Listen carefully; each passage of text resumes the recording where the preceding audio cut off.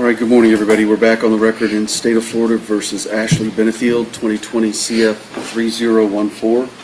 I have both the state and the defense here along with Ms. Benefield. Is there anything we need to talk about, state, before I bring the jury out? No. Mr. Taylor? No, sir. All right. Are you ready? Are you ready to go? Do you need another minute or are you okay? I'm ready. All right. Thank you. Well, let's go and bring the jury in.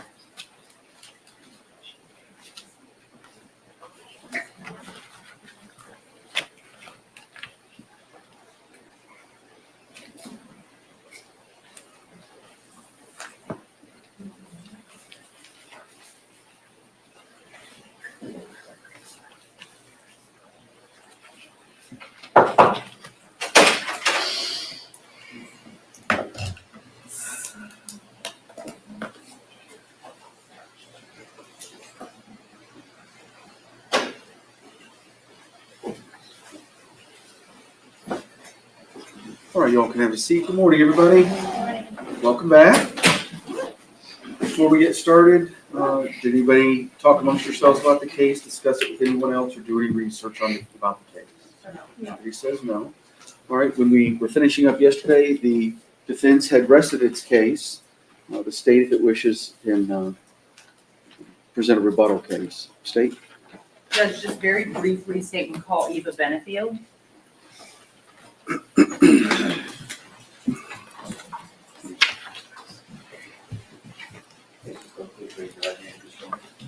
Do solemnly swear or affirm the testimony that you give will be the truth, the whole truth, and nothing but the truth.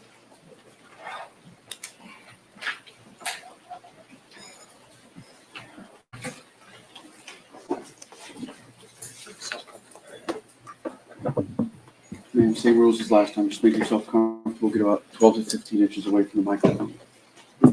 Good morning. Good morning. Please state your name. Eva Benefield. Okay. And I just have a couple of questions for you. The first is, was your dad right or left-handed? He was right-handed. Okay. And I just want to show you a picture. This would be Defense Exhibit 24 that's been entered into evidence of your dad appearing to do a push-up. Have you seen that before? I have. Okay. When was that picture taken? That was taken in 2018. And then I want to show you State's Exhibit 105. Can you tell me what this is? That's a picture of my dad on the boat. And when was this picture taken? That was August of 2020. And is this an accurate reflection of the way he looked in August of 2020? Yes, ma'am.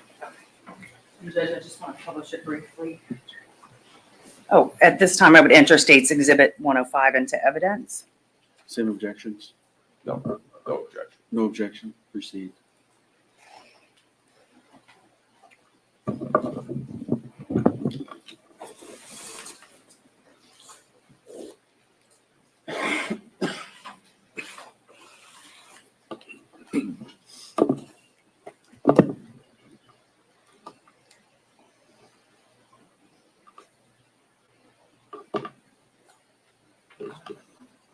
I don't know why.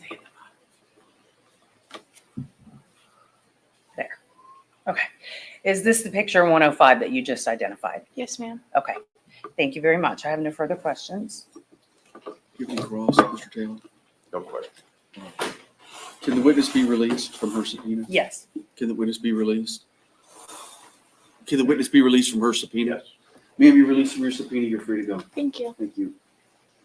State? State has no further witnesses. Thank you. All right. All right. Members of the jury, at this point, both sides have rested their cases. That means that the presentation of evidence, testimony, and exhibits has come to a conclusion. If you remember when I gave you those preliminary instructions when we started, I talked about three things: listening to all of the evidence, hearing the argument of counsel, and listening to the law as I instruct you. At this point, we need to take a break so the attorneys and I can sit down, now that everything is done, and work on those jury instructions to make sure they're in final form, so that I can instruct you on the law, you can hear those closing arguments, and then we'll release you to go and begin your deliberations. That does take some time. So, and of course, after we're done working here, I want to be able to give the attorneys a break as well to get ready for those closing arguments. So my plan is to, did anybody want to be heard before? Right.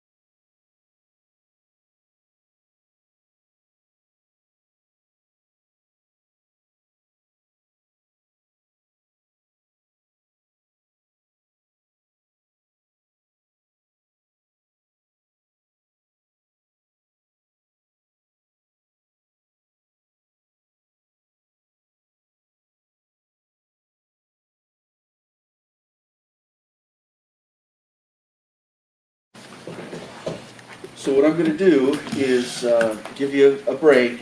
If I could have you back downstairs at the jury assembly room at 12:30, and then we're going to get you rounded up and get you back up here and get going with, if you remember, it's going to be some initial instructions by me on the law, with the attorneys on to give their closing arguments if they wish. Then there'll be some final instructions, and then you'll begin deliberations. So remember, now that everything is done, please remember the rules. Don't discuss the case amongst yourselves until all of those things are done. Don't talk with anyone else about the case. Please don't do any research or watch any coverage about the case. All right, so we'll see you back downstairs at 12:30. Thank you.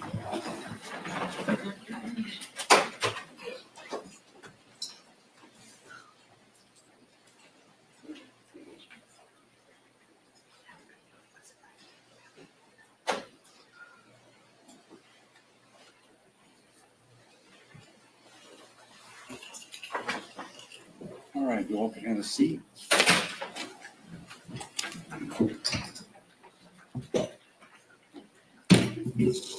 As I was coming downstairs, Kelly handed me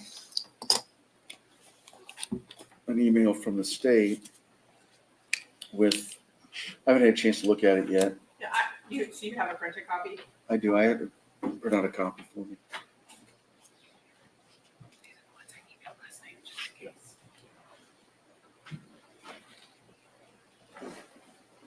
All right, so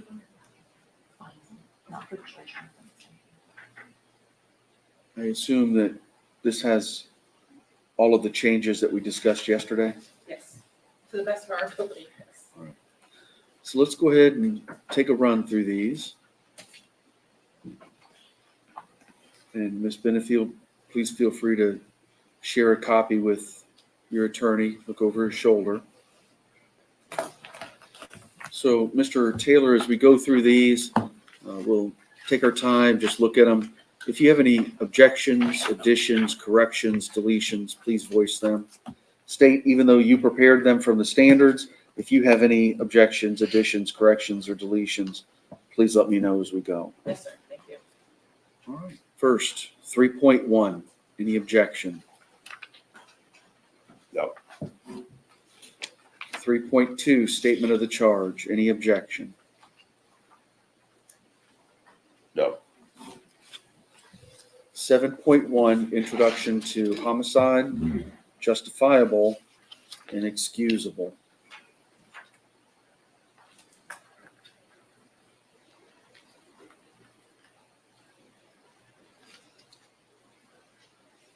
No objection. You have to, the second part, under great bodily harm,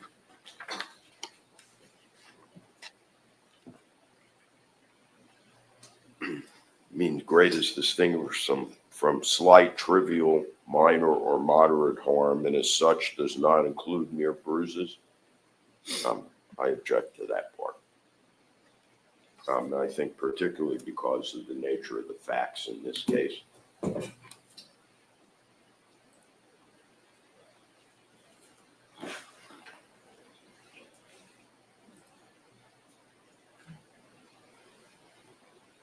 State. It's a standard jury instruction, Judge, we'd be asked that it be read unedited. Specifically, Your Honor,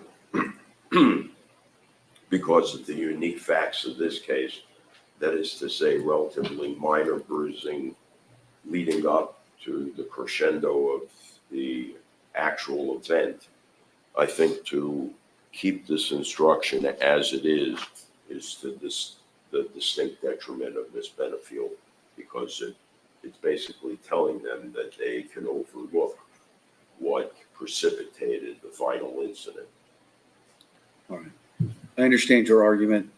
It is part of the standard jury instruction. It's not misleading in its nature in describing great bodily harm. It complies with Florida law and the statutes. I think it needs to be given as part of the standard instruction. So I'll overrule that objection. Other than that one, the rest of it looked all right? Yes. 7.4, murder in the second degree. And it's the state's position that that part in yellow about sudden provocation should come out. Judge, I'm sorry. I just wanted to also mention in the May update to the jury instructions, they cut out the reference to mere bruises.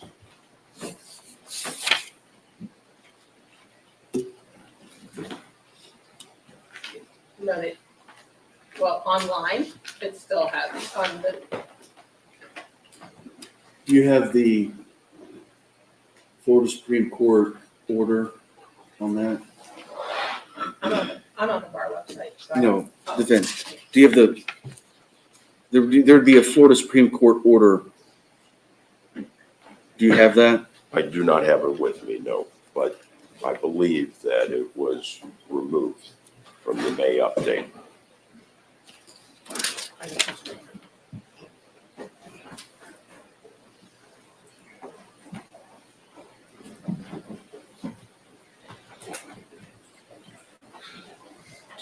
You have it right there.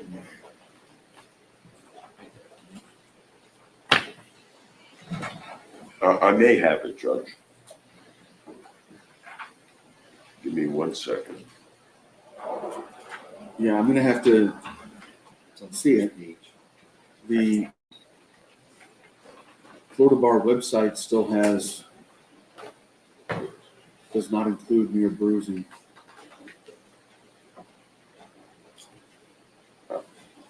Okay, here, Judge.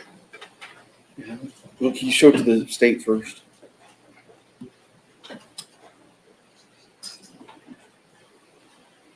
Well, this is a different instruction, sir. This is not homicide. This is justifiable use of deadly force. That's a different instruction. That's the one that was updated in May. Murder, the introduction of homicide was not updated in May. This is 3.6F, justifiable use or threatened use of deadly force. Court will note that mere bruises has been redacted.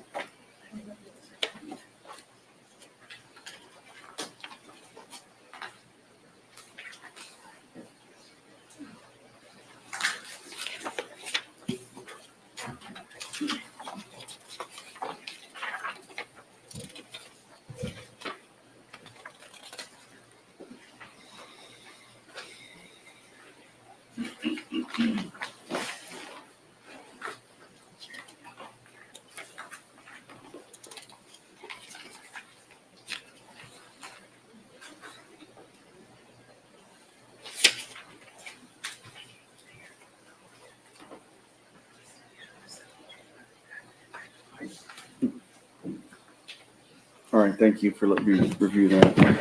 Just to make sure we're clear, the old version of self-defense read exactly like the new version. It wasn't taken out in 2024. That was not the parts that were amended. On 3.6. All right.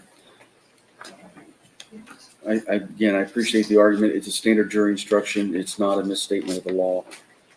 I'm going to give the standard. All right, 7.4.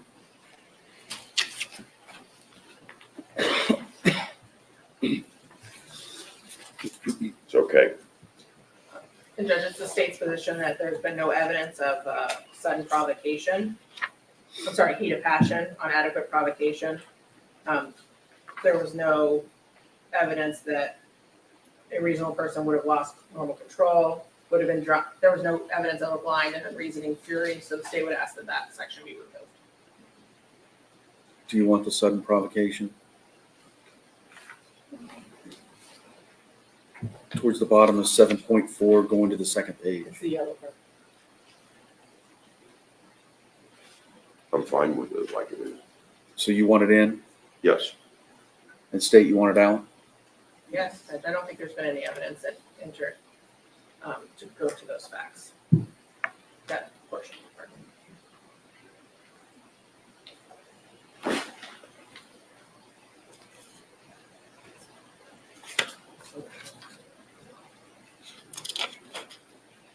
All right, I'll leave it in.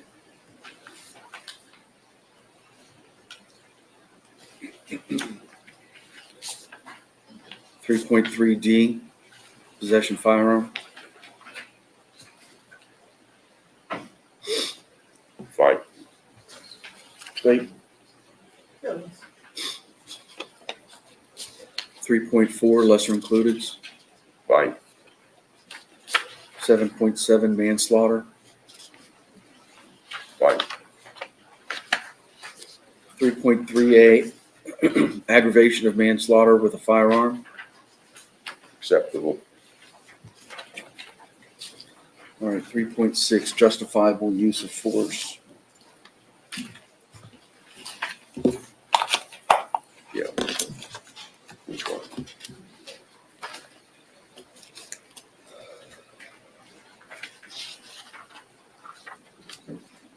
Yeah, two small tweaks. I'm sorry, which instruction are we on? 3.6F. Oh, okay, that's what I thought. I wonder if the court would consider under the second part, giving an instruction on imminent, what imminent means. The instruction as is reads, the danger need not have been actual. However, to justify the use of deadly force, the appearance of imminent danger must have been so real. We could provide to the court a definition of imminent, but we'd like to have it.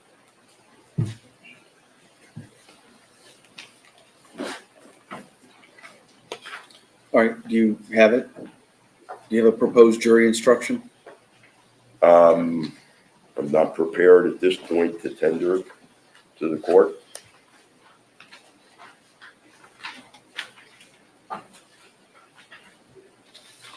Well, this is the final charge conference, so I'm going to need it.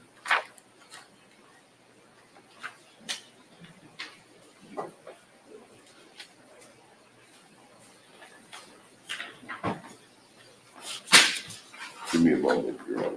Yes, sir. Okay, here's one that we had, Judge, in preparation. I'm trying to keep up with all the paperwork.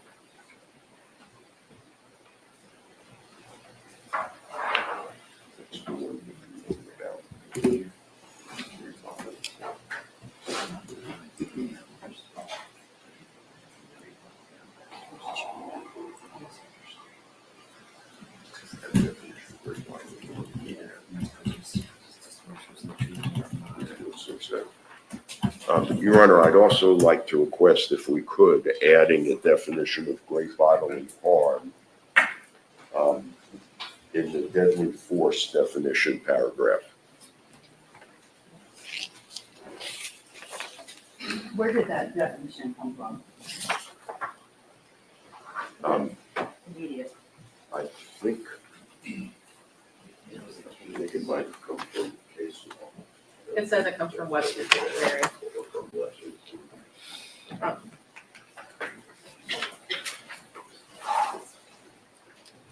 The state objects, number one, that definition does not make sense to the state. Number two, I'm on Webster's Dictionary where it says it comes from, and that is not the definition provided by Webster's Dictionary. It's partially, it's parts of the definition, but the Florida Supreme Court has not felt the need to define imminent. I think imminent is a word that is commonly understood by these jurors, and the state would object to adding that definition or changing the definition of great bodily harm in this 3.6, which I think was his second request, which it's in the second paragraph. Great bodily harm means distinguished from slight, trivial, minor, or moderate harm. That second paragraph. We're not asking the court to change the definition of great bodily harm. We're just asking Your Honor to add it in that paragraph as well. In which paragraph? Under 3.6F, the second paragraph, where it defines deadly force, means force likely to cause death or great bodily harm. The very next sentence is the definition of great bodily harm. Well, it's got the definition of great bodily harm.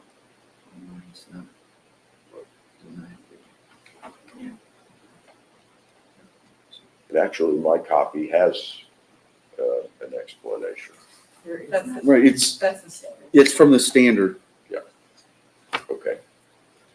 And then it was you asked for imminent, you made your arguments against it, rebuttal. The rebuttal, other than I don't see what the downside is to it. I don't see how there could be any prejudice. Okay. I appreciate that. I've never given a definition for imminent, and I'm not saying my ruling is based upon, well, I've never done it in the past, why would I do it now? I've separately and independently reviewed your proposed definition of imminent. I don't find imminent to be a word not in common usage or understood by an average juror. I don't think it needs to be defined. It's not defined in the standard. So do you want this marked and put in? Because I don't think you read it in. So let me mark it to preserve. So this is defendant's proposed definition of imminent.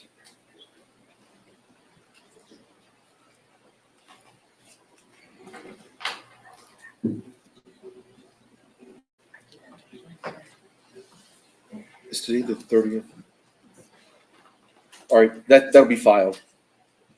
And Judge, I think we got ahead of ourselves in this instruction. So if we could go back, under the paragraph on 3.6F, the first page, it says the law and justifiable use of deadly force is as follows. It's the state's opinion that first section in yellow would come out as where it says, but is not relying on 776.0131, which this defendant is relying on that portion, which is the very next portion, and is almost identical, other than it adds extra things about since she was in a dwelling. Well, that's what we discussed late yesterday, so Yes. you're in agreement? Okay. Yeah. All right, so I'm sorry, Judge, I didn't realize we made a decision on that. well, I don't think we made a decision. I just rambled on and on, explaining the difference between the two and the distinctions and why 7760122 and 7760312 differed than 7760131, but covered the same ground. Just one is general self-defense and stand your ground, and the other one is in your home. And I would think that the defense wants the in your home. Yes, sir. So I think we would pick up after that law on just to, if she's in a dwelling, that portion. Right.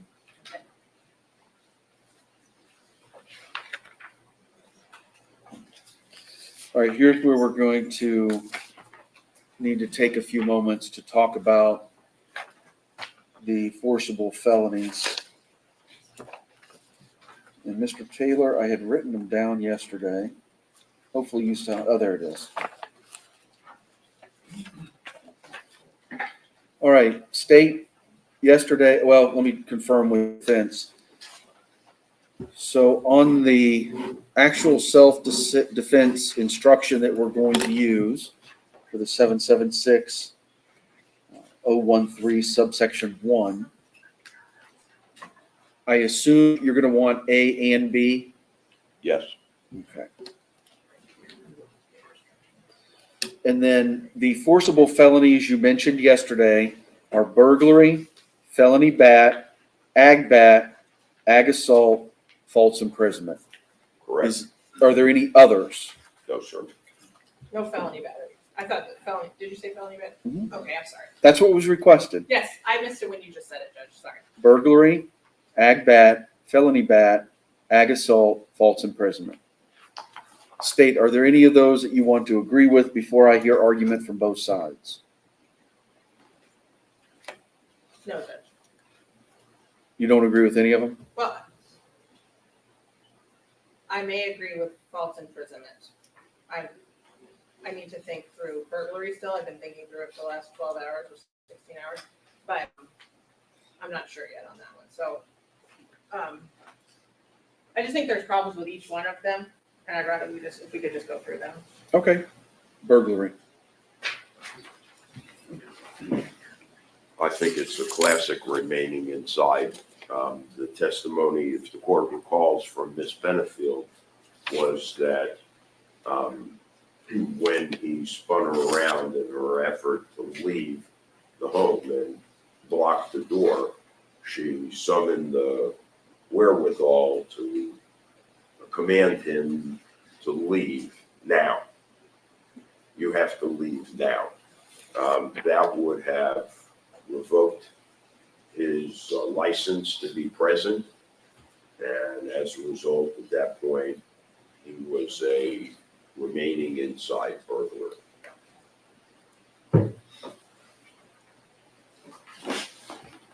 All right, well, that's not just the end of it. So I've got the standard instruction for burglary, which would need to be obviously modified because I don't instruct them on the burden of proof. It's just the elements for any of these forcible felonies.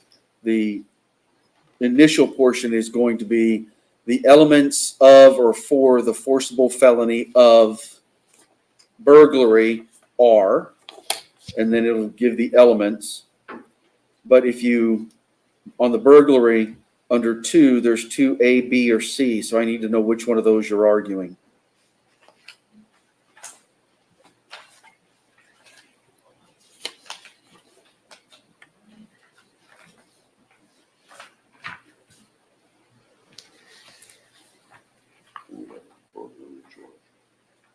And based upon what you just argued, I'm assuming that you want 2B, as in Bravo, after it, that would be essentially 2 would be Doug Benefield, after entering the structure, remained therein after permission to remain had been withdrawn and with the intent to commit, there has to be some crime alleged, right? Because it can't be burglary or trespass.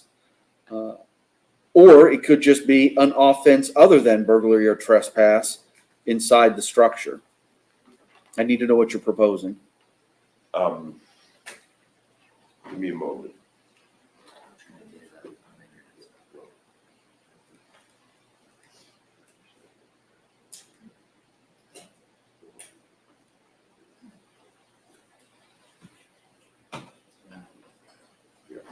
I think we would prefer other than, Your Honor.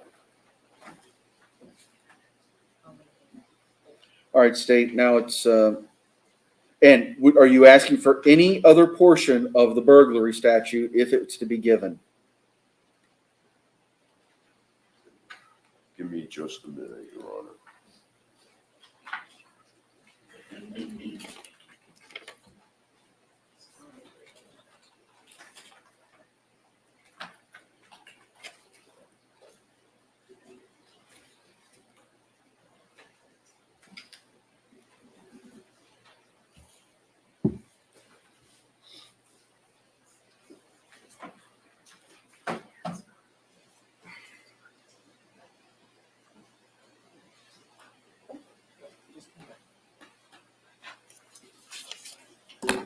Judge, could I see the instruction the court is referencing? It's 13.1. 13.1 burglary.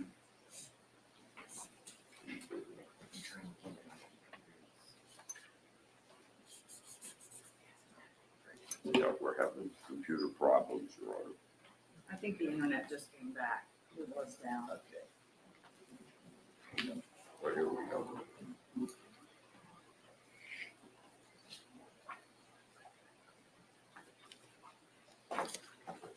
All right, what was the court's question? On the burglary Yes, sir. instruction. So we've nailed down the elements that you're asking for. I'm asking, is there any other portion of that, before I go to the state and get their argument, is there any other portion of 13.1 burglary that you're requesting?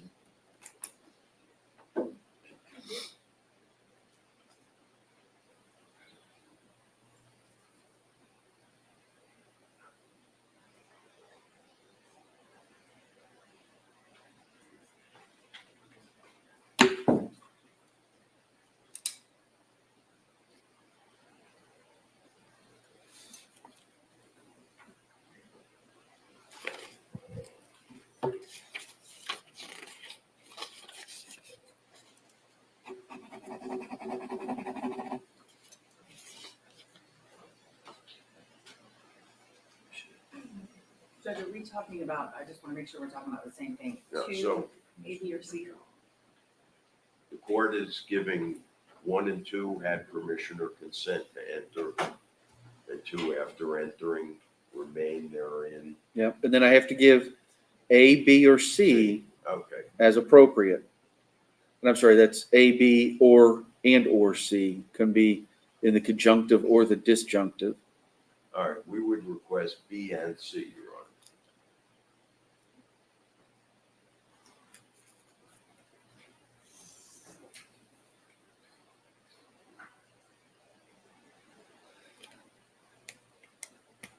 All right, and on C that you're requesting, is it just to commit or attempt to commit a forcible felony, Yes, which potentially will be. you're, Now, any other portion of that instruction before I go to the state?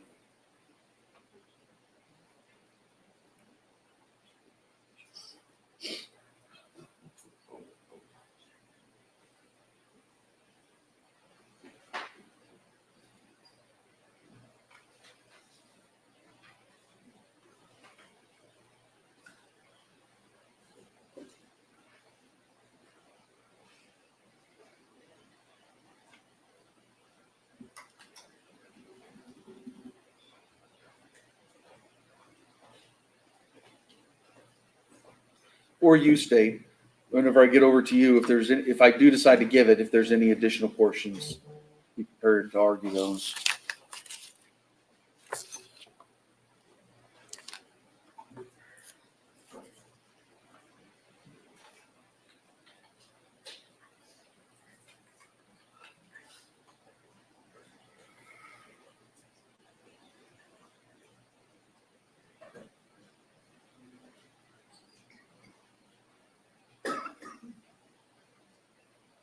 no, that's it, Your Honor.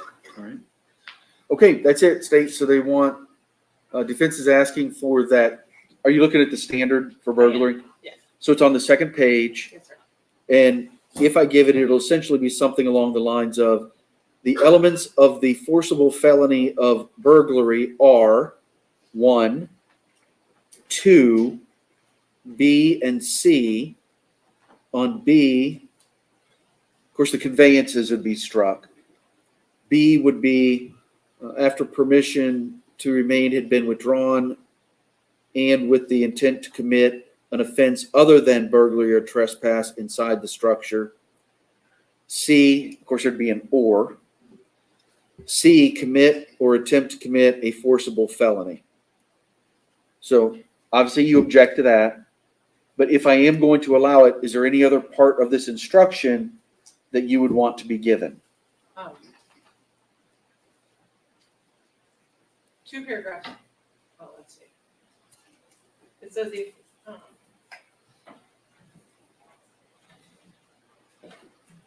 The next paragraph is about intent being an operation of the mind. The following paragraph says, even though the unlawful remaining in a structure is proved, and I know we're not supposed to talk about proof, so I don't know how we would word it, but the evidence does not establish that it was done with the intent to commit a crime other than burglary or trespass, the defendant must now be found guilty. I don't know how we would word that because we don't have proof, but I think that is an important. Good news, I have suggestions. Okay. All right, so the state, in addition to what you're requesting for the elements, is asking for those next two paragraphs to be given, which explain intent. And I only had, when I say I have suggestions, this comes up in, I don't want to say every self-defense case, but so many of them, I have language that I've used in the past. Yes, sir. All right, so here's what I propose it would sound like, and everybody can object, because you don't want it, you want it, but might not like the language, but I've given it before and it works. The intent with which an act is done is an operation of the mind, and therefore is not always capable of direct and positive proof. It may be established by circumstantial evidence like any other fact in a case. Here's where the changes are because we're not saying proof beyond a reasonable doubt or anything like that. Here's where I've made changes. Even if an unlawful remaining in a structure is proved, if the evidence does not establish that it was done with the intent to commit an offense other than burglary or trespass, then a burglary has not occurred. That's what I've said in the past. And it's an accurate, I'll hear your arguments, but I've found that it's an accurate statement of the law, because the other way is the defendant must be found not guilty. That's not what we're talking about here. So it's just letting them know that what intent is and how that portion of the instruction operates. Yeah, that's fine with us, Your Honor. All right. Do you need that, State? I will need that. And I can say, based on the conversations we have, I don't have an objection to the instructions as you've crafted them. All right. I think we'll need to. Oh, I'm sorry. And we also need structure, because structure is not defined in any of the other instructions. And that's on the very next page. All right, Mr. Taylor, what I've done is I took the standard instruction and have amended it in my own hand as I've read. Do you mind if I give this to the state so they can take it back and make it part of the instructions? No. All right, thank Does you. that include the elements portion too? Yes. Okay, sorry, I was trying to do it Yeah. as you were talking, but I wasn't keeping up. My penmanship is horrible. I That's fine. apologize. This is perfect, Judge, thank you. All right. So that's what I've approved for burglary. Let's talk about false imprisonment next. And that's instruction 9.2.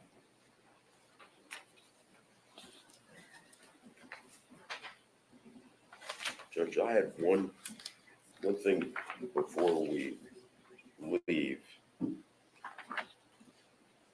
On the last portion of 3.6F, justifiable use of deadly force, I wanted to ask the court to substitute two words in the final section. I don't think we've gotten there yet. We not gotten there yet?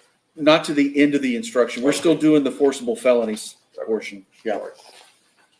So the next forcible felony that the defense has requested is false imprisonment. So 9.2. If I give it, again, it'll begin with the elements for the forcible felony of false imprisonment are. So which one of those elements or methods by which one is falsely imprisoned do you think the evidence supports, Mr. Taylor? We would like to have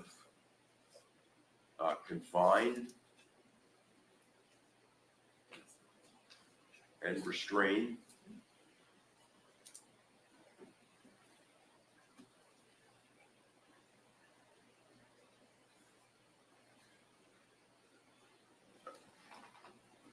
Just those two. Yes, sir. Okay. And also on number one, you would need to read Doug Benefield forcibly, secretly, by threat. Which one of those? Forcibly. So you're not asking for secretly or by threat.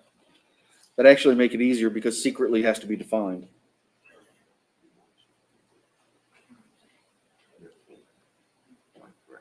How about forcibly and by threat, Judge? Will it be or?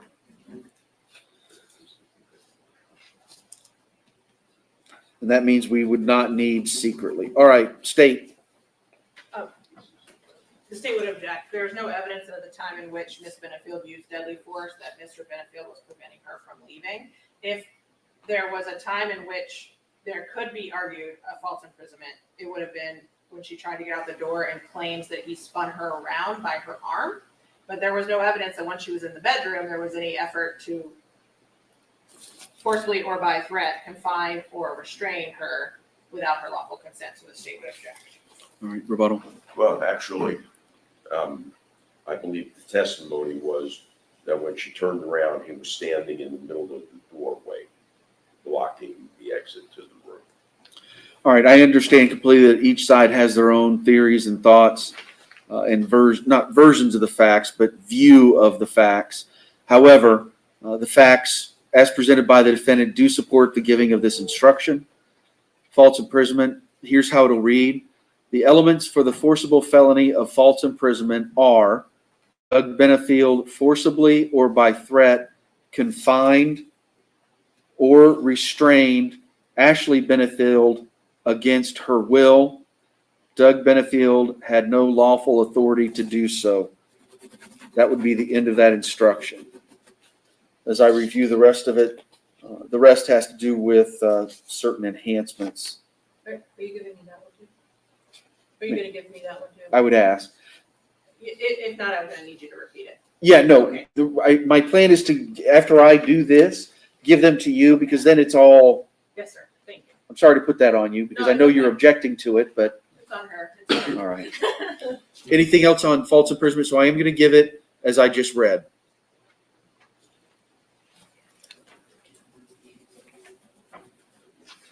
Okay. Yes, we would request a specific definition of the term false imprisonment based on the case law Proco versus state, if I may. A definition of false imprisonment? Yes. the elements of it. That isn't that the elements of false imprisonment is the definition of it?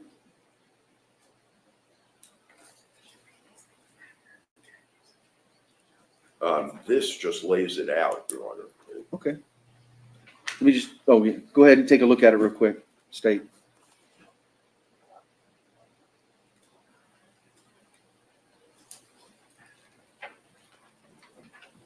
Thank you.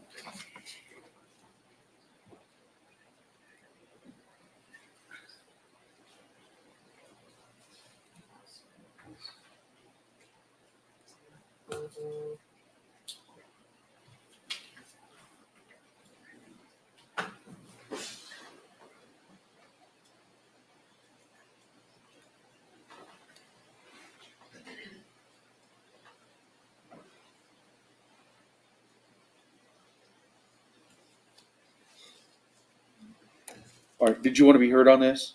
We object. All I right. think the elements are sufficient. Any further arguments? No, sir. All right.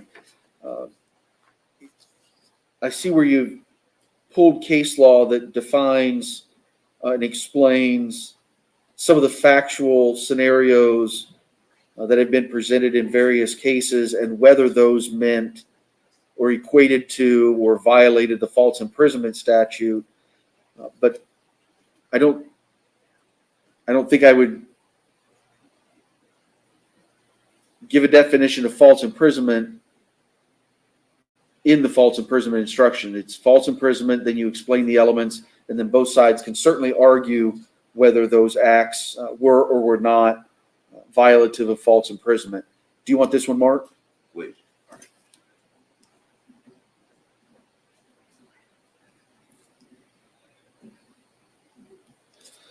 All right, so let me do this. Same thing, it's just my marked up version that I'm gonna give them so they can. Yep. That way the typeface will all be the same. Thank you. For Thank you. instruction in false.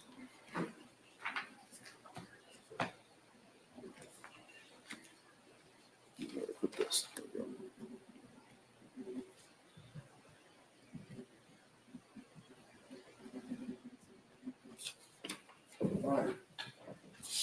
How about aggravated battery next? I'm trying to take them in some semblance of descending order.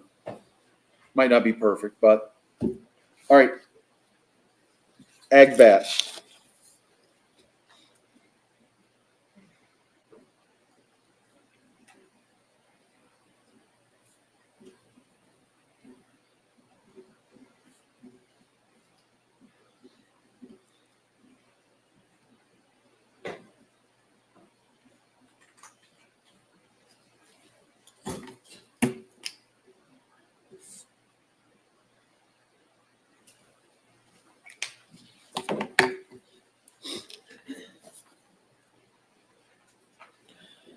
So I guess what I'm looking for, defense, from you is what parts or portions of aggravated battery 8.4 you're asking for. It would start with Doug Benefield, A or B under number 1. Judge, I think frankly, after reviewing this instruction, we're going to withdraw the request. Okay. So ag bat is withdrawn. Next one is felony battery. 8.5.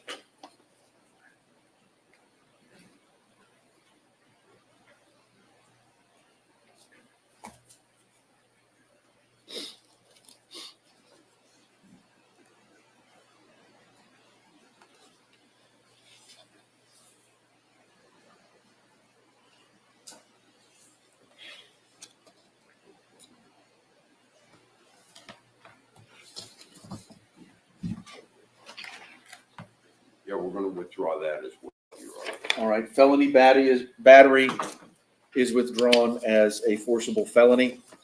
And the final one that you had requested was 8.2 aggravated assault.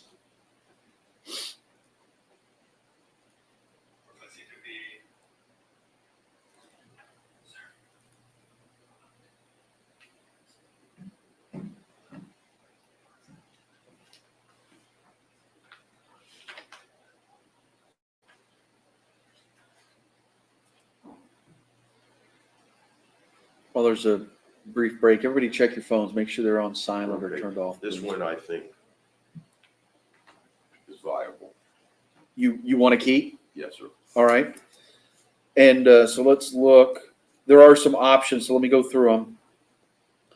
So 1 is standard, 2 is standard, 3 is standard, but then under 4, are you asking for A or B?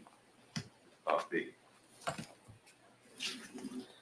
And what is the felony charged? The assault was made with a fully formed conscious intent to commit.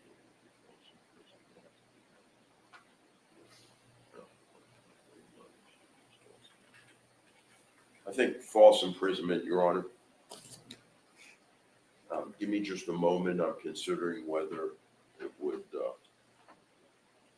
also establish any of the others.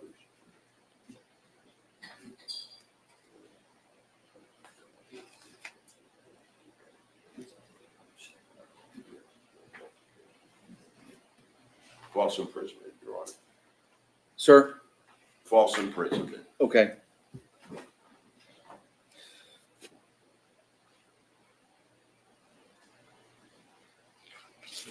State.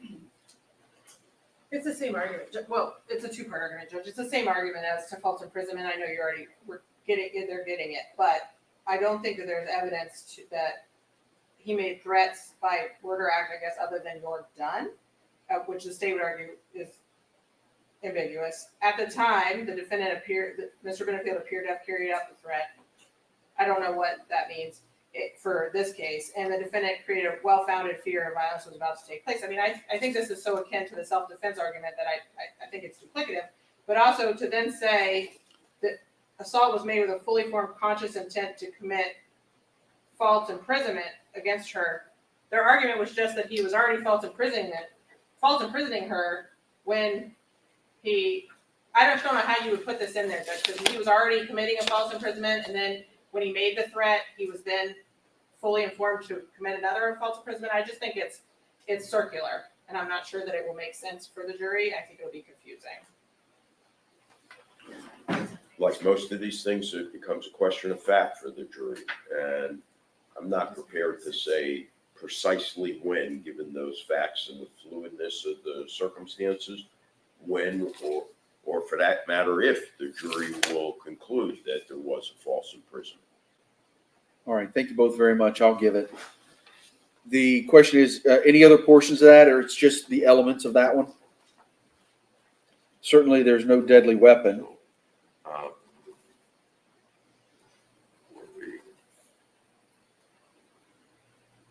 I think the first one, if the circumstances were such, that should be in. Deadly weapon is out,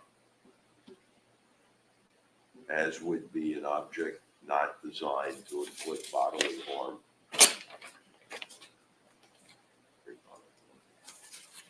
Great bodily harm is out.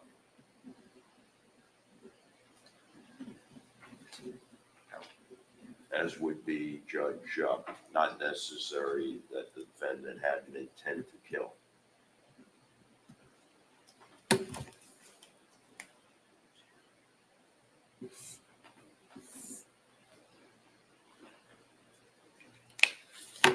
Okay, you give this one to the state. So that'll be the last one.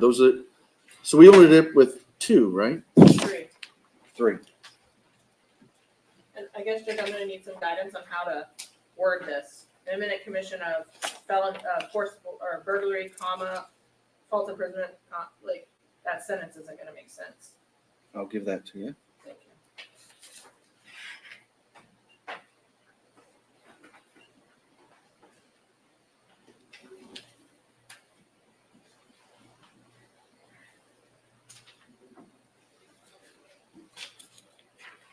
All right, so I think it would need to say imminent death or great bodily harm to herself, or the imminent commission of burglary, false imprisonment, or aggravated assault against herself. Okay. It'd be in the disjunctive. And then immediately after that, I'll need, Those in order. The- yes. Yes. thank you. All right, the next portion of what we need to discuss on the self-defense, we're still on 3.6F. We're through the use of force in the home. The very next paragraph talks about 782.02. This is the bottom of the second page of the state's. I think it's on the bottom of the second page. I thought I took it out. Sorry. I think we talked about yesterday removing that, but let me make sure. The portion about 782.02.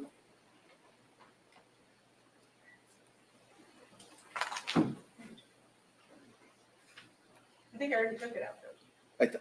I thought we did, but I have a question mark next to the one on my copy. Oh, okay. So I'm just making sure. I have the next, just for clear, the next paragraph I have after the ones we were just discussing is in deciding whether Ashley Benefield was justified, is the next paragraph I have on the one we did last night. Is that what you showed, Judge?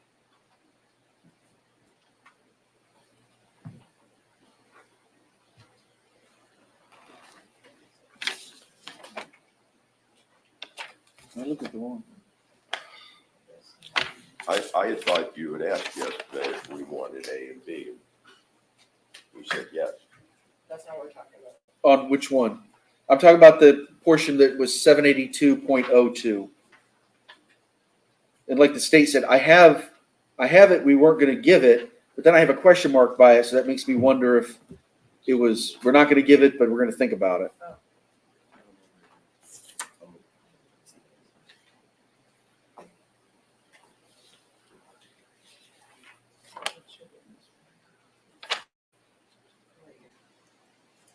I marked it out, I had it, I thought. and Again, I think that's what it is, but this could be just me having a question mark there for, I don't know why. But I just want to get confirmation on the record that we're not giving it.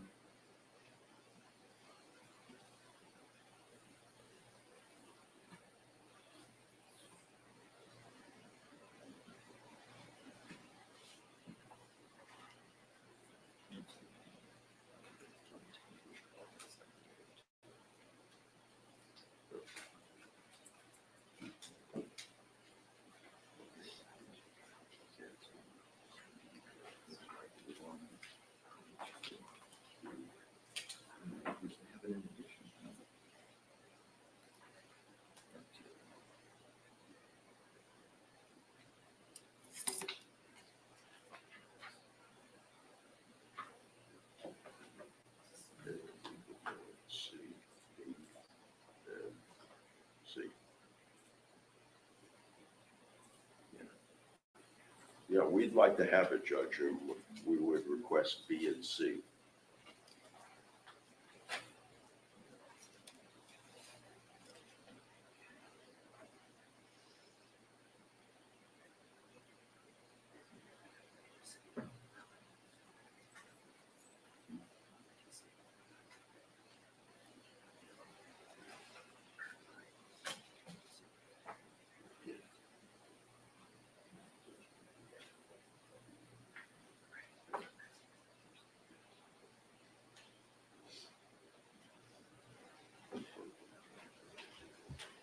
All right, any further argument?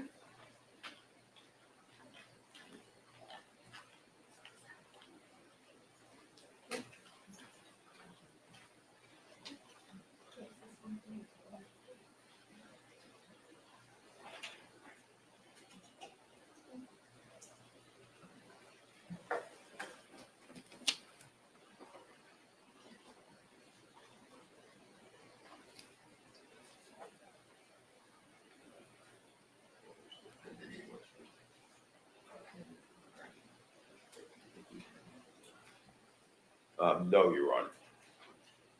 No,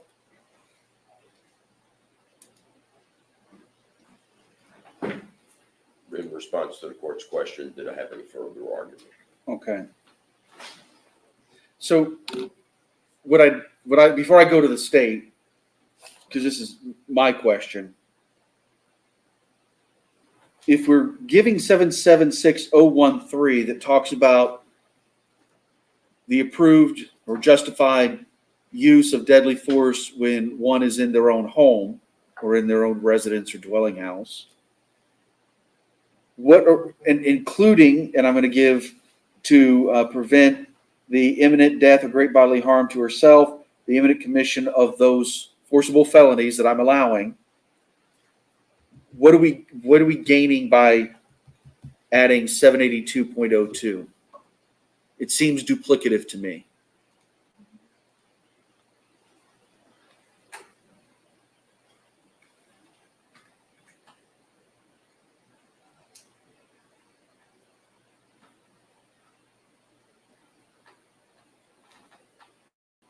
It wouldn't be the first time that there's an instruction that overlaps. All right, state, you want to be heard?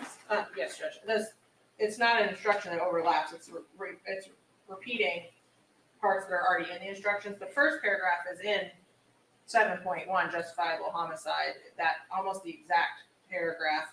And I believe the state's contention would be, these are cases that are not when there's been a homicide, so you wouldn't have read 7.1. That's why it would be in self-defense when you use deadly force, but it's not necessarily a homicide. And so, and I think that to say B and C, that is exactly what you've already just read. And I do think it's duplicative, and I think it's could be confusing if we don't. All right, final thoughts. Nothing further. I think I've shown that I tend to give instructions when they're lawful, they're an accurate statement of the law. The facts of the case support the giving of the instruction, and it's necessary to explain or clarify an area of the law to the jury so that they can do their job. However, when you look at what's being proposed under 782.02, that portion of the instruction, it is, while a different order, it's virtually identical. Subsection C talks about the commission of a felony upon Ashley Benefield in a dwelling house in which she was present. And that is taken care of in the instruction we're giving from 776-0131. It starts, if Ashley Benefield was in a dwelling or residence in which she had a right to be, and then she's justified to use that deadly force to prevent the imminent commission of a forcible felony. So C is taken care of in what we're already given. And so is B, because it talks about committing a felony upon her, but doesn't talk about the dwelling house. So quite frankly, we're already giving that. That wouldn't just be duplicative. It would be the exact same instruction being given twice. The 776.013 subsection 1 covers all of the issues and elements that have been presented. All right, the next one is then in deciding whether Ashley Benefield was justified. Certainly that's in. Yes, sir.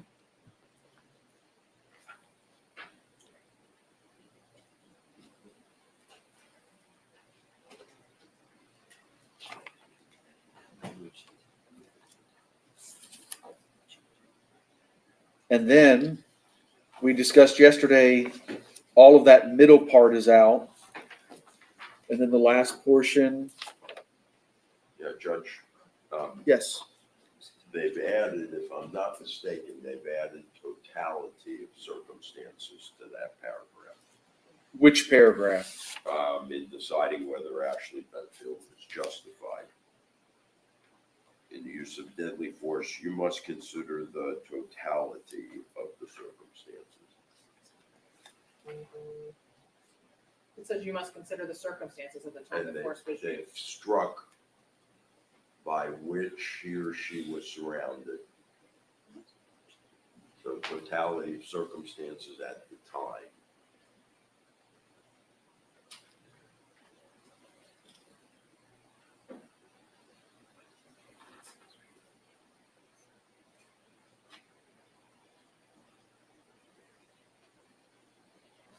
All right, do you have that where it was? Yep. Page 4.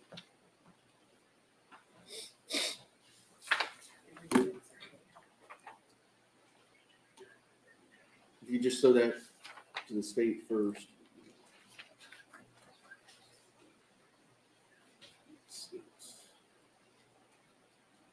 Those are proposed, that is not what happened. What's online is what happened. Those are proposals. We didn't strike it. If you look at 3.6 as the Florida Bar has it, it's the same. That's a proposal to the subcommittee. So we would like the proposed language.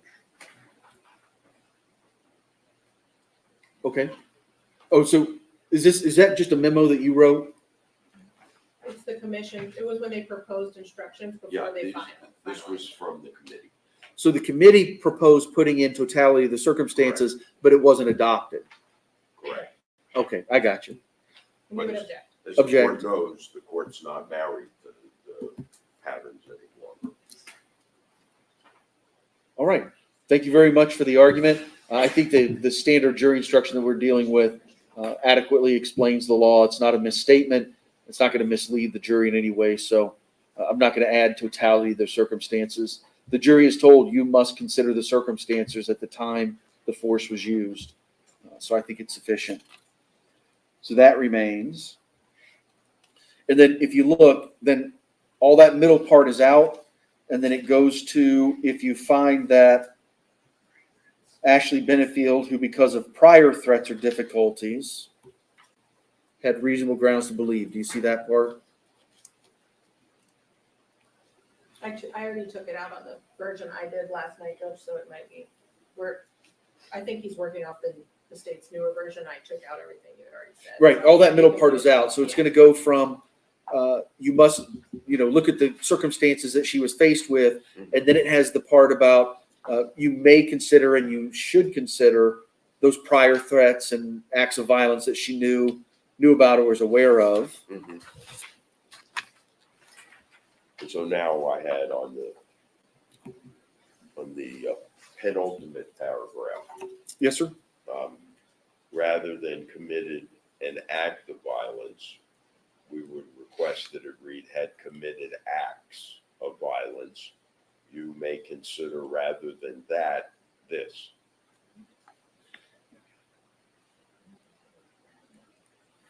Based on the evidence, there's obviously more than one act.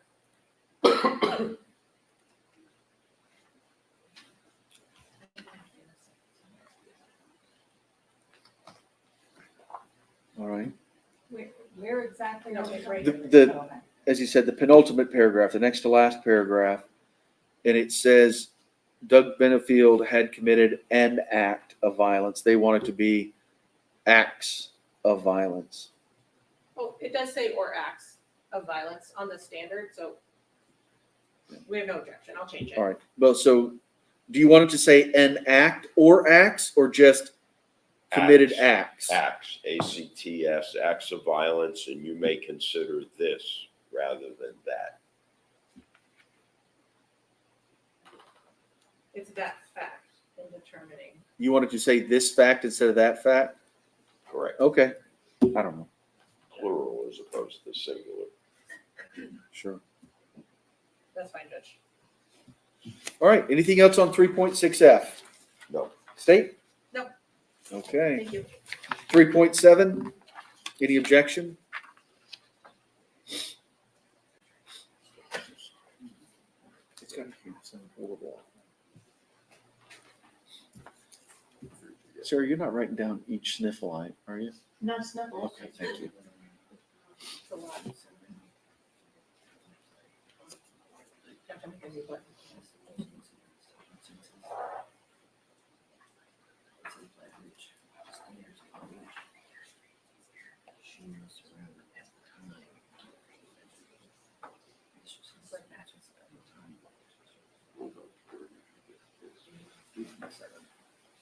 So if they left that out.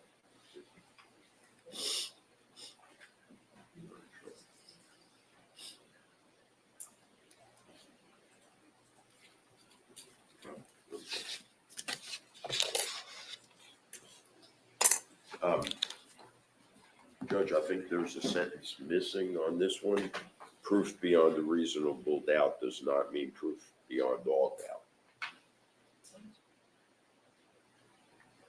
Where is that at? It would come right before a reasonable doubt is not a mere possible doubt.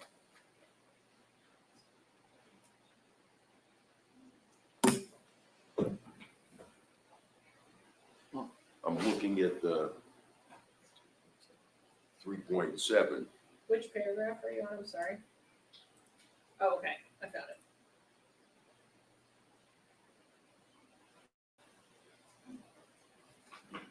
Oh, that's an update since 2024. There is an update.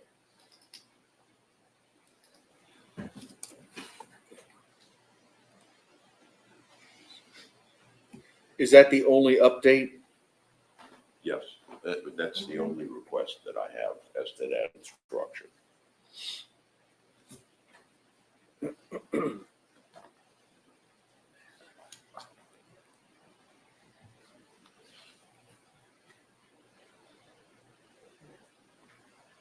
Well, looking at that one,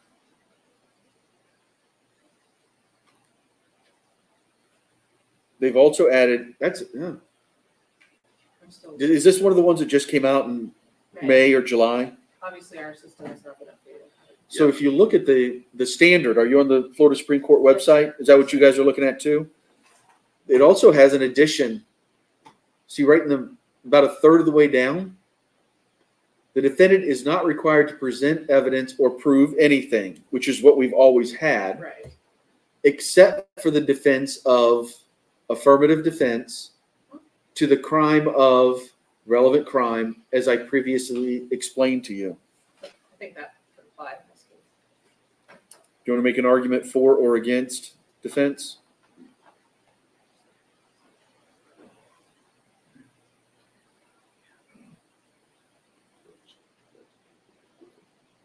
Judge, would you mind if I printed while you're talking so that I can correct it for her? Of course. Okay. I just didn't want to be rude.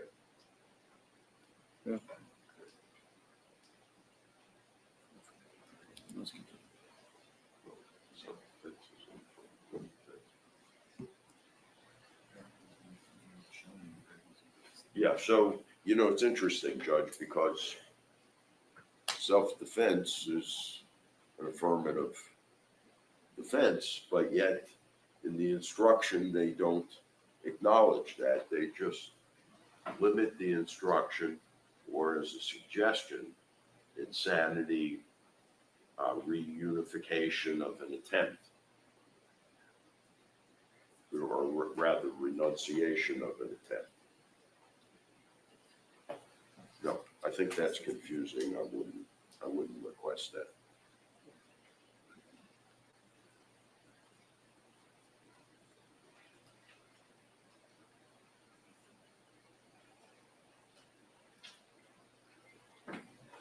This is interesting. I'm not even aware of any case law interpreting Yeah, this edition yet. it's Because it's interesting, in state, I'm just going to throw this out there.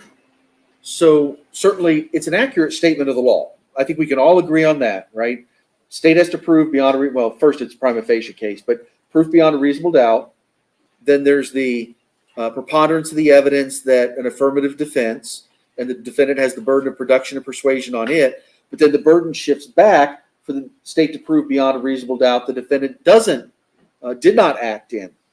So it's interesting because this addition says defendant not required to present evidence or prove anything except for the defense of, but then doesn't talk about that burden shifting. I don't know. I wasn't on the committee. I'm on a different committee, so I don't know how I understand explaining, well, the defendant does have some burden, but then not telling them that it's a preponderance of the evidence, more likely than not, greater weight of the evidence, whatever words they wanted to use. But then the burden shifts back to the state to prove beyond a reasonable doubt the defendant's not entitled. So, do you want to be heard? Yes, I think that we're asking for it. I think insanity and renunciation of attempt are examples. It says e.g. So I think it's well established that self-defense is an affirmative defense, and I don't know what legally would prevent it from being included in this instruction. And I think it is, as Your Honor has already said, an accurate statement of law. So we are asking for that paragraph to be included. not that this isn't difficult enough, but if the court does decide to add that, I think the court, in fairness, would be required to elaborate on the burden shifting back to the state, as the court just acknowledged. All right. Thank you both very much. And certainly, whenever after I read the instructions and I charge the jury, I'll obviously ask if you have any objections to how the jury was charged. If it's just all the same previous objections, just renew your objections. Here's the reason I hesitate to give this right now. It's brand new, and I could be wrong, but I do have some concerns about how truncated it is with the actual nuances of the burden shifting that goes along with affirmative defenses and not explaining that. So I would feel some compunction if I were going to give this new portion of this instruction to explain that. At the end of the day, though, and remember, where am I getting to? So I could take that path with this new instruction, but going this way with just giving the instruction how it's always been, at the end of the day, the jury still has to find that the state has proven beyond a reasonable doubt the defendant's guilt and proven beyond a reasonable doubt the defendant is not entitled to. So I appreciate everybody's arguments. I could be wrong, and I'll let somebody else get the case law on how this instruction is going to work now. So I'm going to leave it at the defendant is not required to present evidence or prove anything. You added in that additional sentence, proof beyond a reasonable doubt does not mean beyond all doubt. Oh, I'm sorry, Judge. So you're going to put a period after the defendant is not required to present evidence, or you're just putting a period there and leaving the rest out? Yes, leave the standard that is the standard in my mind. Yes, sir. And then you added in that sentence at the beginning of the, I printed out a new one for her, Perfect. yes. any other changes? No, sir. State? 3.7 good, No, nothing else. except for the objections about, Yes. Yeah. that'll be interesting to see how that plays out. All right, 3.9. No objection.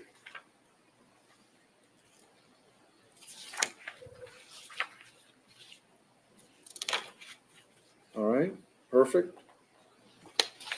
Again, that's where I'm going to stop and then explain to the jury the verdict form.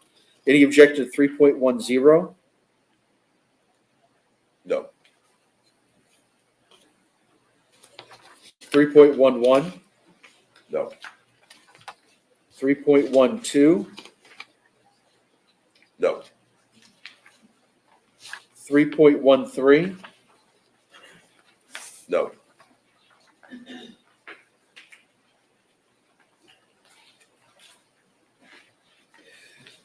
During that same paragraph, I talked. I'm so sorry. That same paragraph about during the trial, items were received, they'll be sent back. I do ad lib at that point because we have a tech cart that's right out here in the hallway. And when they go back to deliberate, they can play is it just the 911 call? Is that the only thing that's in? Well, there is a DVD of text messages if they want to if they All want right. to read They have a computer back there that has no access to the internet. It's just a laptop that is on the tech cart that they can use to view items or listen to items. So I do go off script there to tell them that. Also, up a couple of paragraphs from there when I talk about the cell phones have to be and electronic devices have to be left out. I also talk about smartwatches that can independently and separately communicate with the internet outside of Bluetoothing with another device, and that they have to leave their smartwatches with the deputy. All right, and then the verdict form.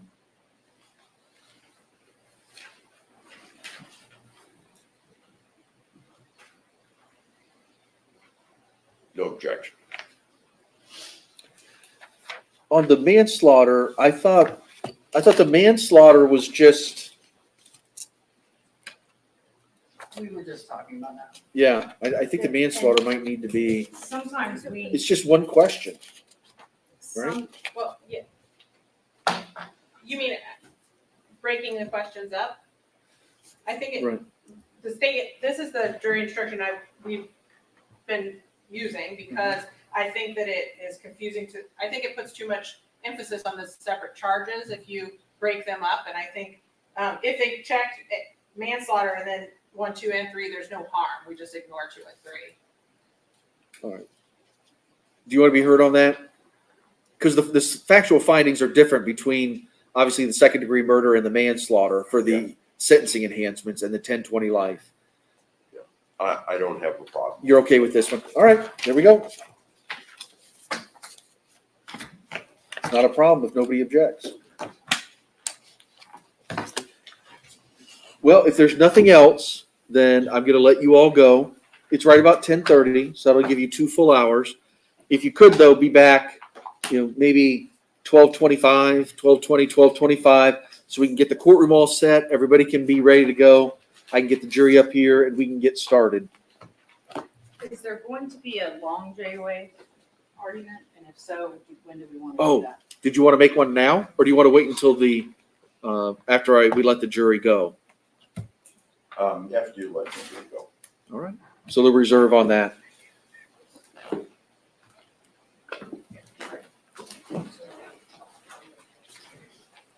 All right, y'all. We'll see you back in a little bit. Thank you. Okay.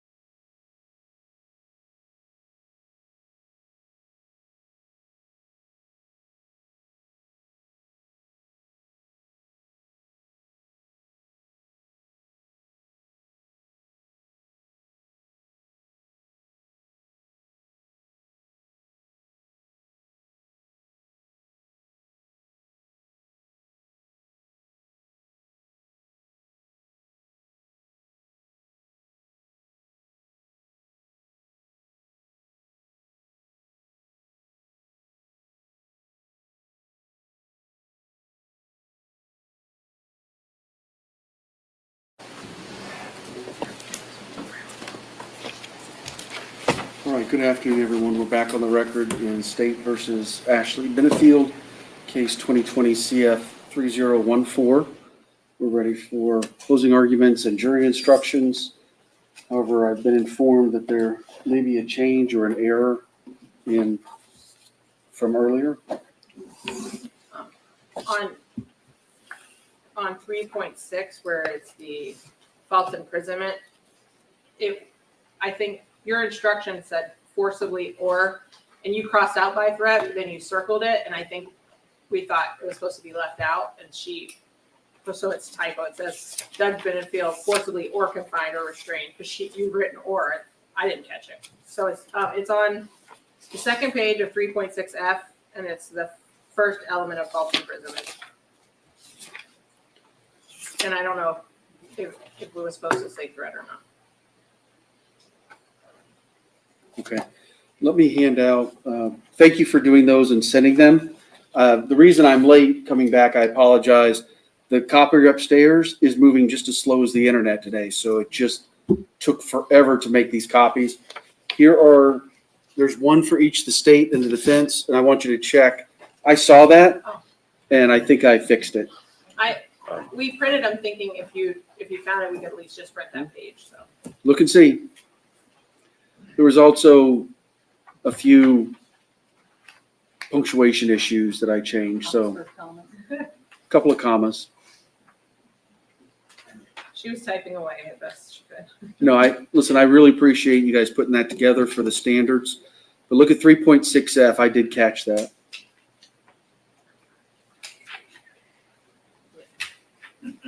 Yes, sir. I see where you fixed it. Thank you. Madam Court Reporter, Yes. here's a copy for you.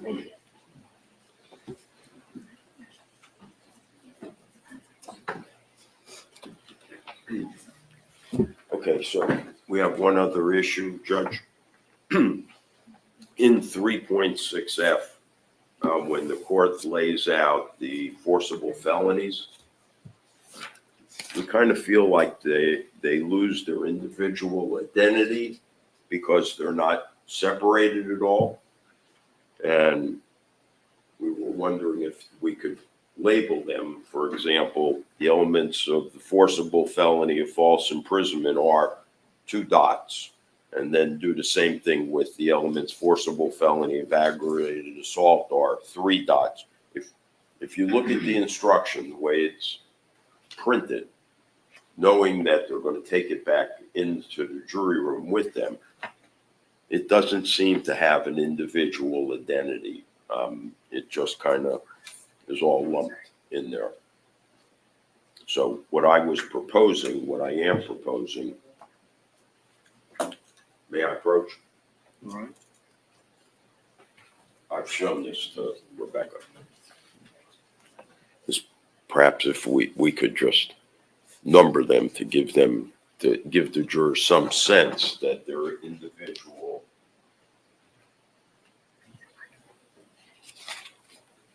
crimes. The only other thing we had, Your Honor, is the last paragraph on that page in deciding whether or not Ashley Benefield was justified. That refers to subparagraph A, and we were thinking it should come after subparagraph A, and then the rest applies to subparagraph B.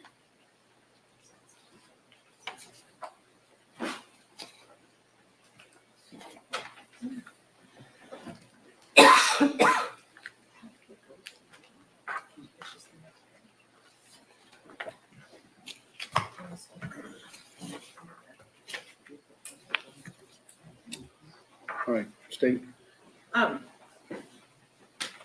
I don't care about the numbering. I think that they're fine. I think Mr. Taylor's welcome to explain it in closing. I think it's clear they're each labeled what they are, and you have them in a sentence. We have them in a sentence. As to that paragraph, I don't think that paragraph actually goes to A or B. It's for the self-defense instruction altogether. It's not as to that one section A or B, the last paragraph on page 2 of 3.6F. So I would just ask that it remain where it's at. All right, final thoughts. All right, I think how we have it is, how I've prepared it is correct. The elements of the forcible felonies are laid out as discussed previously. They're not misleading. It's one solid instruction referring to the various forcible felonies. I'm going to read it to them, and I think when they hear it from me, read to them, it's going to be eminently clear that these are separate forcible felonies, so I think they're ready to go. Any other objections? No, sir. All right, you ready to bring the jury out? Yes. You ready? Yes. All right, before we do that.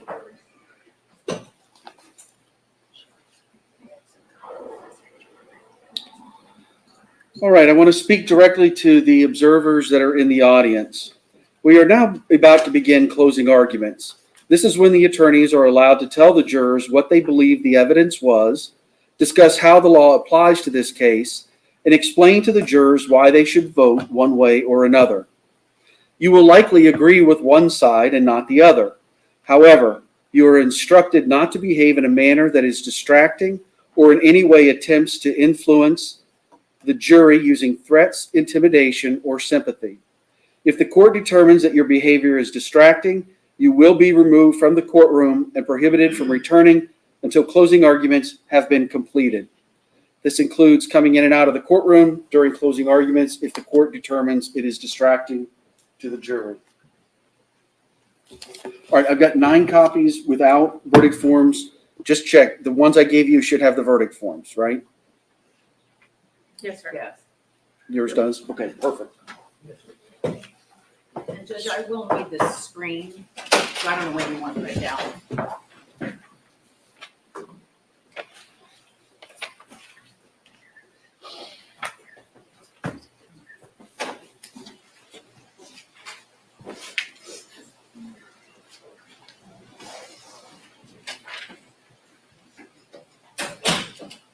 All right, y'all can have a seat. All right, everybody have a seat. All right, before we get going, just to make sure one final time, did anybody discuss the case amongst yourselves? Did anybody do any research on people, places, things, or legal topics we've heard anything about? Or did anybody talk about the case with anybody outside of this jury? No. Members of the jury, both the state and the defendant have now rested their cases. I will now give you the initial jury instructions, after which the parties will give their closing arguments, if they wish, and then I will give you the final jury instructions before you retire to deliberate. The courtroom deputy will now hand out a copy of the jury instructions for each of you to review as I read them. The jury instructions are like your notes. You may write on them. After the trial, the deputy will collect your notes and jury instructions and return them to me to be destroyed. No one will ever read your notes. I will also add that I am confident that you can all read a lot faster than I can speak these jury instructions. Sometimes I've said to Miss Sarah that I'll take that as a challenge, but we want a good, clean record. So I am going to ask also that you stay with me as I read the jury instructions. There's also a point, like I said, where I'm going to stop, turn it over to the attorneys to do their closing arguments. So it's just be better if we all stay together.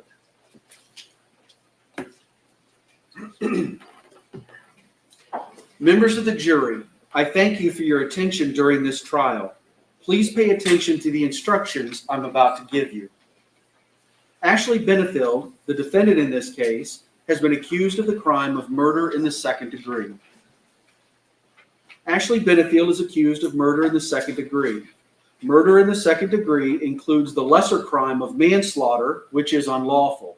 However, a killing that was excusable or that was committed by the justifiable use of deadly force is lawful. If you find Douglas Benefield was killed by Ashley Benefield, you will then consider the circumstances surrounding the killing in deciding if the killing was murder in the second degree or manslaughter, or whether the killing was excusable or resulted from justifiable use of deadly force. The killing of a human being is justifiable homicide and lawful if necessarily done while resisting an attempt to murder or commit a felony upon the defendant, or to commit a felony in any dwelling house in which the defendant was at the time of the killing. The killing of a human being is excusable and therefore lawful under any one of the following three circumstances. 1, when the killing is committed by accident and misfortune and in doing any lawful act by lawful means with usual ordinary caution and without any unlawful intent. Or 2, when the killing occurs by accident and misfortune in the heat of passion upon any sudden and sufficient provocation. Or 3, when the killing is committed by accident and misfortune resulting from sudden combat, if a dangerous weapon is not used and the killing is not done in a cruel or unusual manner. A dangerous weapon is any object that will likely cause death or great bodily harm if used in the ordinary and usual manner contemplated by its design and construction. An object not designed to inflict bodily harm may nonetheless be a dangerous weapon if it was used in a manner likely to cause death or great bodily harm. Great bodily harm means great, as distinguished from slight, trivial, minor, or moderate harm, and as such does not include mere bruises. I now instruct you on the circumstances that must be proved before Ashley Benefield may be found guilty of murder in the second degree or any lesser included crime. To prove the crime of murder in the second degree, the state must prove the following three elements beyond a reasonable doubt. 1, Douglas Benefield is dead. 2, the death was caused by the criminal act of Ashley Benefield. 3, there was an unlawful killing of Douglas Benefield by an act imminently dangerous to another and demonstrating a depraved mind without regard for human life. An act includes a series of related actions arising from and performed pursuant to a single design or purpose. An act is imminently dangerous to another and demonstrating a depraved mind if it is an act or series of acts that 1, a person of ordinary judgment would know is reasonably certain to kill or do serious bodily injury to another, and 2, is done from ill will, hatred, spite, or an evil intent, and 3, is of such a nature that the act itself indicates an indifference to human life. In order to convict of murder in the second degree, it is not necessary for the state to prove the defendant had an intent to cause death. An issue in this case is whether Ashley Benefield did not have a depraved mind without regard for human life because she acted in the heat of passion based on adequate provocation. In order to find that the defendant did not have a depraved mind without regard for human life because she acted in the heat of passion based on adequate provocation, A, there must have been a sudden event that would have suspended the exercise of judgment in an ordinary, reasonable person. And B, a reasonable person would have lost normal self-control and would have been driven by a blind and unreasoning fury. And C, there was not a reasonable amount of time for a reasonable person to cool off. And D, a reasonable person would not have cooled off before committing the act that caused death. And E, Ashley Benefield was, in fact, so provoked and did not cool off before she committed the act that caused the death of Douglas Benefield. If you have a reasonable doubt about whether the defendant had a depraved mind without regard for human life because she acted in the heat of passion based on adequate provocation, you should not find her guilty of murder in the second degree. If you find that Ashley Benefield committed murder in the second degree, and you also find beyond a reasonable doubt that during the commission of the crime, she discharged a firearm, and in doing so caused the death of Douglas Benefield, you should find the defendant guilty of murder in the second degree with discharge of a firearm causing death. If you find that Ashley Benefield committed murder in the second degree, and you also find beyond a reasonable doubt that during the commission of the crime she discharged a firearm, you should find the defendant guilty of murder in the second degree with discharge of a firearm. If you find that Ashley Benefield committed murder in the second degree, and you also find beyond a reasonable doubt that during the commission of the crime she actually possessed a firearm, you should find the defendant guilty of murder in the second degree with actual possession of a firearm. A firearm is legally defined as any weapon which is designed to, or may readily be converted to expel a projectile by the action of an explosive.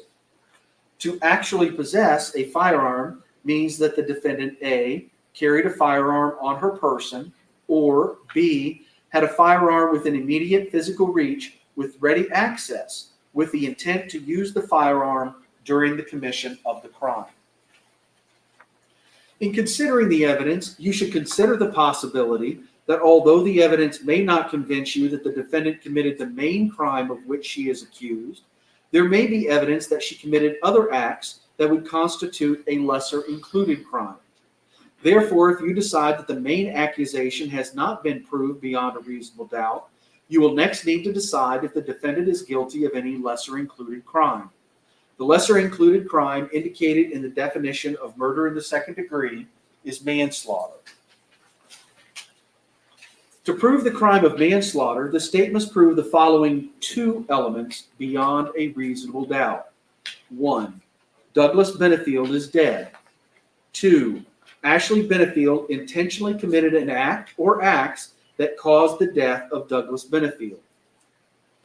Every person has a duty to act reasonably towards others. If there is a violation of that duty without any conscious intention to do harm, that violation is negligence. The defendant cannot be guilty of manslaughter by committing a merely negligent act, or if the killing was either justifiable or excusable homicide, as I have previously instructed. In order to convict of manslaughter by act, it is not necessary for the state to prove that the defendant had an intent to cause death, only an intent to commit an act that was not merely negligent, justified, or excusable, and which caused death. If you find that Ashley Benefield committed manslaughter, and you also find beyond a reasonable doubt that during the commission of the crime she personally used a firearm, you should find her guilty of manslaughter with a firearm. A firearm is defined as any weapon which is designed to, or may readily be converted to expel a projectile by the action of an explosive. If you find that Ashley Benefield committed manslaughter, but you are not convinced beyond a reasonable doubt that she personally carried, displayed, or used a firearm, then you should find her guilty only of manslaughter. It is a defense to the crime of murder in the second degree, including manslaughter, if the actions of Ashley Benefield constituted the justifiable use of deadly force. Deadly force means force likely to cause death or great bodily harm. Great bodily harm means great, as distinguished from slight, trivial, minor, or moderate harm. Ashley Benefield does not have the burden of proving that she was justified in using deadly force. Instead, for you to find the defendant guilty, the state must prove beyond a reasonable doubt the defendant was not justified in using deadly force. The law on justifiable use of deadly force is as follows. If Ashley Benefield was in a dwelling in which she had a right to be, she had no duty to retreat and had the right to stand her ground and use force, including deadly force, if she reasonably believed that such conduct was necessary to prevent A, the imminent death or great bodily harm to herself, or B, the imminent commission of burglary, false imprisonment, or aggravated assault against herself. The elements of the forcible felony of burglary are: 1. Douglas Benefield had permission or consent to enter a structure owned by or in the possession of Ashley Benefield. 2. Douglas Benefield, after entering the structure, remained therein, A, after permission to remain had been withdrawn and with the intent to commit an offense other than burglary or trespass inside the structure, or B, to attempt to commit a forcible felony. The intent with which an act is done is an operation of the mind, and therefore is not always capable of direct and positive proof. It may be established by circumstantial evidence like any other fact in a case. Even if an unlawful remaining in a structure is proved, if the evidence does not establish that it was done with the intent to commit an offense other than burglary or trespass, then a burglary has not occurred. Structure means any building of any kind, either temporary or permanent, that has a roof over it and the enclosed space of ground and outbuildings immediately surrounding that structure. The elements for the forcible felony of false imprisonment are: 1. Douglas Benefield forcibly or by threat confined or restrained Ashley Benefield against her will. 2. Douglas Benefield had no lawful authority to do so. The elements of the forcible felony of aggravated assault are: 1. Douglas Benefield intentionally and unlawfully threatened, either by word or act, to do violence to Ashley Benefield. 2. At the time, Douglas Benefield appeared to have the ability to carry out the threat. 3. The act of Douglas Benefield created in the mind of Ashley Benefield a well-founded fear that the violence was about to take place. 4. The assault was made with a fully formed, conscious intent to commit false imprisonment upon Ashley Benefield. The elements of false imprisonment are as I have previously explained to you. If the circumstances were such as to ordinarily induce a well-founded fear in the mind of a reasonable person, then Ashley Benefield may be found to have been in fear, and actual fear on the part of Ashley Benefield need not be shown. In deciding whether Ashley Benefield was justified in the use of deadly force, you must consider the circumstances at the time the force was used. The danger need not have been actual. However, to justify the use of deadly force, the appearance of imminent danger must have been so real that the defendant actually believed the use of deadly force was necessary. Moreover, to justify the use of deadly force, a reasonably cautious and prudent person under the same circumstances would have believed the use of deadly force was necessary. If you find that Ashley Benefield, who because of prior threats or difficulties with Douglas Benefield, had reasonable grounds to believe that she was in danger of death or great bodily harm at the hands of Douglas Benefield, you may consider this fact in determining whether the actions of Ashley Benefield were those of a reasonable person. If you find that at the time of the alleged murder in the second degree, Ashley Benefield knew that Douglas Benefield had committed acts of violence, you may consider this fact in determining whether Ashley Benefield reasonably believed it was necessary for her to use deadly force.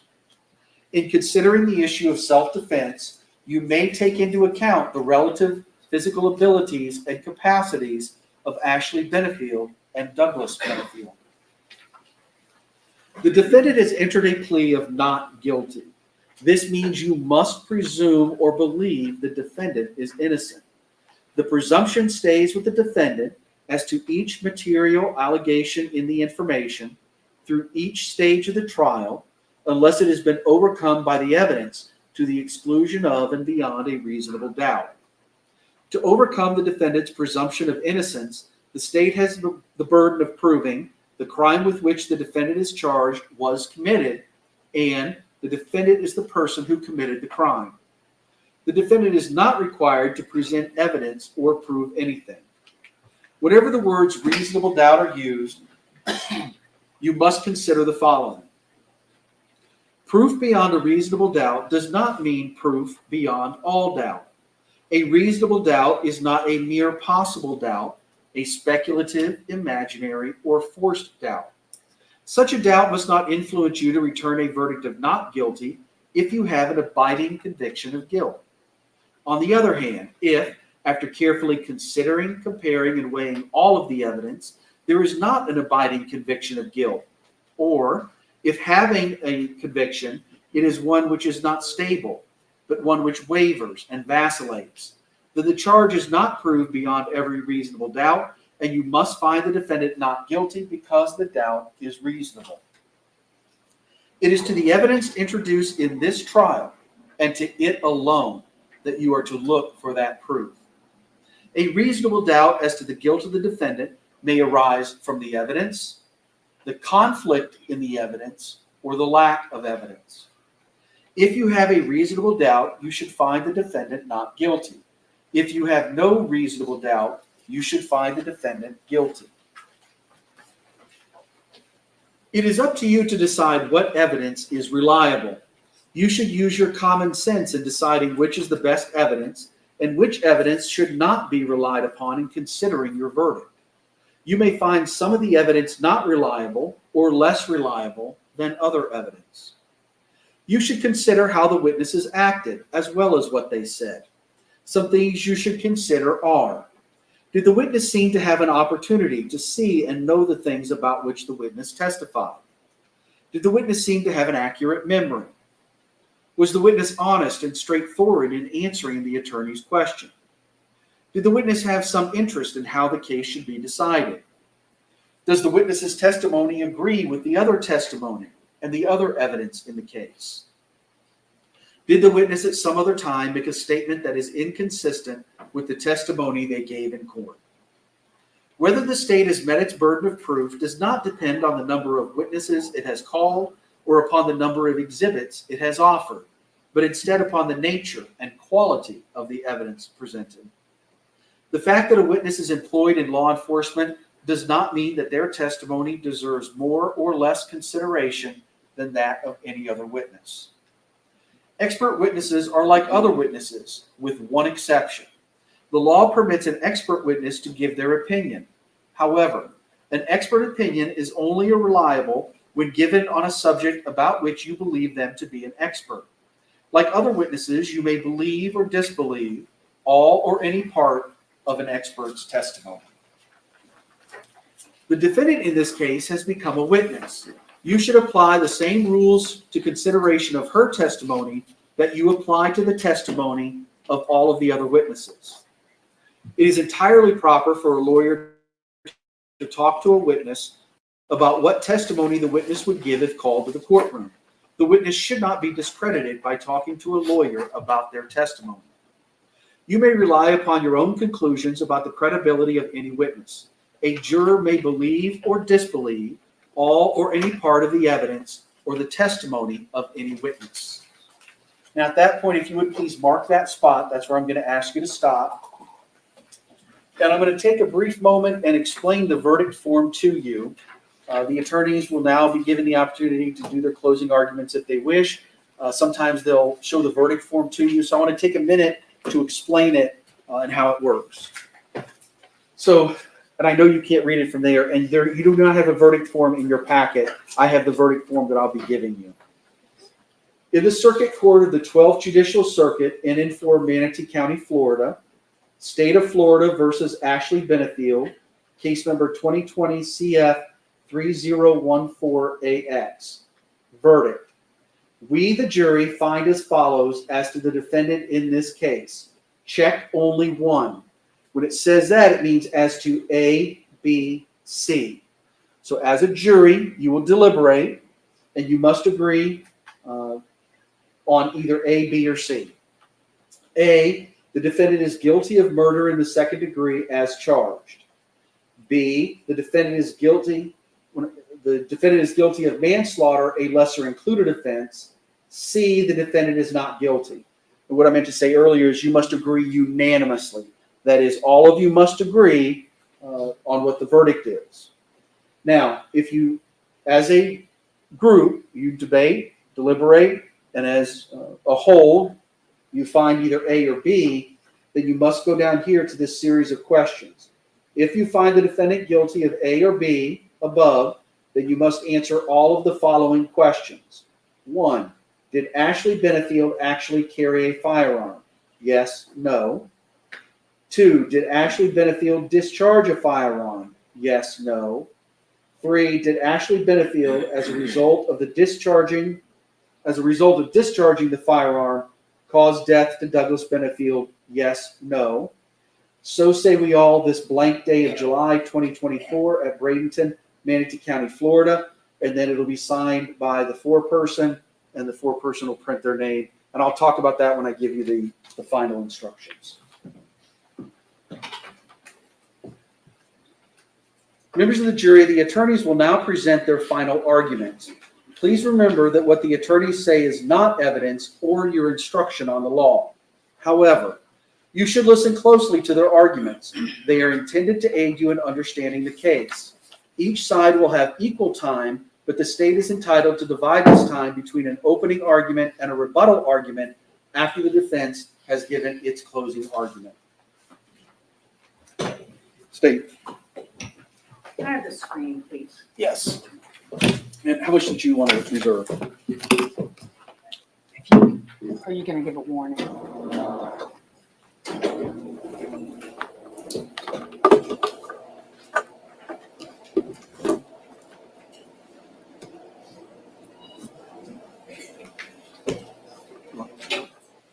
Yeah. Do you want the lights down? Yes, if we could just do the ones back there.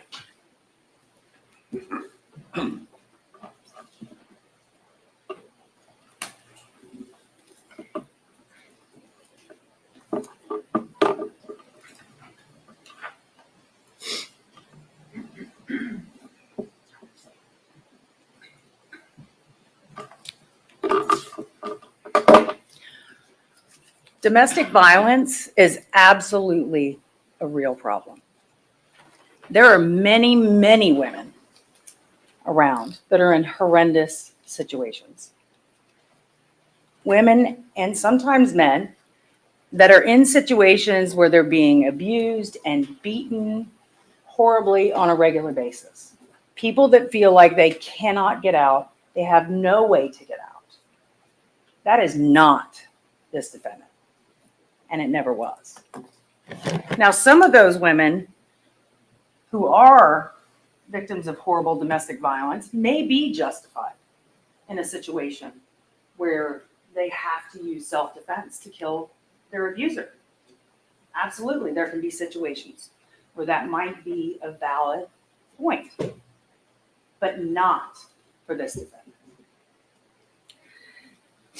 This defendant used domestic violence and allegations of it to make progress on her goal. And her goal was she wanted sole custody of that child at all costs. And to understand that, I think we need to go through the background, even though this case really is about what happened in that house. What happened in that house, the last moments of Doug Benefield's life. But we need to go through the timeline to see the tenor of this relationship and to see how it unfolded. The bottom line is you have to decide at the moment that she pulled the trigger in that bedroom, was it reasonable and was it necessary? That self-defense instruction, it's called justifiable use of deadly force, is very complicated. But there are two words that are very, very important: reasonable and necessary. And those are the words that you have to evaluate everything this defendant did. So let's go through the timeline. In September 7th of 2016, this couple was married.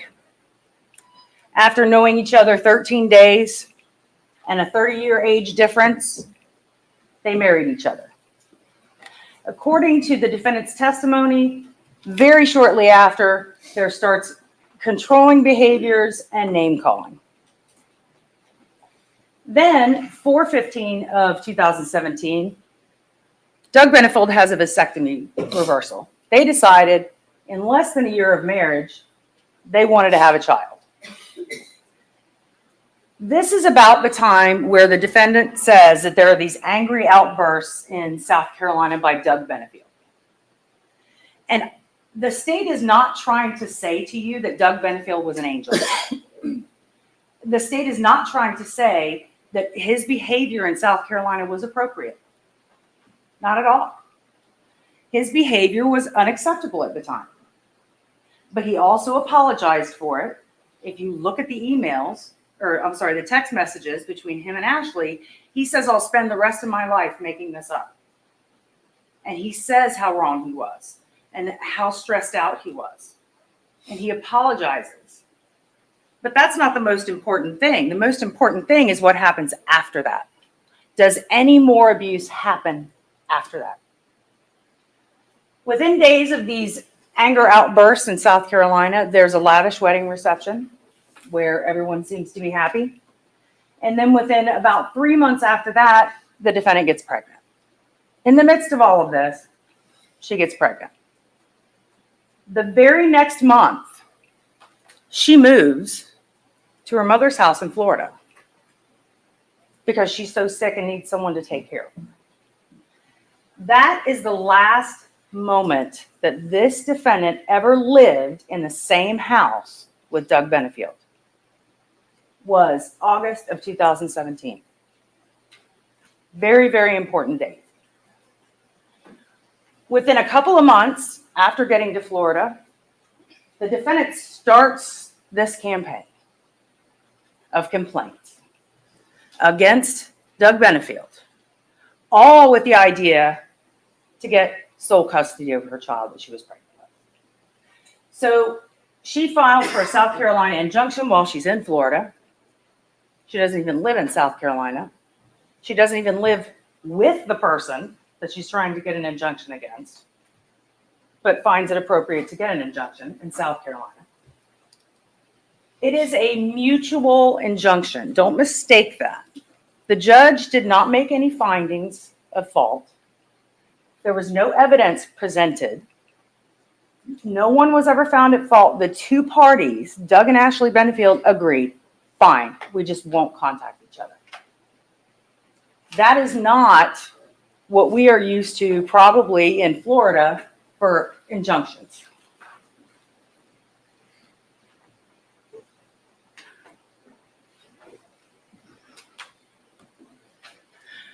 Then December 2017, so that's within a month, Ashley starts the series of allegations in Florida. So she files for this injunction in South Carolina. They mutually agree, okay, we're not going to talk to each other. We're not going to be around each other. But she starts a series of complaints in Florida. She starts saying he violated the South Carolina injunction, and she claims he's poisoning me. He's poisoning me and my unborn child, and also goes back to things that he supposedly did in South Carolina when they don't even live together. So on March of 2018, she gives birth. She gives birth after Doug Benefield has a lawyer contact her because they're not really supposed to be talking to each other. The lawyer helps him write a letter where he says, I want to be a part of this child's birth. Please, I'll honor your wishes, but please let me be a part of this child's birth. Not only does she not respond, when she goes early to give birth, she doesn't tell Doug. She doesn't tell him once the baby's born. For weeks, he didn't know this child was born. Then she does not put his name on the birth certificate. Now, alleged behavior or not, she knows who the father is. Why is she not putting the father on the birth certificate? And then she gives this child her maiden name instead of her father's maiden name. Or I'm sorry, her father's last name. Then 1 month later, she starts complaints to law enforcement. She says he violated the injunction in South Carolina. She files for a new injunction in Florida based on all of the same things in South Carolina. This is all based on the same information that she had already spoken about in South Carolina. And when she went to law enforcement trying to get them to file criminal charges against him for violation of an injunction, law enforcement was not on her side. And you heard from Detective Gillum about the conversations that they had.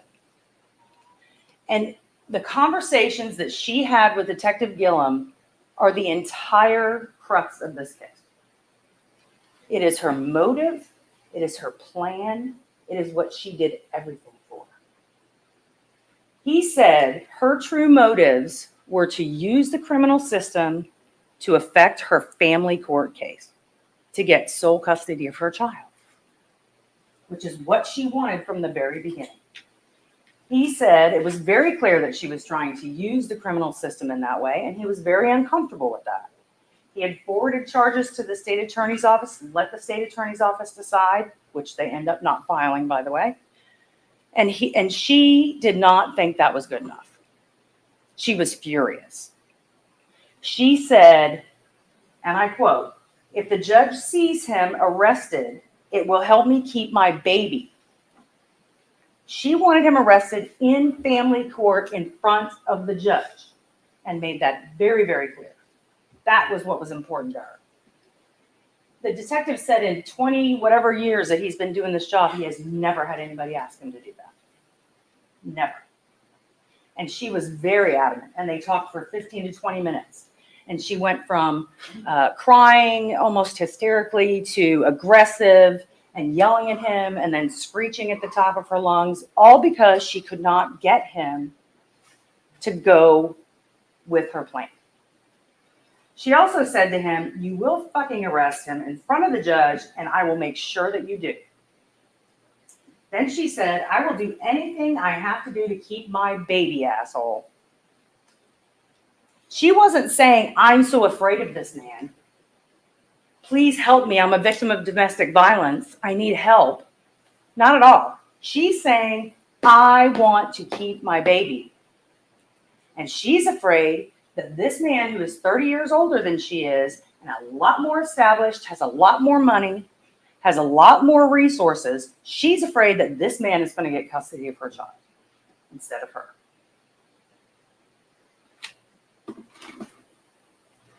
So after this discussion with Detective Gillum, in about September 17th of 2018, the second hearing for the injunction happens. Remember, this injunction hearing was in two parts. One was in July and one was in September.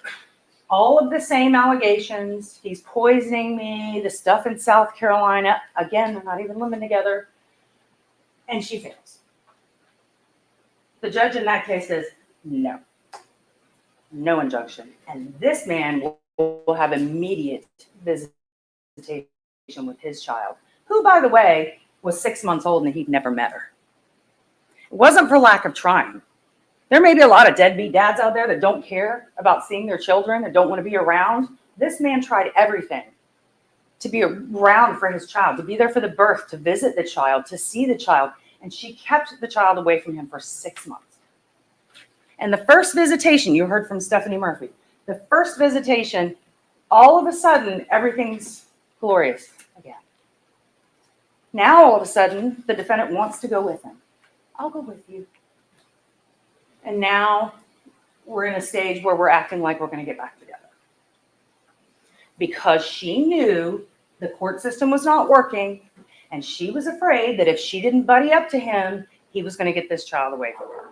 So it begins the charade of her telling him, we're going to get back together. We're going to be a family. She played on Doug Benefield's wishes. He wanted more than anything to have a family, his family together, to have his wife that he loved and this child all together. And she kept telling him, yes, that's what we're going to do. That's what we're going to work towards. So that starts about a year of them kind of getting along, right? And then September of 2019, which is about a year later, Doug finds out she's dating someone else. He files for divorce. And a series of complaints start against Doug Benefield for now abusing the child.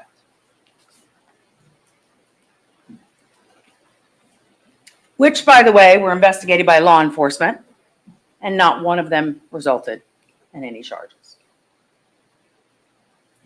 And May 1st of 2020, the defendant, having failed in the criminal system, again, files for another injunction based on these allegations that fail in the criminal system. Do you see a pattern here? May 4th, only a few days later, after she files for another injunction, Doug files for sole custody of the child. This is Ashley Benefield's biggest fear, that this man is going to get sole custody. But she's making all of these grand allegations against him that he knows are not true. There's got to be something wrong, and it's probably not safe for this child to even be with her. So he files for full custody. And what happens? All of a sudden, she sidles up to him, and now we're getting back together. And we start to go to marriage counseling, and we go see Dr. Forrest, who referred them to Dr. Quintel. And they're going to marriage counseling about how they're going to get together. And to Doug, she's saying, yes, I want to reconcile. Let's get back together. But behind his back to the doctor, she's like, no way, no how. I'm not getting together with him. Then she goes on all these social outings with Doug and the child. Goes to the beach, goes to the movies, goes out to dinner, to lunch, swims at the pool at his apartment complex. Giving Doug all of these mixed signals. We're gonna reconcile. We're gonna get all this back together. And in the back of her mind, she knew all along. She was just waiting for an opportunity to strike. And then 6/1 of 2020, the system sends them for an evaluation with Dr. Broder. They're like, what is going on here? Someone needs an evaluation. So they go to this evaluation with Dr. Broder, and this deception on the part of Ashley Benefield continues. She does the same thing. We're going to reconcile, we're going to get back together, and then when she's not with him, she's saying that that's not true. And then towards the end of September 2020, but before the 21st, there is a last meeting between Ashley Benefield and Dr. Broder. He said it was in his office. She was leaving. She was walking through the waiting room and going to the door, and she's upset because this is not going fast enough. I want the report. I want this to be done. We need to move to Maryland. Why do you think she's moving to Maryland? We need to move to Maryland. This is taking way too much time. And she says to him, I'll take matters into my own hands. And that was 7 days, up to 17 days before, depending on about what time it was, he gets murdered. On 9/21 of 2020, after this comment to Dr. Broder, she goes to mediation with Doug Benefield, and they end the mediation saying, everyone's going to drop everything. Because at this point, Doug had filed for a divorce again. And Ashley had filed for an injunction again. So at this hearing on the 30th, those things were going to be heard, as well as a joint motion to release a report by Dr. Broder. But they go to mediation, and at the end of mediation, it's very fast because they all agree. We're dropping everything. We're going to Maryland. So that was the plan. Ashley Benefield had no intention of dropping that injunction. Look at the text messages between her and Doug that were introduced by the state for the week before this homicide, murder happened. They're talking to each other about the fact that everything's going to be dropped. Give this attorney a call. Okay, I'll give that attorney a call. Ashley's telling him we're going to drop everything. And she knew that was not true. Her attorney testified, we were not dropping that injunction. We were ready to call witnesses.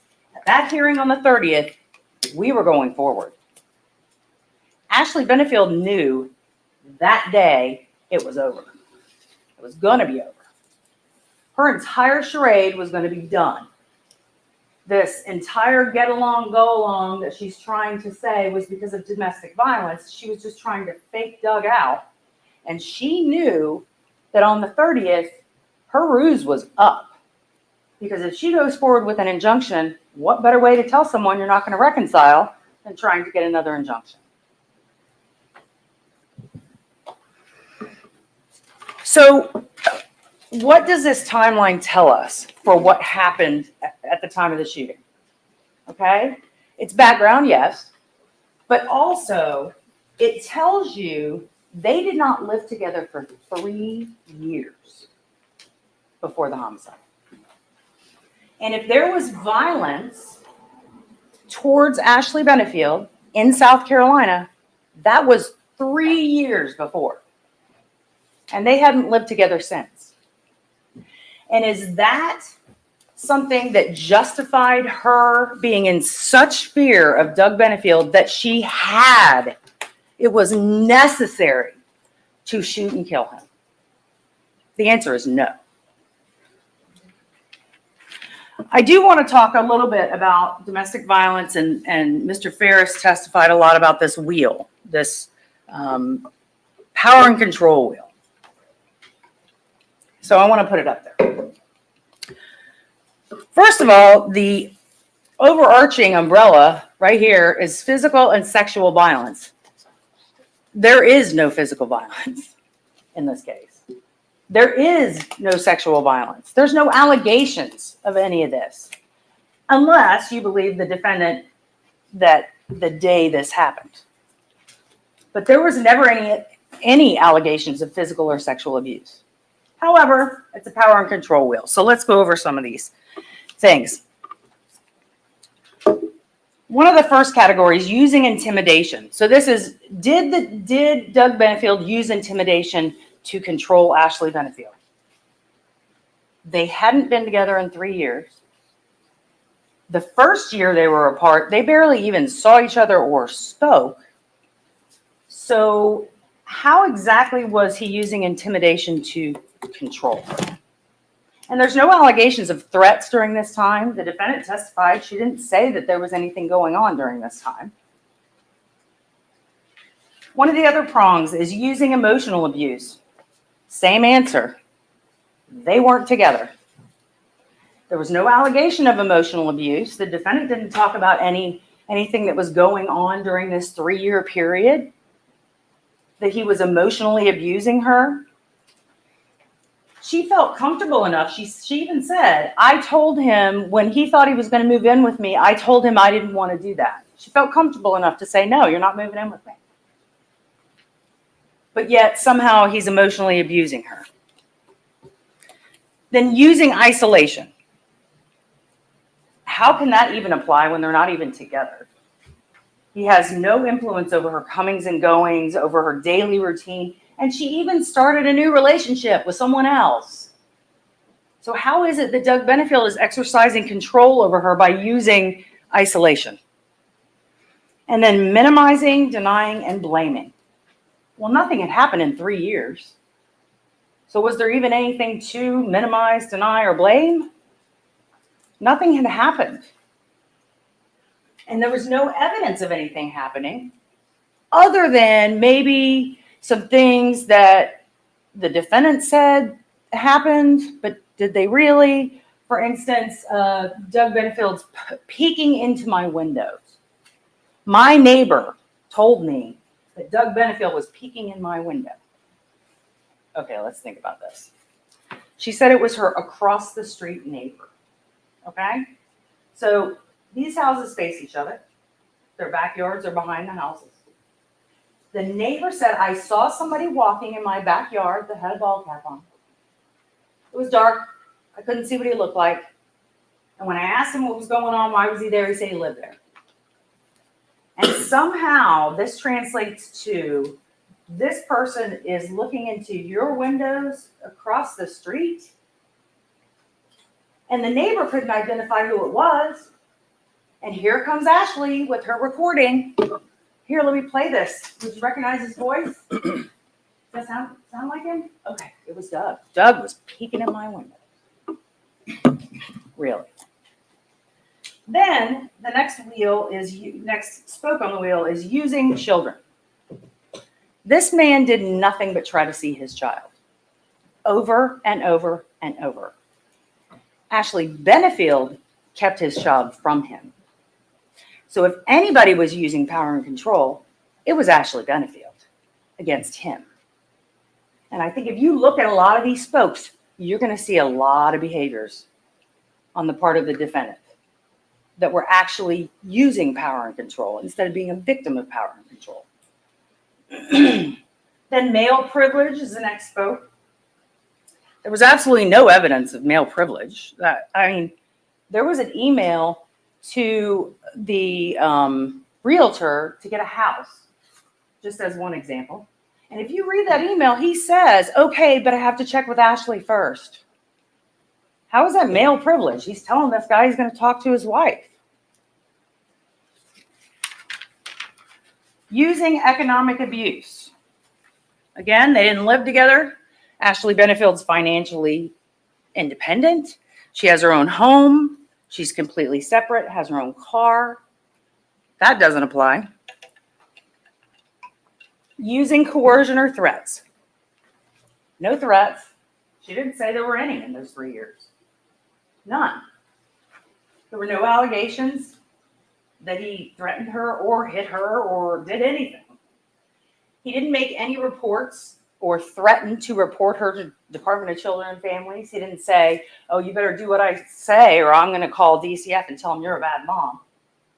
No. That was the other way around. That's what she was doing to him. There were no allegations that he was trying to get her to drop charges. Quite to the contrary. She was not dropping any charges of anything.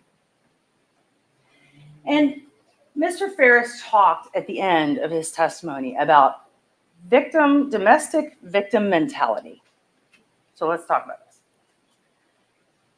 One of the things in the domestic victim mentality is covering for the abuser. Like making excuses, covering for them. Did you ever hear any evidence of the defendant doing that?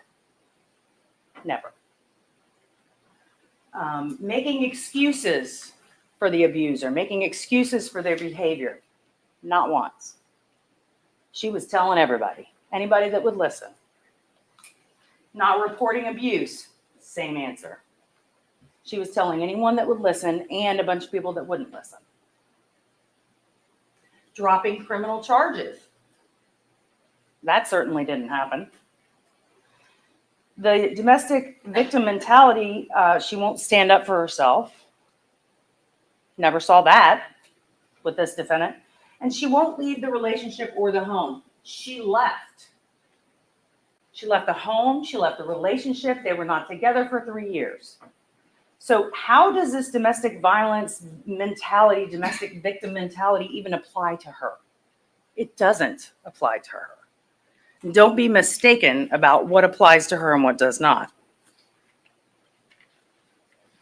Even, like I said before, even if you think that Doug Benefield's behavior was inexcusable and abusive in South Carolina, you have to remember that we are talking about 3 years later, after all of this time has gone by, and there are no allegations of anything else in between.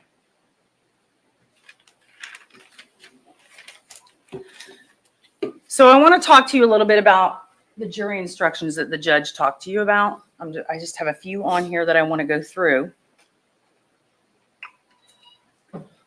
It's got to be overwhelming, I know, when you read the packet. There's a lot of words. So I try to help break it down a little bit. So the defendant is charged with murder in the second degree. So I would recommend the way you go through this is check off the things that you don't have to argue about. If everyone agrees to one of these, just check it off. So number 1, Doug Benefield is dead. That should be easy. Check it off. There's no dispute. Number 2, the death was caused by a criminal act of Ashley Benefield. Check it off. She shot him. Number 3, there was an unlawful killing of Doug Benefield by an act eminently dangerous to another and demonstrating a depraved mind without regard for human life. Now that's a lot of words. So what does that mean? The next slide explains what that means. An act eminently dangerous to another and demonstrating a depraved mind if it is an act or series of acts that, and again, check off things, okay? So a person of ordinary judgment would know is reasonably certain to kill or do serious bodily injury to another.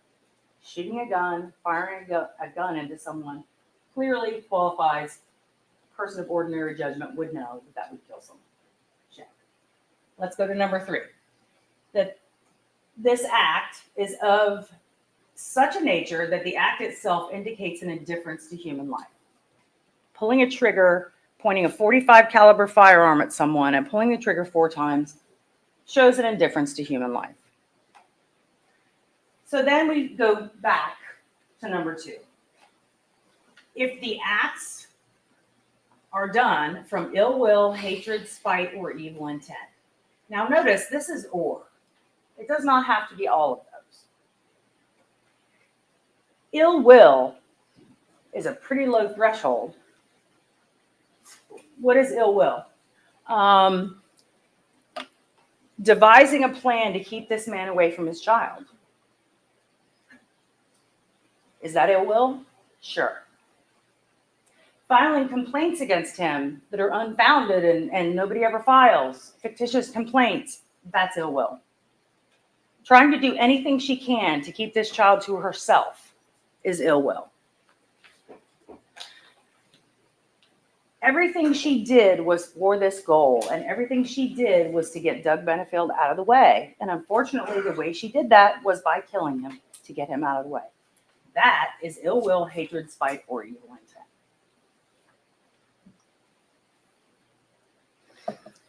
Now, the judge read to you that there's something called a lesser included offense.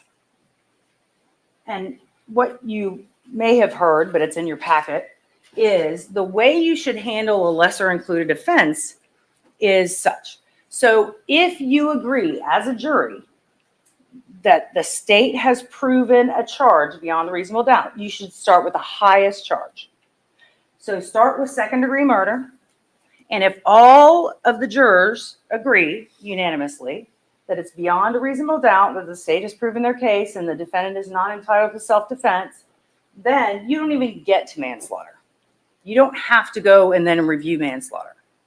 You stop at the highest charge. You only get to manslaughter if you don't agree on the top charge. Then you get to the description of manslaughter. And again, check off the things that you are not arguing about. Doug Benefield is dead. Check. Ashley Benefield intentionally committed an act or acts that caused the death of Doug Benefield. Yes. There's no question as to that. Now, the state did prove this, but the state also proved the added element of ill will, hatred, spite, or evil intent. So we have proven manslaughter, but we have also proven above manslaughter. And I want to show you the verdict form, and then we'll go back. This was the verdict form that the judge showed you, just to let you see it ahead of time. And this is the heading that the judge read. We, the jury, find as follows. As to the defendant, in this case, check only one. And here's A, B, and C that the judge talked to you about. Defendant is guilty of murder in the second degree as charged. Defendant is guilty of manslaughter, a lesser included offense, or defendant is not guilty. And then if you find A or B, then you have to answer all 3 of these questions. And then the foreperson will sign it and print their name. So the real question in this case is, was there self-defense? Was there justifiable self-defense? And the self-defense instruction is long, and you'll have it to review in the back. However, what you will notice are 2 words that come up all the time in that instruction. Self-defense, justifiable use of deadly force, would be Ashley Benefield was justified in using deadly force if she reasonably believed such force was necessary to prevent imminent death or great bodily harm or a forcible felony. You're going to see those 2 words. And like I told you a little bit earlier, that's what you need to think of each time that you're trying to evaluate whether she used force appropriately. So let's get to the date of the offense, okay? Clearly, these 2 are getting along. At least according to Doug Benefield, he thought they were getting along. If you look at the text messages between the two of them, if you go by the information that you had from the witness stand that Ashley was acting nice, she was acting like they were going to try and reconcile in Maryland. They were moving together. They were using the same truck. He was coming to her house to help her move the heavy things. So they were getting along.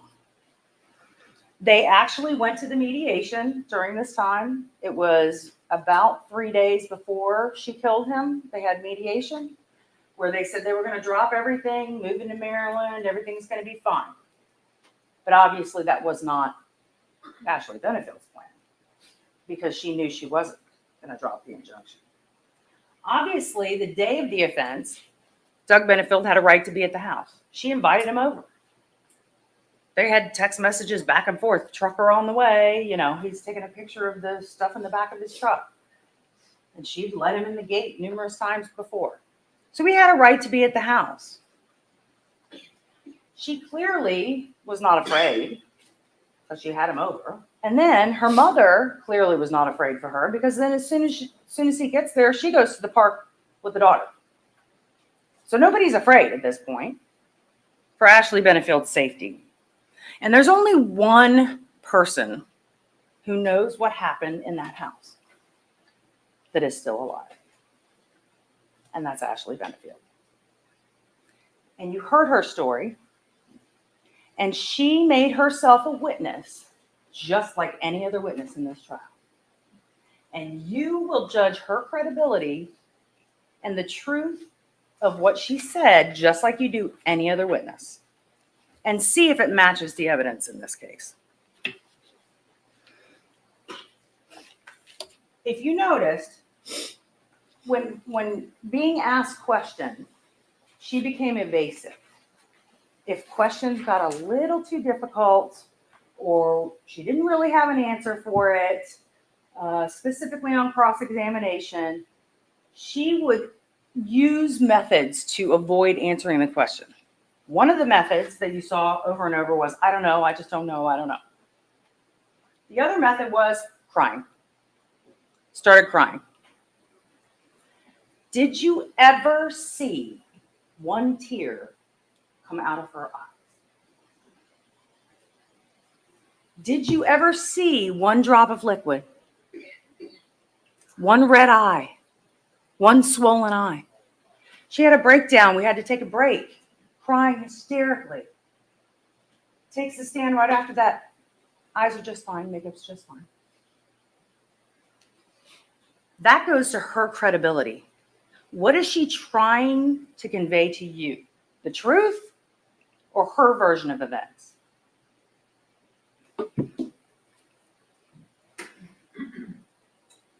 Let's look at what she did say. She said during this move that Doug bumps her on the shoulder a couple times, body check or something. She didn't really act that out very well.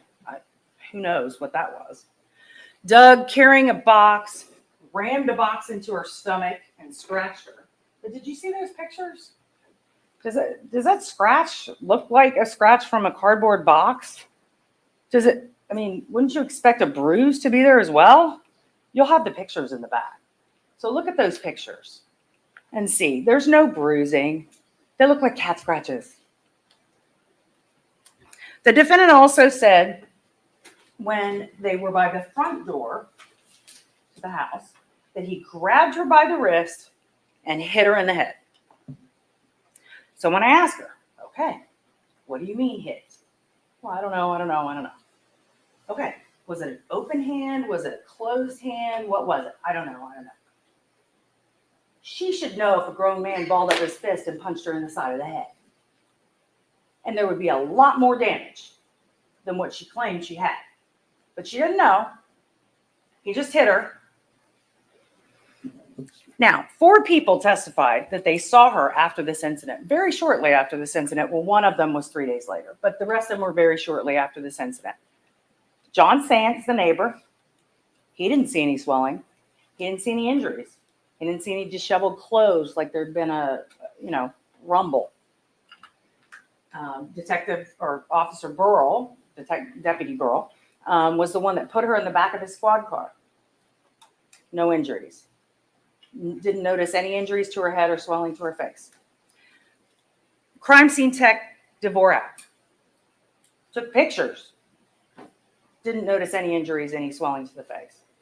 3 days later, crime scene tech Conlon takes pictures just to make sure, because bruises don't always come up right away, that she's not bruised. No bruises, no swelling, no nothing.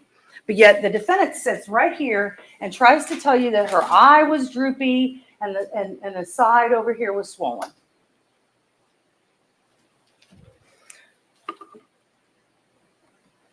Let's look at these pictures. These are 4 pictures that were entered into evidence. The first picture was, the defendant said, was before she even knew Doug Benefield. She thought it was before she even knew him. The second picture over to at the top, over on the right, is the night of the shooting. Down lower left is 3 days later. And then one over is about 6 weeks later. Does it really look like her face is swollen? She said the side. She said right here. On the right side. Or, I'm sorry, the left side. Right here. The left side of her face doesn't, it actually looks slimmer than it did in the picture taken before she even knew Doug.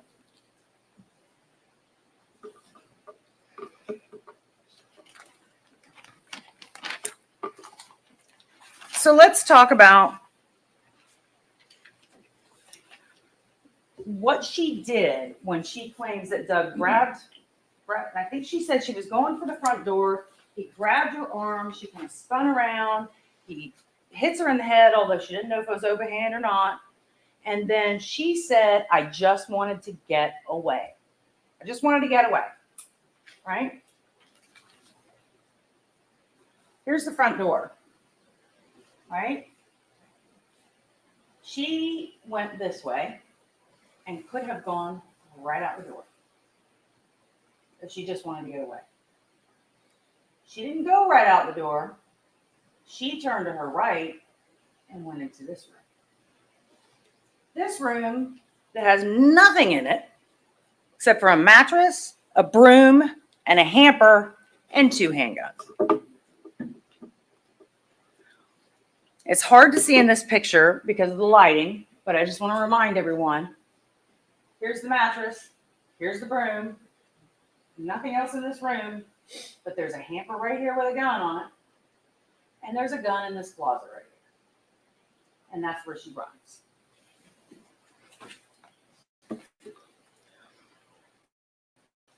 And this is a better picture of the hamper and where the murder weapon was. So she just wants to get away, but she runs into the very back corner of this room and grabs a firearm.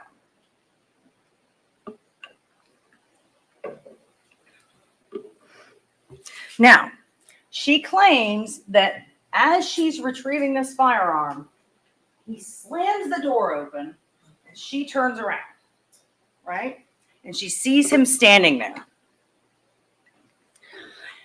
When I asked her to get down and show me what he was doing, that was another one of those evasive times. I don't know. He was in a fighter stance. I don't know what fighters do, but I know it's a fighter stance. Okay, well, show me. What do you mean a fighter stance? I don't know, kind of like this. Okay, well, what are his hands doing? Just kind of moving around. Okay, so his hands are kind of moving around. And it didn't look a lot like a fighter stance. And then she said, I'm standing there with the gun pointed at him, and he lunges at me. He lunges at me. Let's think about this. So if she's standing in the room, she has the gun in her hand, and he just came in the door, and she's pointing the gun at him. She says he takes a fighting stance. First of all, he's right-handed. Do this yourselves when you get in the back. If someone told you to get in a fighting stance, what would you do? And determine for yourselves. Use your common sense. Which side would be bladed away? I think you'll find that your strong hand is going to be the one that's bladed away. So if he's right-handed, he's in a fighting stance, he's gonna be like this. Interesting, because he's shot from this side. So he's like this, and then she says he lunges at me, right? So if he lunges at her, he's head on, straight on to her, lunging. That bullet hole would have been here and out here. Would have gone straight through him, front to back. That is not the way that bullet went. That bullet went side to side. And if he's in a fighting stance and he's right-handed, why would he have this side towards her? And Mr. Haig, the expert, the firearms expert, displayed when I said, okay, I'm going to point a gun at you. You show me where your body would have to be in order to get that trajectory. And he turned sideways. So his body in his fighting stance would have to be completely sideways. And what? He's skipping to her to lunge? I mean, how is that trajectory going to happen based on what she said?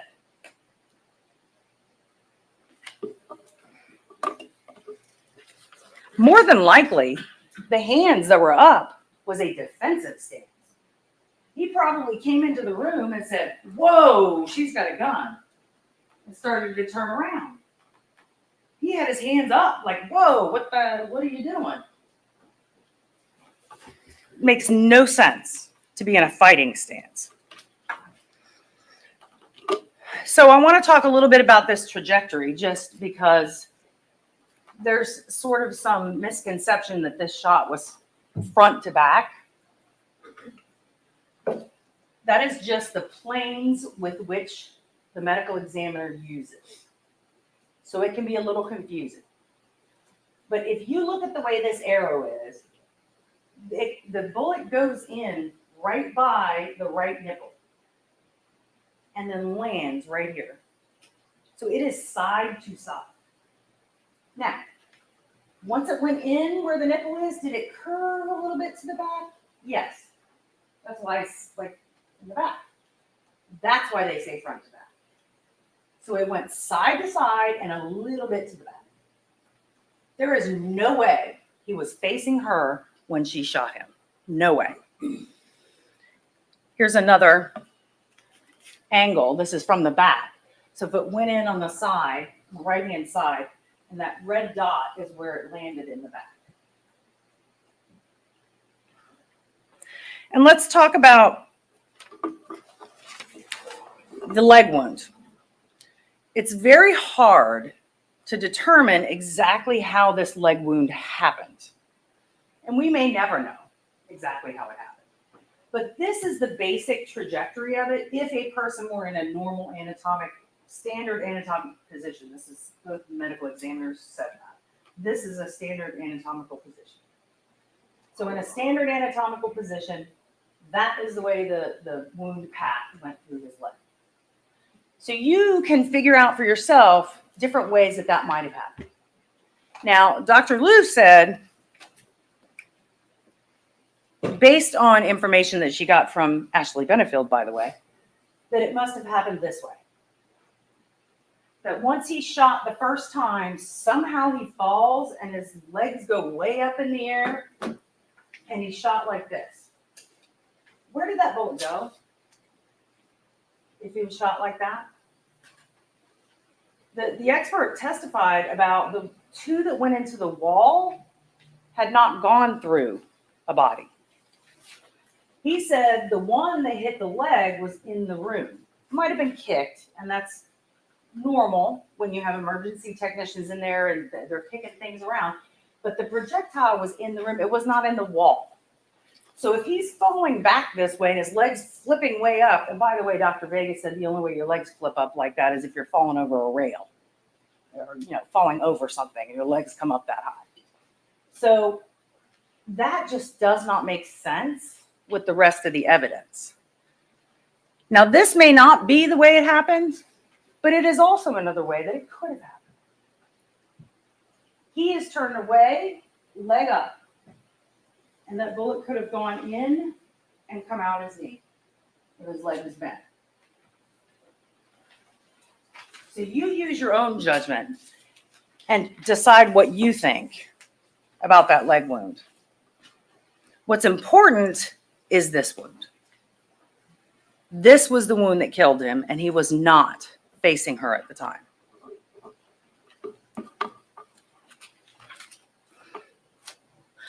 The defendant trying to say he was in a fighting stance, he lunged at me, that is just her once again trying to manipulate the system. She's trying to manipulate you to believe that this was necessary, he was coming at me, but the physical evidence does not bear that out. It does not show that he was coming at her and that she had to shoot him. And afterwards, she runs over to the neighbor's house. Not once do you hear her say, get an ambulance. I don't know if he's still alive. You know, I had to do it, but somebody help him. Not once. Not once did you ever hear any concern that I just shot another human being, regardless of what the facts are. No. And then she sees her mother come by the car. Not once does she say, Mom, he just came at me. Like I had to shoot him. It was awful. Nope. Not a word. She goes back to her mom that night. Not a word. Really? You're not going to tell your mom exactly what happened? And then this lady, Russell, Barbara Russell, that she lives with for 9 months after the shooting, never tells her what happened.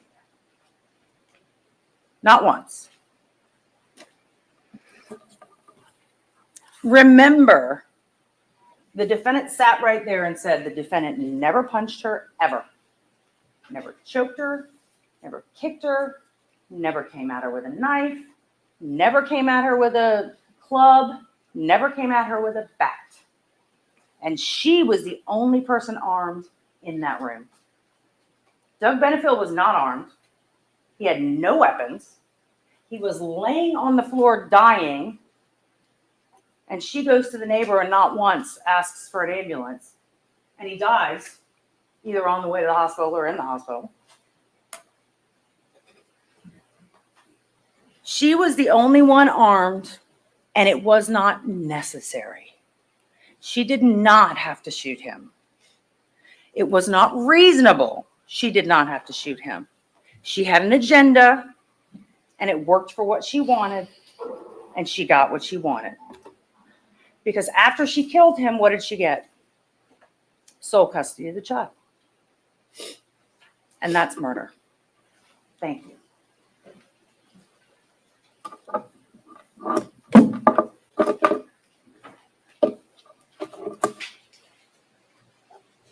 All right, Mr. Taylor, do you need the screen? I do not. I'll turn that off for you.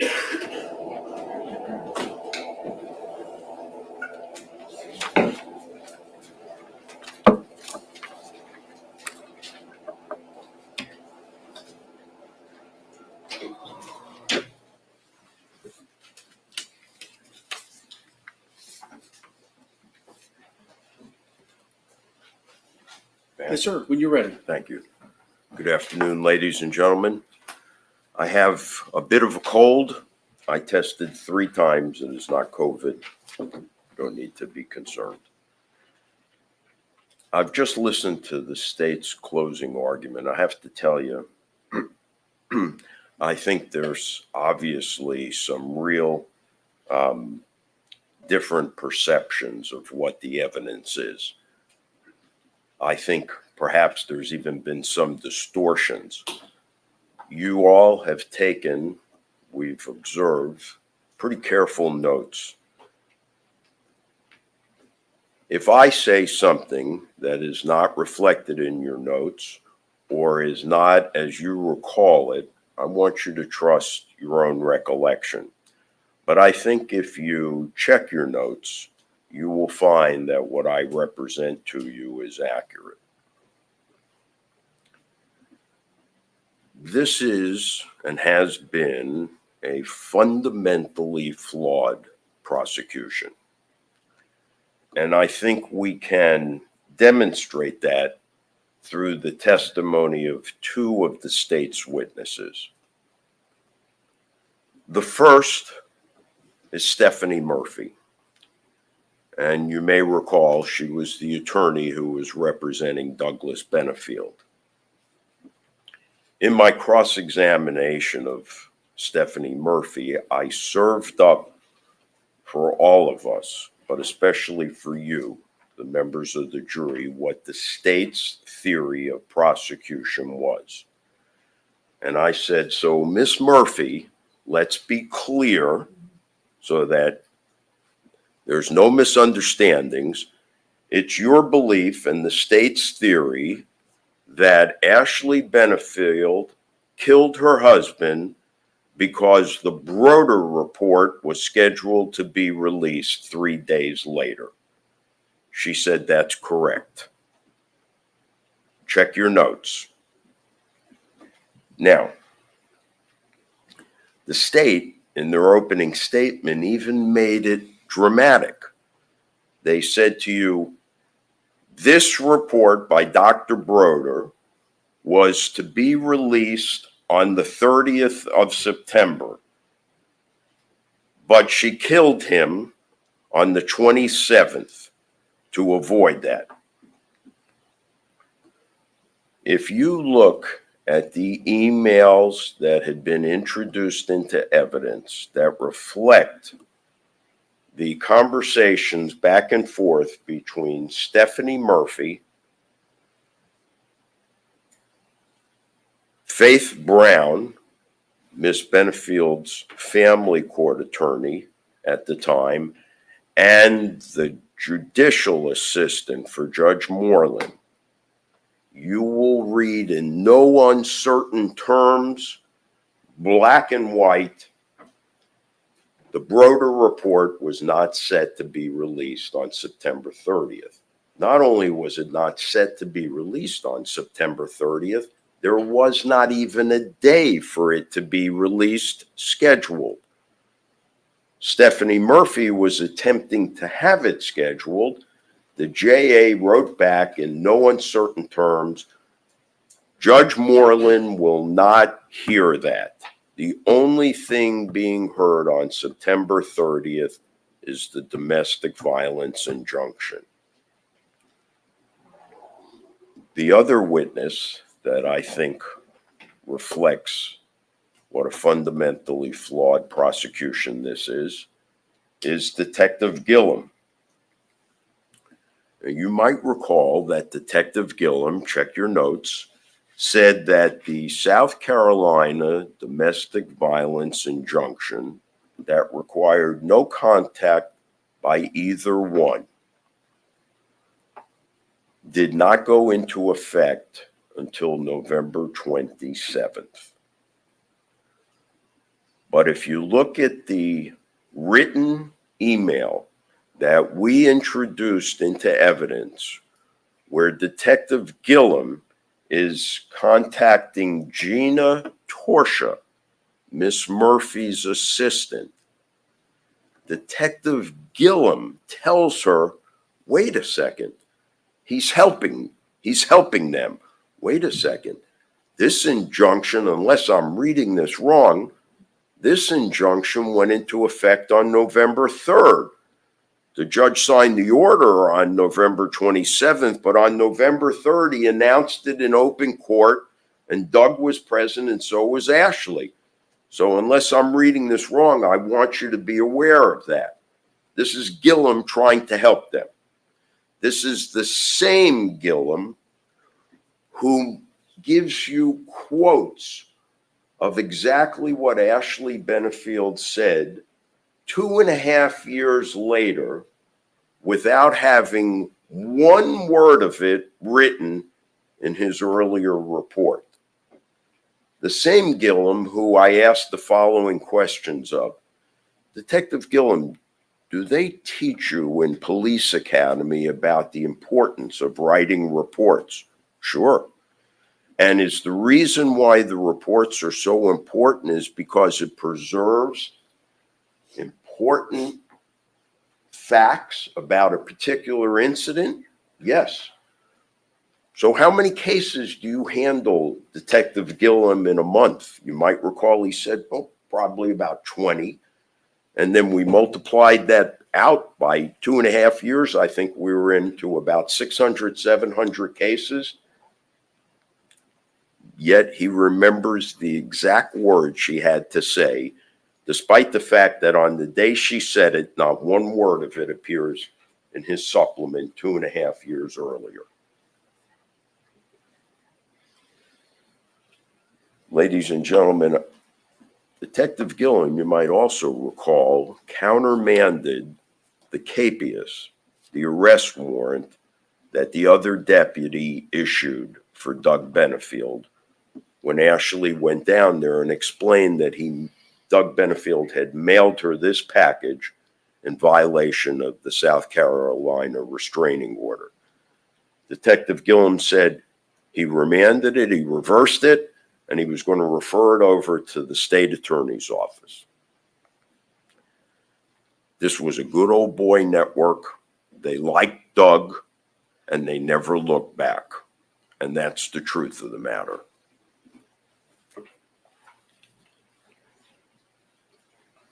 Do you not find it astounding that Detective Gilliam, 2.5 years later, could remember such things as Ashley Benefield saying, "If the judge sees you arrest him in front of her, it'll help me keep my baby"?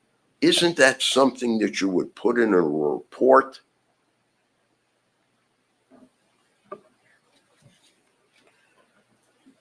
I think perhaps the most disturbing thing about the testimony of Stephanie Murphy and Detective Gillum is the following.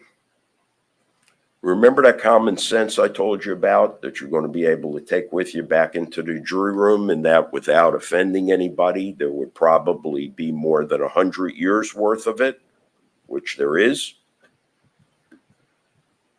Does anyone believe that either side calls witnesses that they don't know what they're going to say?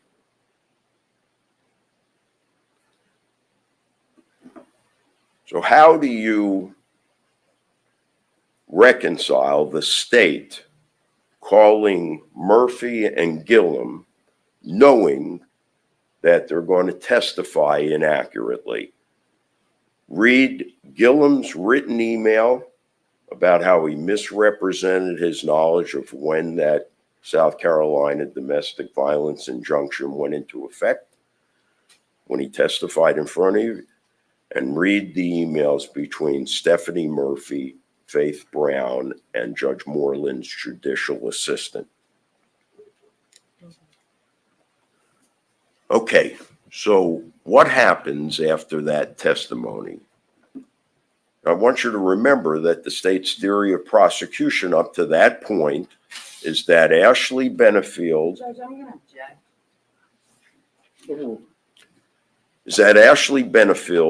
Killed Douglas Benefield to stop the release of the Broder report because she was so afraid of what was in it. And right in front of your eyes, I've never seen it before, right in front of your eyes, the state changes their theory, and the next thing you know, their theory of prosecution is she killed him because the domestic violence injunction was scheduled 3 days later. Check your notes. See if what I'm telling you is not accurate. Both theories, honestly, are ridiculous. Objection, Judge. Sustained on that. Both theories are not supported by common sense. Let's look at Broder. What exactly was it in Broder's report that Ashley Benefield was so afraid of that she killed Douglas Benefield? Check your notes, but try to think back to Broder's testimony. I think your notes will reveal that Broder never had one thing adverse to say about Ashley Benefield. In fact, the only thing that Broder had to say was that after evaluating Ashley Benefield, he found that she had no violent tendencies. She was not prone to impetuous acts. That's it. Her only concern, according to Dr. Quintel, was that she was afraid if Doug found out what she had to say about him, that he would take it out on her or on the child. Okay, let's look at the theory then when it shifts to it being the domestic violence injunction that was scheduled for the 30th of September. What kind of reason exactly is that for her to kill Doug Benefield? If that was a reason, wouldn't she have done it before? There was already a domestic violence injunction the first time. It was denied. It was not only denied, but Judge Moreland ordered shared custody of the child.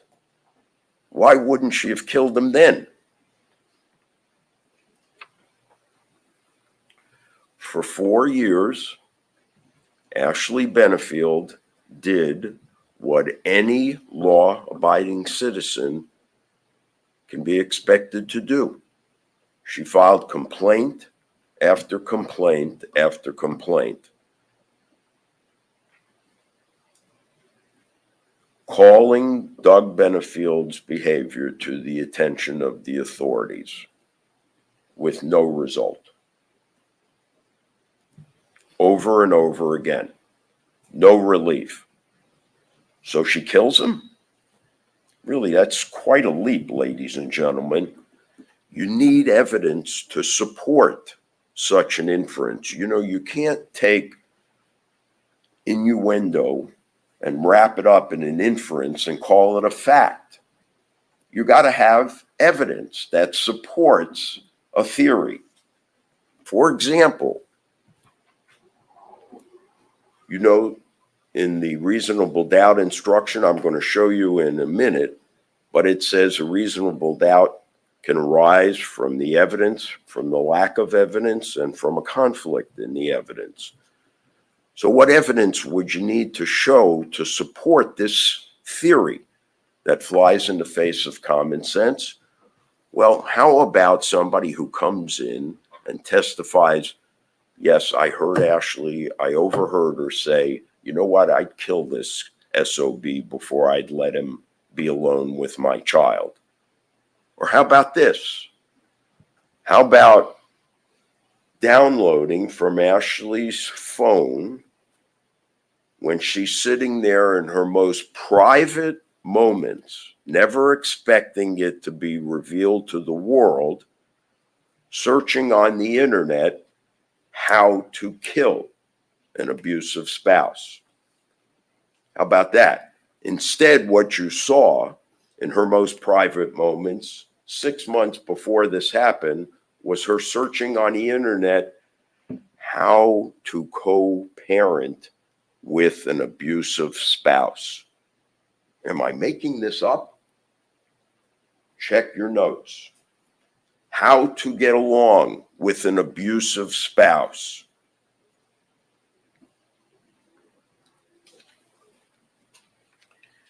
In my opening statement, I told you two things. I said that at the conclusion of the case, those were the only two things that would be established beyond the reasonable doubt. The first one was that Doug Benefield was a very sick guy. I think there's no doubt of that. The second thing was that Ashley's action on that day, September 27th, 2020, was absolutely justified. Let's take a look briefly at Douglas Benefield's behavior. And I want you to keep in mind Bruce Ferris's testimony,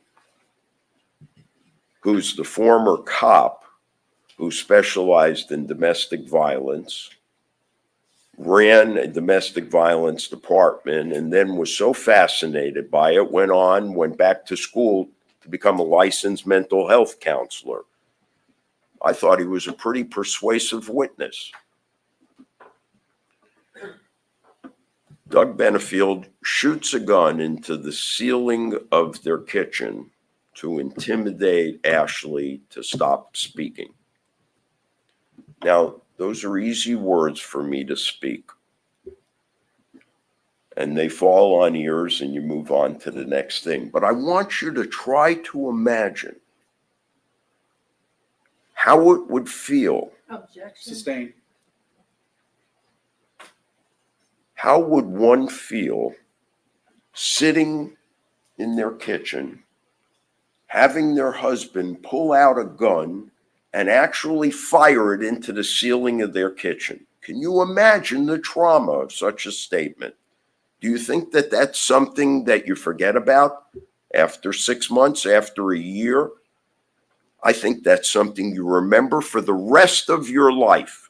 You never forget it. Throwing a loaded gun at Ashley Benefield, threatening suicide, not only to Ashley, but to his former wife, Renee. You've got a copy of her text message that she wrote to Doug, kicking her on their honeymoon and threatening suicide. So this is twice now, not only with Ashley, but with his prior wife. Punching the dog so hard that he knocked the dog unconscious.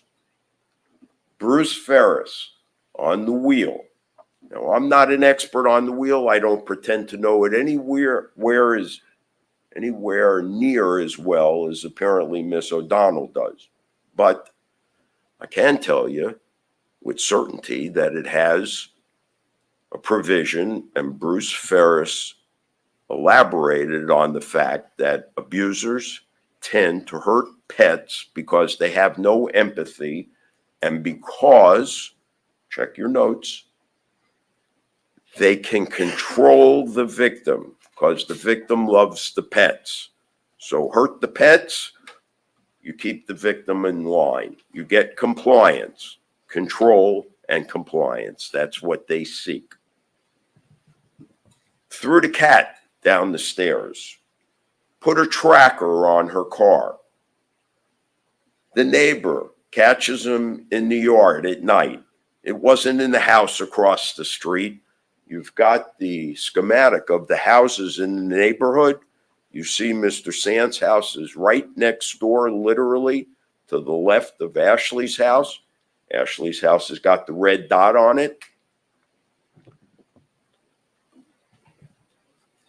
Cursing, yelling, screaming, belittling, text messages. I'm in a murderous mood.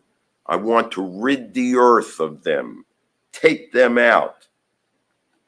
That was about two guys having a conversation while Ashley was on a cruise.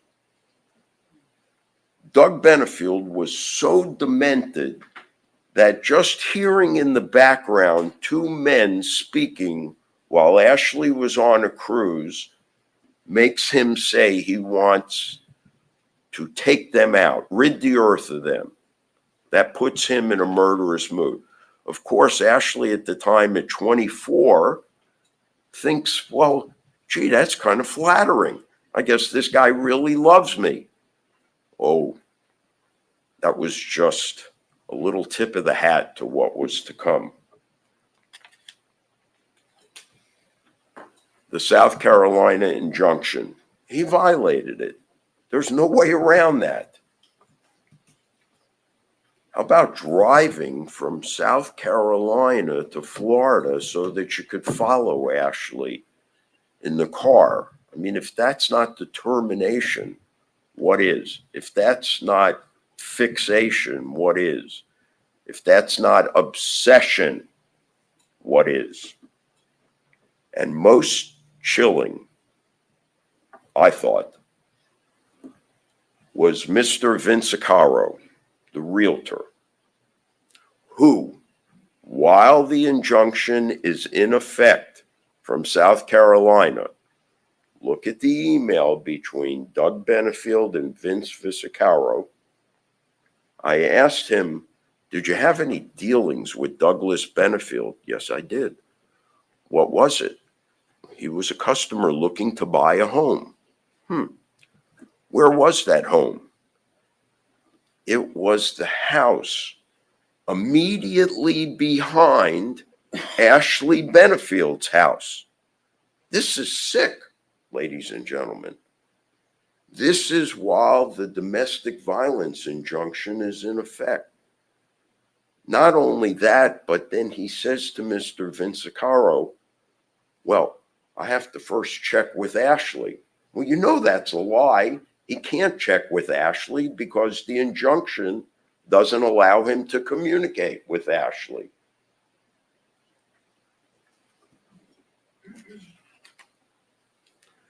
So what's the basis for that conclusion that Doug was that disturbed? Well, how about Doug's own admissions? You have the text messages where he admits to Ashley, I'm sorry, I apologize. And according to Miss O'Donnell, well, that should be the end of it. You apologized, it's over. Unfortunately, Bruce Ferris explained to you that that's the MO of an abuser. Oh, baby, I'm so sorry. Please forgive me. It'll never happen again. And it happens again. Time and time and time again. That's their pattern of behavior. And Bruce Ferris told you that. He explained that to you. Ashley Benefield got on the stand and told you about all of that. And I have a great discrepancy. I'm wondering if we were at the same trial between Miss O'Donnell's evaluation of Ashley's testimony and ours. But how about this, in addition, as a basis to establish how disturbed Doug was? How about the letter that Ashley Benefield leaves for Doug on November 17th? Objection, not entered into evidence. Sustained. Judge, that was testified to by Ms. Benefield. I'm just speaking to the letter, not quoting from the letter itself. Okay. So she told you that she left him a letter. She told you what she put in that letter.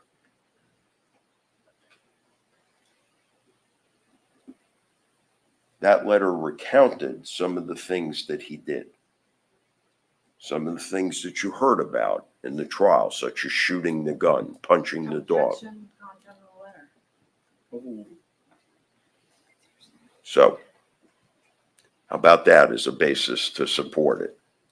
She described them as controlling and manipulative. You're putting me and my unborn child in danger by the way you drive. You drive crazy when you get angry. How about Dr. Quintel? He doesn't even have a dog in this fight.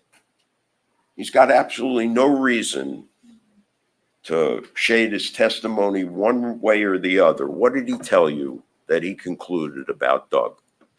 That he was, quote, super controlling, unquote.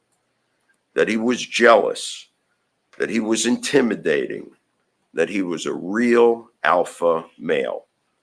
Dr. Quintel's description, not mine, ladies and gentlemen.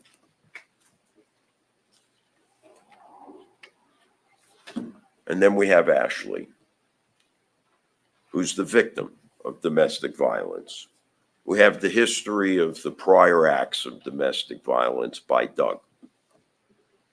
According to Dr. Broder, the state's witness, and Bruce Ferris, our witness, victims of domestic violence look for appeasement. Dr. Broder, I even asked him, I think that word appeasement appears in your report about at least 4 times. They go along to get along. They walk on eggshells, always afraid that something they might say will set them off. And according to Bruce Ferris, what the abuser wants is compliance. That dynamic changes very significantly once a child is introduced into it. And why is that? Because the abused woman is going to look to protect her child. That's what mommies do. So she will put herself in danger in order to stand between the abuser and her child. Yet, Miss O'Donnell argues, well, when they first exchanged custody, as Stephanie Murphy said, Ashley looked happy and very content. Well, we know from Bruce Ferris that that's the compliance mode. That's what you do to protect your child. She knew how Doug was. He went off on her. The only thing worse than that would be him going off on Emerson, the child.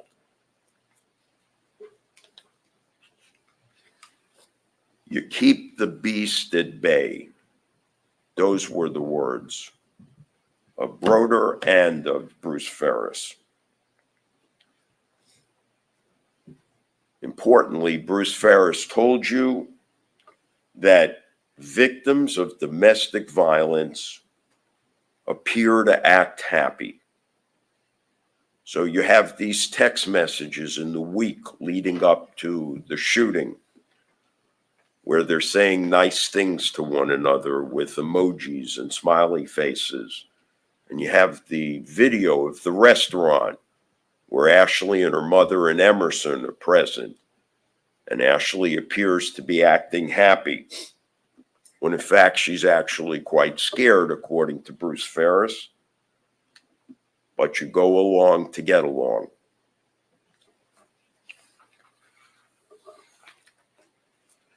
You might recall in the voir dire, I asked you about the presumption of innocence and how many of you had ever seen the cop car on the side of the road with somebody sitting in the back. And the first thing you thought to yourself was, gee, I wonder what they did to cause them to be in the back of the squad car. And I told you that the issue to be resolved in this case was going to be, was the force used justified? All of you pledged that if the state failed to prove their case beyond a reasonable doubt, your verdict would be not guilty. All of you took an oath that said, at the end of the case, if you were unsure, if you did not know what happened, if you did not have an abiding conviction of guilt, you'd vote not guilty. I want to show you the beyond a reasonable doubt instruction. Deputy, if I could have the easel, please.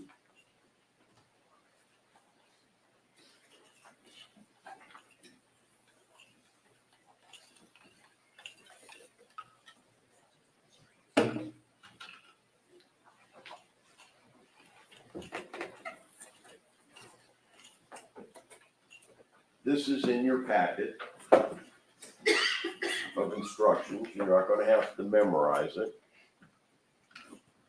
I want to just go over it, though, for a moment. I think we can agree it's pretty important.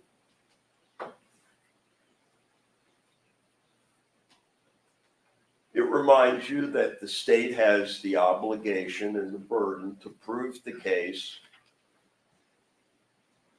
and overcome the evidence to the exclusion of and beyond a reasonable doubt. And here's how they define reasonable doubt.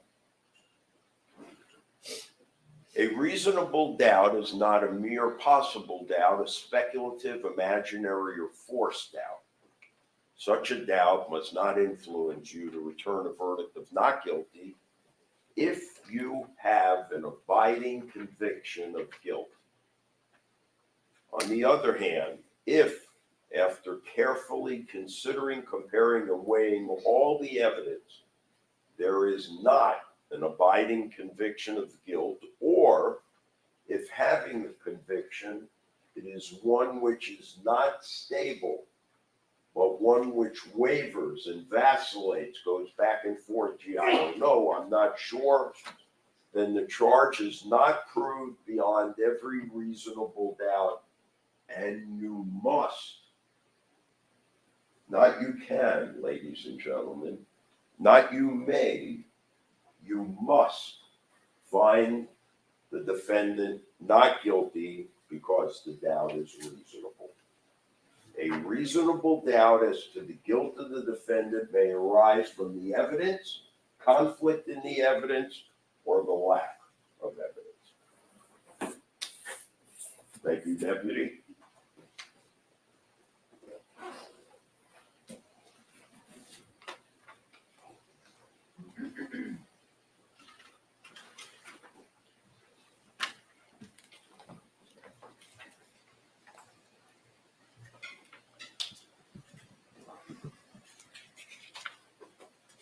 Let's take a brief look at the facts rather than theories. Because once again, the prosecution could not have been more clear. Ashley killed Doug to prevent release of the Broder report.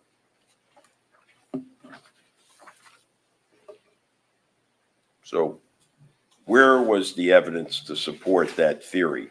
You can't simply say it and make it so. Miss O'Donnell comes up, and the evidence that she presents to you to support that theory is that Ashley said, "I'll take matters into my own hands." Ladies and gentlemen, Dr. Broder testified that Ashley made that statement on her way out of his waiting room. And I asked him specifically about it. Please check your notes. What was she referring to? And he said, going to the authorities in Maryland to seek relief from them because the system here had failed her, and she was very frustrated.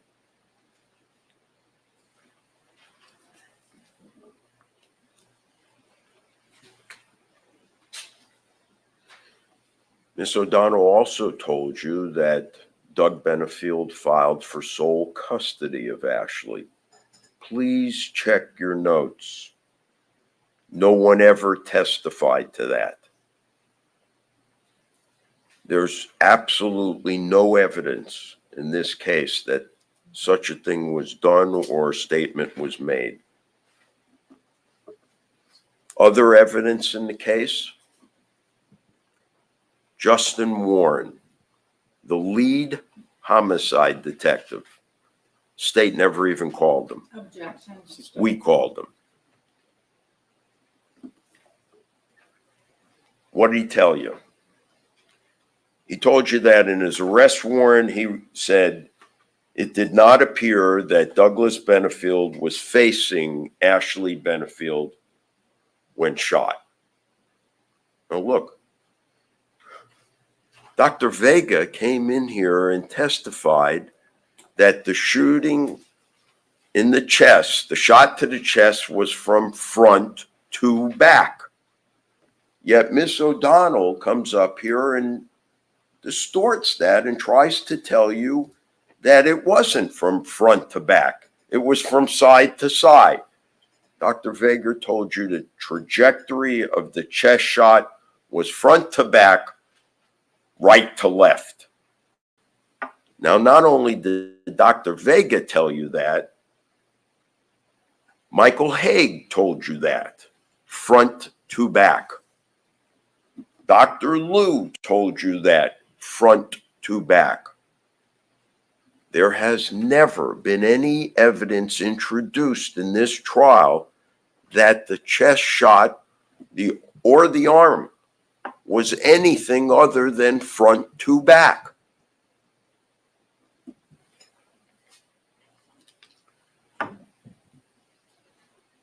Detective Warren told you he did not speak with the medical examiner before he submitted his arrest warrant. I showed him his report to refresh his recollection. Oh, Yes, I did speak to the medical examiner. And finally, I asked Detective Warren about a supplemental report that he wrote where there's a section that provides for any bias that he was aware of that Ashley would have had against Doug. And the form was written none. And I asked, is that not where you would write in things like ill will, hate, or spite?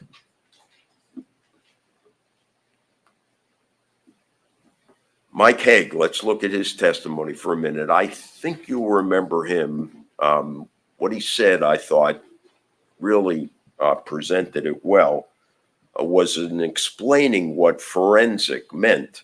He said it's the juncture where law meets physical science. Okay? So he told you there were 4 shots. He gave you a 3-dimensional diagram, and it showed you the room and how the shooting took place and where the shots went. One shot, according to Michael Haig, went out the door and down the hallway and lodged in a book. He described it as a miss. One shot was in the wall. Told you it was a nice round hole in the wall. They put a trajectory rod in it. One shot was in Mr. Benefield's chest. It was lodged in his back. Dr. Vega removed it. And one shot was in the leg. The state's own witness, crime scene people, told you that the shot to the leg was on the floor in the room and that a piece of it had broken off. And Haig told you that as well.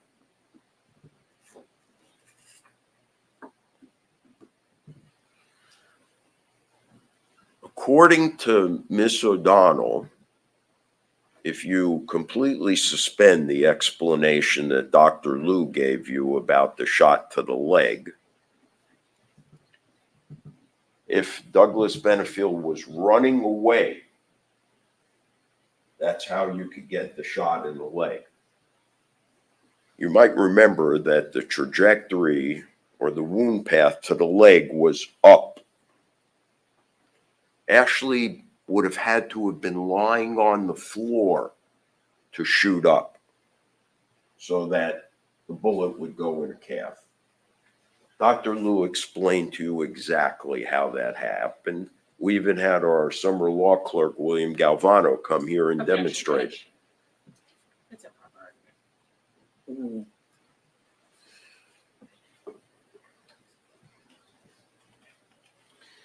What else did Michael Haig tell you that was significant? He told you that they were moving.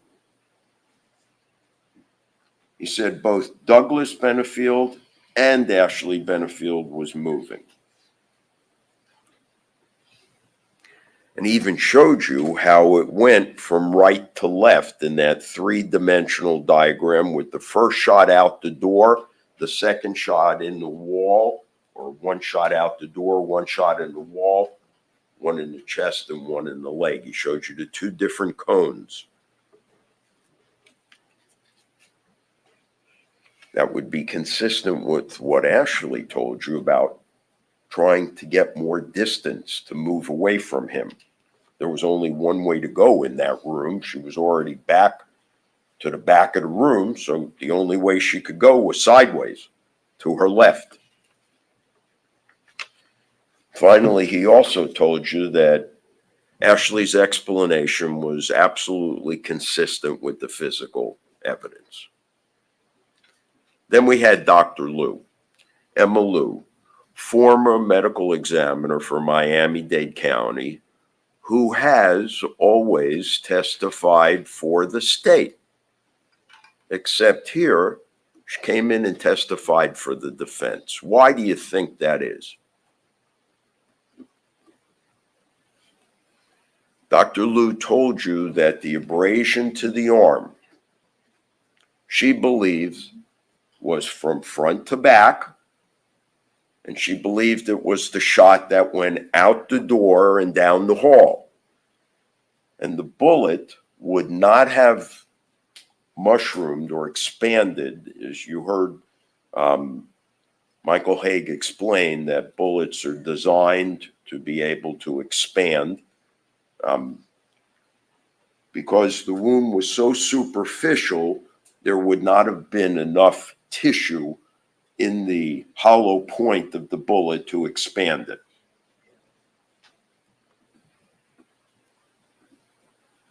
She also told you it would be consistent with Doug lunging at Ashley Benefield. And she showed you with rods how the abrasion to the arm would take place, as well as the shot to the chest. Now, here's something interesting that maybe everybody's forgotten. Miss O'Donnell did not address. Who was it that told us that Doug was skilled in martial arts and trained to take the weapon away? Why, that was his daughter, Eva.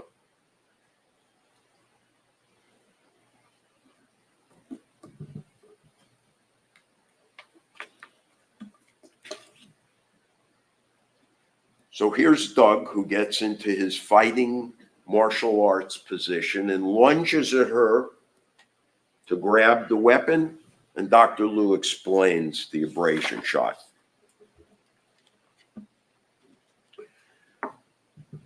All four of these shots had no pattern at all.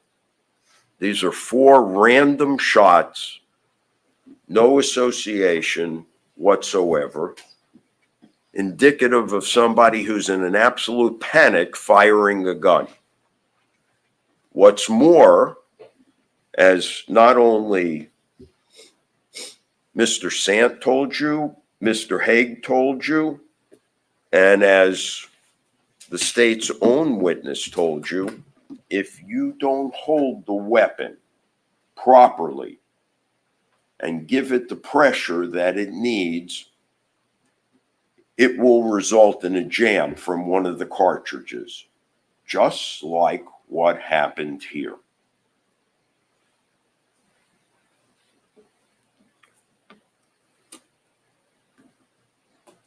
So I want you to please consider something. Before evaluating the defense case, you have to first determine whether or not the state failed to prove that the shooting was unjustified. That's your first order of business. Because if the state failed to prove their allegations beyond a reasonable doubt, it's over. You don't need to evaluate the case that the defense presented. We weren't obligated to present anything, but we did.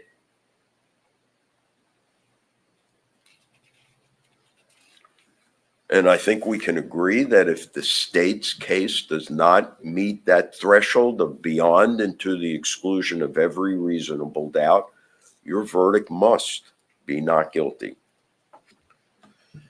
Ashley Benefield got on the stand and endured over 2 hours of cross-examination.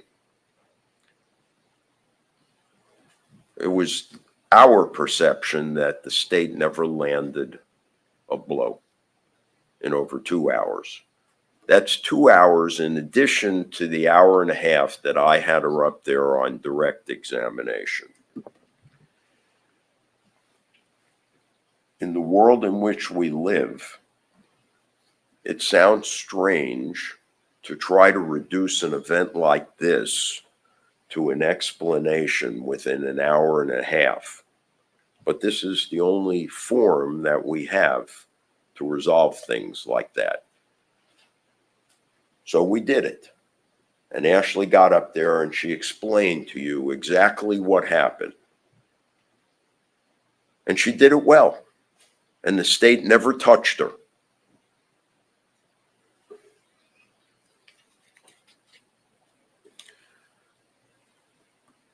Look at the crime scene photos that were taken not at some modeling presentation, not at some outing. Look at the crime scene photos that were taken by Miss Dorvac. They're in evidence, and you see if you don't see swelling and redness on those photographs. So it's September 27th, 2020, the day of the homicide. Doug arrives at Ashley's house late that afternoon, and he's already simmering. He's on a slow boil, ladies and gentlemen. Why? Because he knows she's leaving. She's leaving. He's not going with her. He's going to live somewhere else. He knows that. This was his last hope for any kind of reconciliation. And Bruce Ferris told you that the most dangerous time for a domestic violence victim is when the abuser recognizes that she's leaving. So how does Doug respond? With threats and intimidation. He would not leave. Ashley tried to de-escalate it. She could see how he was starting to build. She wanted to avoid a confrontation.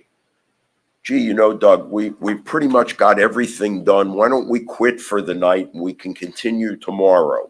He ignored her. Instead, his hostility starts increasing. 2 body checks where he bumps her shoulder, passing her in the hall. And it's not a bump that's an accident. It's a bump to intimidate her. She told you she almost lost her balance. Then we have the cardboard box incident where he slams that into her. Once again, she tries to de-escalate it. She even apologizes to him. And I asked her, why in the world would you apologize when he was the one who hit you with the box? Well, shortly after that, Ashley's had enough. What does she do? She tries to leave. She tries to flee the house. He catches up to her, grabs her by the hand, whirls her around. His back is now at the front door, and he's got her blocked. Somehow, Ashley finds the inner strength to yell, "I'm done. You need to leave now. I'm done. You need to leave now." Please check your notes. That's going to be real important. Why? Because that revoked Doug's permission to be in Ashley's home on that afternoon. And here's what the instruction is going to tell you about that. It's in your packet.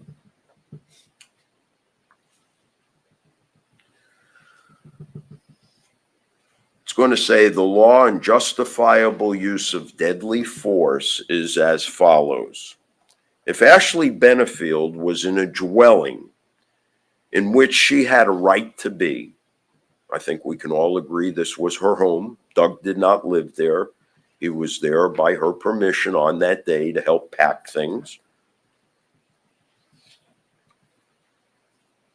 She had no duty to retreat and had the right to stand her ground and use force, including deadly force, if she reasonably believed such conduct was necessary to prevent A, imminent death or great bodily harm to herself, or B, the imminent commission of burglary, false imprisonment, or aggravated assault against herself. The elements of the forcible felony of burglary are: 1, Douglas Benefield had permission or consent to enter the dwelling or structure owned by or in possession of Ashley Benefield. 2, Douglas Benefield, after entering the structure, remained inside after permission to remain had been withdrawn, and with the intent to commit an offense other than burglary or trespass inside the structure. The offense was false imprisonment. Ashley tried to leave her home. Doug stopped her, spun her around, and held her trapped inside the house.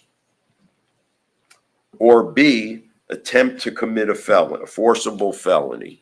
Forcible felony is aggravated assault. Through threats and intimidation, Doug committed the offense of aggravated assault. It's in your packet, read it. The important point is that once Ashley says, I am done, you need to leave now, he becomes, in essence, a burglar by remaining in that house after she tells him to leave. Not my words, not my law, the law that Judge White has given you.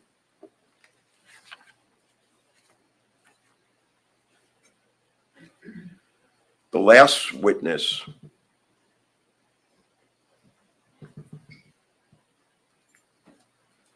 that we saw was Amy Carlton. And you might wonder how Ms. Carlton fit into all of this. Well, actually, she played a very significant role. We called Amy Carlton to show that this was anything other than a staged event.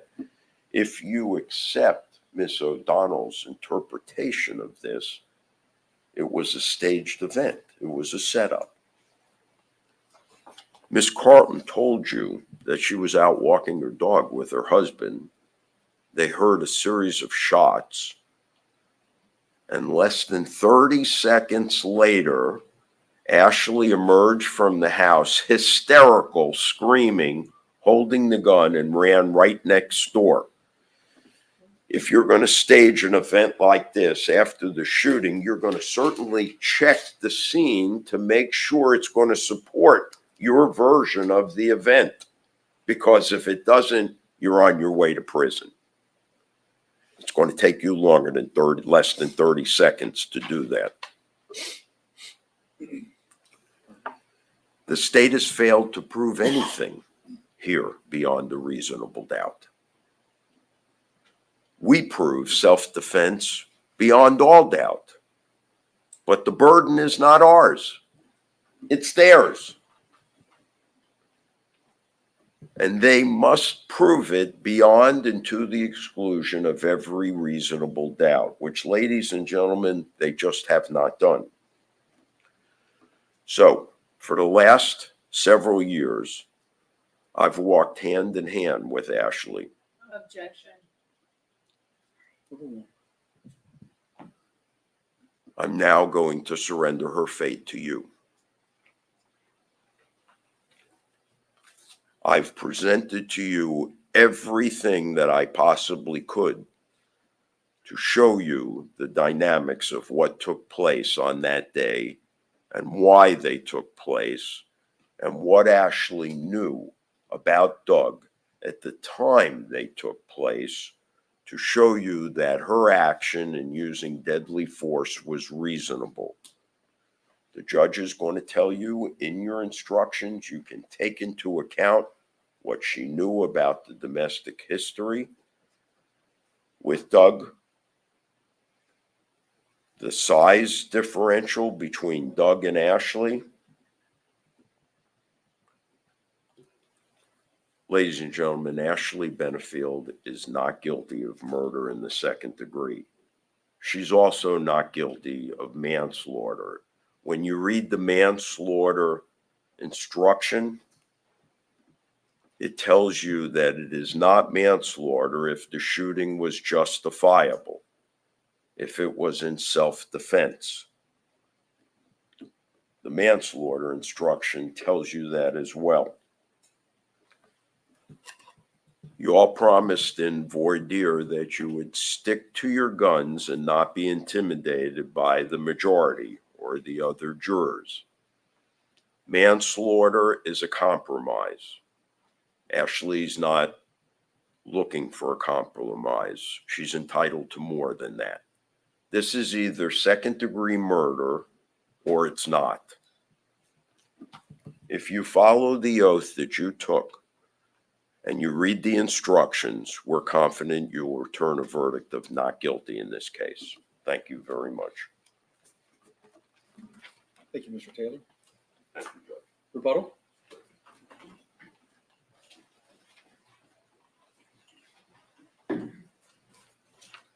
AB had enough. The defense just said that. AB had enough. She did have enough. On September 27th, 2020, she had enough. She took out a .45 caliber gun and shot Mr. Benefield 4 times. At Mr. Benefield 4 times. And why did she do that? Why had she had enough? I will do anything I have to do to keep my baby. Asshole. To a detective that she demanded arrest somebody in a courthouse because that will help her keep her baby. It is not surprising at all that Detective Gillum remembered that. That is an outrageous statement to say to a law enforcement officer. You will arrest him or I will make you. That's what she told a law enforcement officer. You think she'll tell a law enforcement officer that and she won't shoot Doug Benefield when she's had enough? No, she would and she did. Time is running out. Within a week of murdering Mr. Benefield, time is running out. She said that I will take matters into my own hands. She said that to a psychologist who was doing reports for the state, for the court. I will take matters into my own hands. And she did with 45. And let's talk about what we've heard. And it's my job to rebut the defense's argument. That's what I'm here for. And I think we can. And I do ask you to depend on your memory. But I want to set some groundworks. Number one, Miss O'Donnell and I are clearly part of an old boy network. No, this is not an old boy network. This is law. This is the law. And if those law enforcement officers did not find that they had the sufficient basis to arrest Mr. Benefield, then they wouldn't have. And that's why they did it. That is not an old boy network. That is how our country works. That is what the law is for. Otherwise, any woman could walk into any police station and say, my husband did X, Y, Z, and they're just going to arrest him? No. It requires evidence. It's the same reason that law enforcement took a long time between this murder and her arrest. They were investigating it. They were making sure they had everything they needed to have. And when they did, they effectuated an arrest. And the prosecution, you heard a lot. You heard Miss O'Donnell's name more than Ashley Benefield's name during that closing. It's not about Miss O'Donnell. It's not about Miss Friel. It's not about either of us. It's the state of Florida, and we have the burden. And we've overcome it. It's not a flawed prosecution. Our job is to prove to you beyond a reasonable doubt that the elements in this case occurred, that manslaughter occurred, which it did. Manslaughter is an intentional act that caused a death. She intentionally shot him, and he died. That's a manslaughter, no doubt about it. But that's not enough. She did it because she has ill will, hatred, spite, or evil intent. She had a depraved heart when she shot and killed Mr. Benefield so she could keep her baby. And does it matter if the report was coming out or if that injunction hearing was happening? No. Clearly, Miss Murphy and her client, who was murdered just a few days later, thought that Mr. Broder's report was coming out. Clearly, Faith Brown and Ashley Benefield thought or knew that they were having an injunction hearing on that day. The jig is up. She has wanted this man out of her life. She has wanted her baby to herself. And what is she doing? She's so scared of him, she has him doing her manual labor. You can come over. You can move my stuff. You can get the heavy stuff. You know what? Can you stop and buy me boxes? Can you stop and buy me tape? Do you want to go to the gardens? She told you that she couldn't dress a certain way. She was in a sports bra and shorts when he showed up. You didn't hear that he said a word. You didn't hear that he had insulted her in any way. she would have you believe all these things about Mr. Benefield. And mind you, Mr. Benefield is not on trial. Ashley Benefield's on trial. Ashley Benefield's the one that committed a criminal act on 9/27, 2020, when she murdered him. Don't be confused or distracted by emails and questions that showed you nothing. The question is, were the facts, did you learn whether or not she shot him and at the time she had a depraved heart?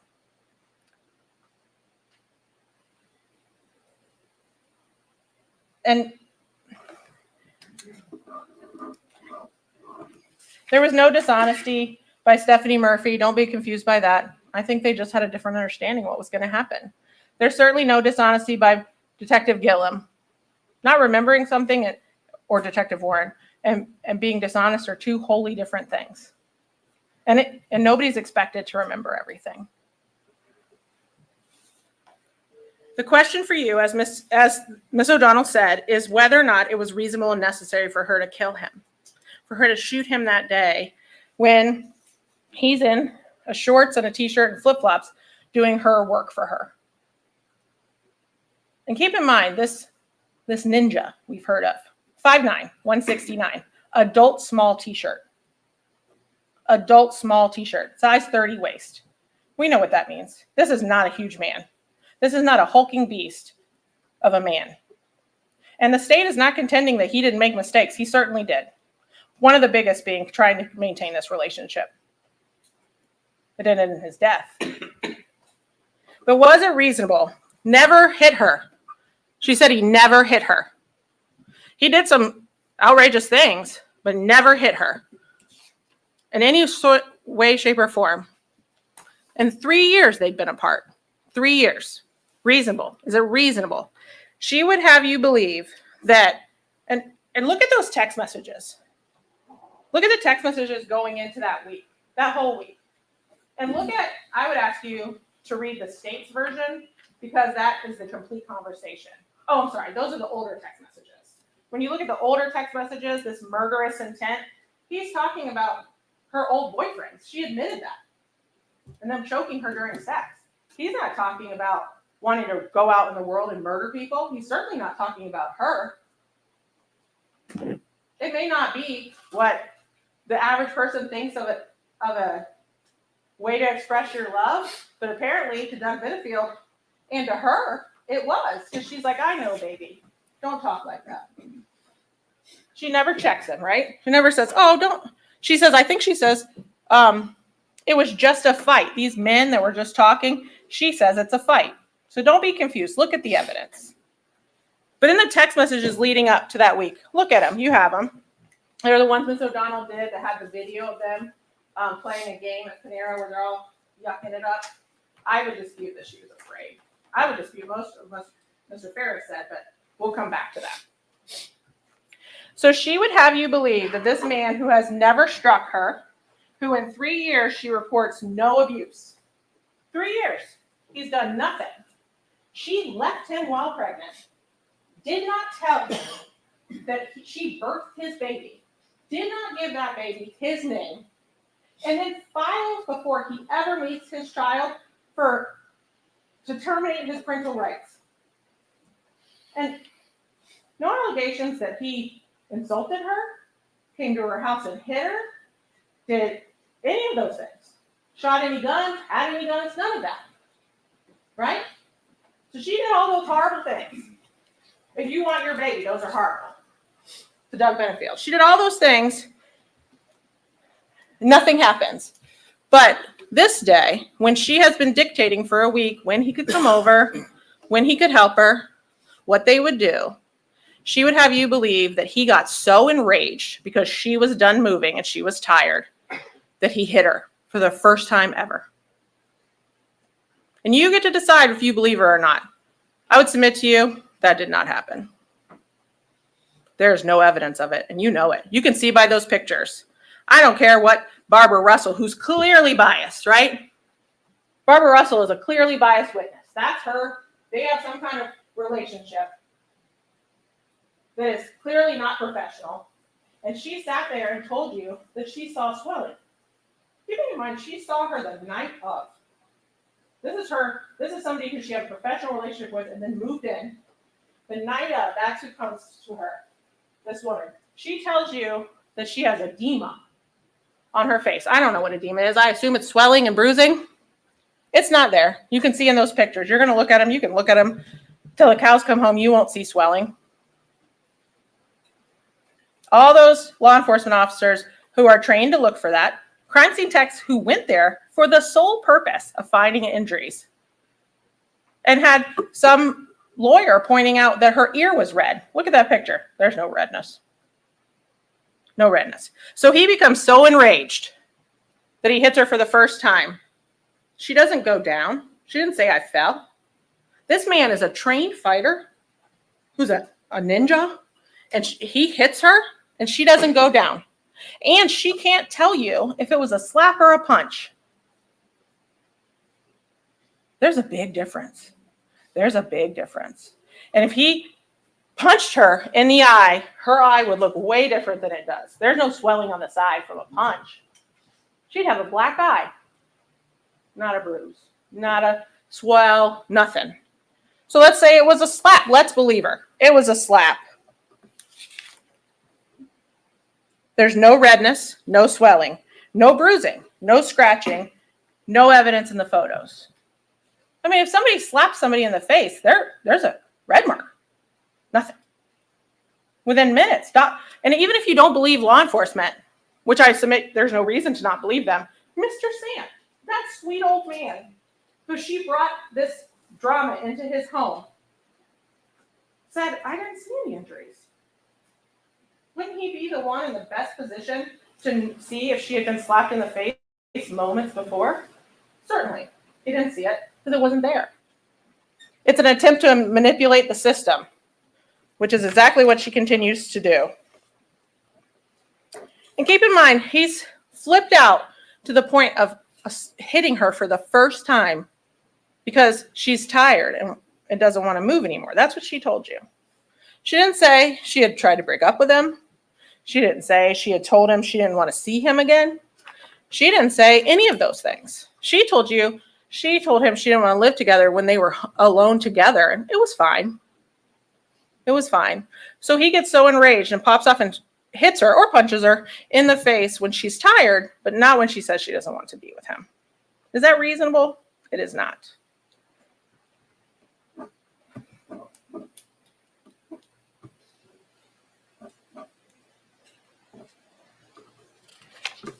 And trying to think of a way to say this nicely, but I would submit to you that everything that Dr. Quintal said about Doug Benefield was basically Dr. Quintal talking with Ashley Benefield's voice. She's a manipulator. She manipulated him the same way she tried to manipulate everyone else in the world. He said he met with them 9 times, and Ashley Benefield was present for 7 of them, and alone for 5 of them. So every bit of information he got, except for 2 sessions, comes through the voice of Ashley Benefield, the way she wants him to think things are, right? He's very controlling. He's very alpha male, which is apparently a bad thing now. He's super controlling. He's jealous. Keeping in mind, she's the one that asked Doug Benefield, are you dating her now? When he's there with her lawyer. But Doug Benefield's the one that's super jealous. And what did he tell you? Other than he thought all those things he conceded that they were all based on what Ashley told him, not based on anything he observed. He conceded that, which I appreciate.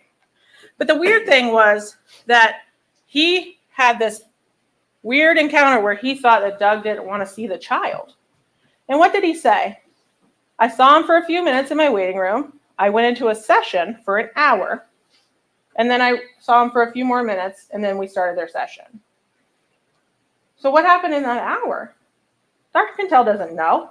For him to make any assumptions on what the relationship was between Doug Benefield and his child based on seeing him for those few minutes is not reasonable. There was no basis for that.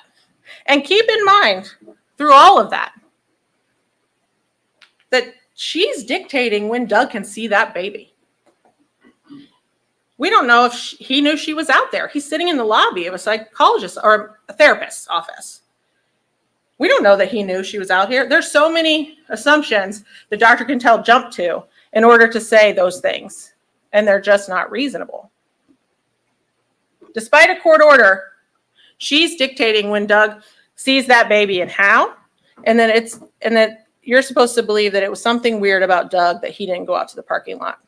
He could have been in the parking lot for an hour for all Dr. Quintel knows. And you know, the one thing he did say that was interesting was Ashley said she was frustrated with the system, which sounds familiar. Time is running out. I'll take things into my own hands.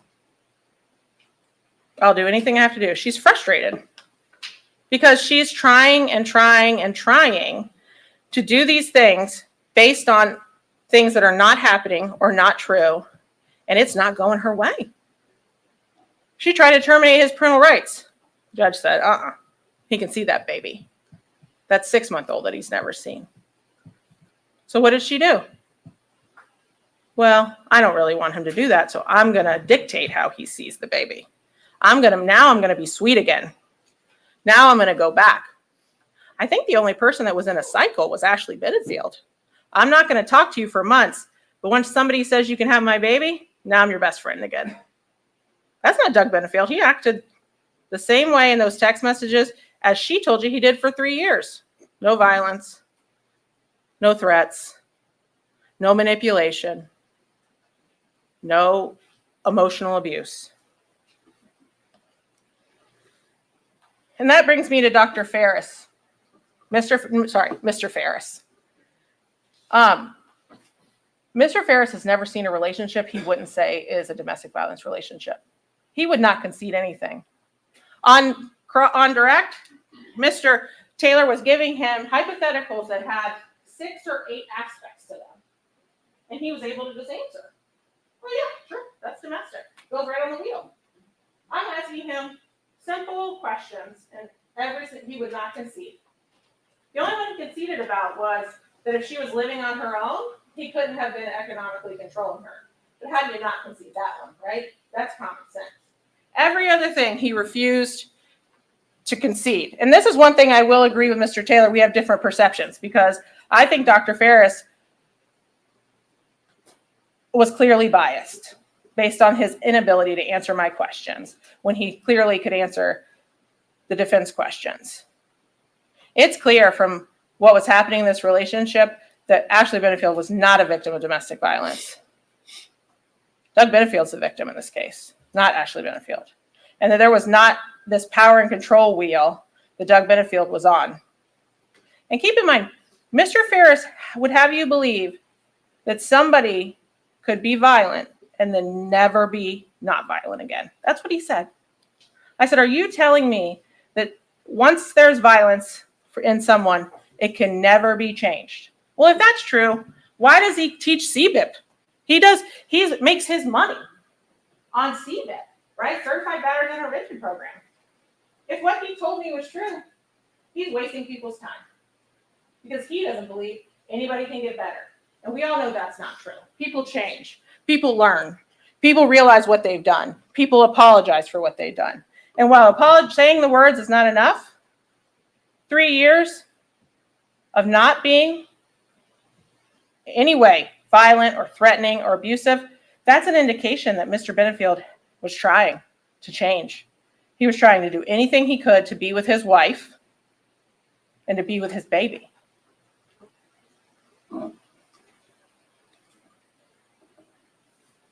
And Mr. Taylor kept saying, the defense kept saying trauma. She was so traumatized by this gunshot in the ceiling. So she had a baby with him? She testified to you that that happened before they reversed, or around the same time they reversed his vasectomy. That's a big deal. That's a decision. That's not it. I think Mr. Taylor said, you found yourself pregnant. She didn't find herself pregnant. She planned to have a baby. They planned it together. They went through medical procedures to do it, and they did it. All the while, she's so traumatized. I would submit to you that is not the case. She wanted a baby, and she got one. But Doug was in the way. And as to that neighbor thing, it wasn't Mr. Sant. I don't know where that came from. There was no allegation it was ever Mr. Sant. It was some neighbor across the street. And Miss O'Donnell told you exactly what was in evidence. Somebody across the street saw some man in her backyard wearing a baseball cap. And clearly that must be Doug Benefield looking in Ashley Benefield's windows. That's ridiculous. That's a jump you cannot make. That man could have been looking for his dog. We have no idea. There's certainly no evidence he was looking at anybody's windows other than the defense counsel saying that.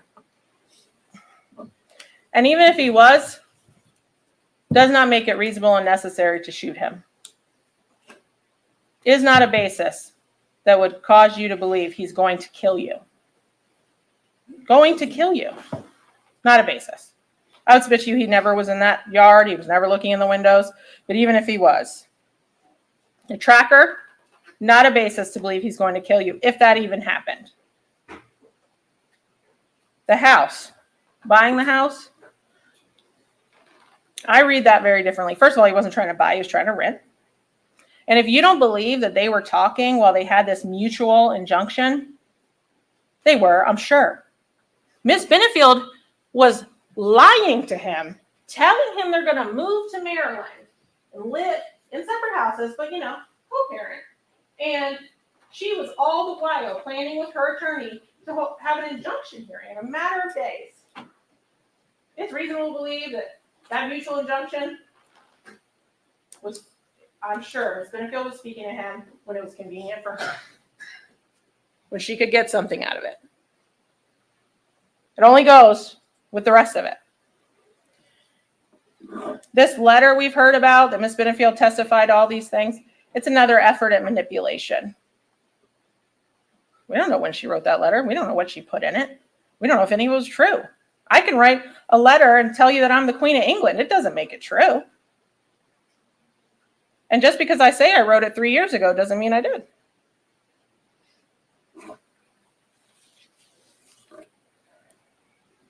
I keep saying manipulation. And the reason is because this defendant attempted to manipulate the system. It didn't work. She attempted to manipulate the experts. She kind of did, right? Because what did we hear about Dr. Liu and Mr. Haig? They talked to the defendant. She told him what she says happened, right? I don't even think she told him the same story she told you based on what they said. But what do we know? So Mr. Haig, I will submit to you, I think Mr. Haig was great. I loved it. I thought he was very interesting. I thought he shed a lot of light on how this murder occurred, right? And I would submit to you that you should believe him over Dr. Liu when it comes to trajectory. He's an expert, no doubt about it. That's what he does all the time. Dr. Liu, the medical examiner. She seems like a well-qualified medical examiner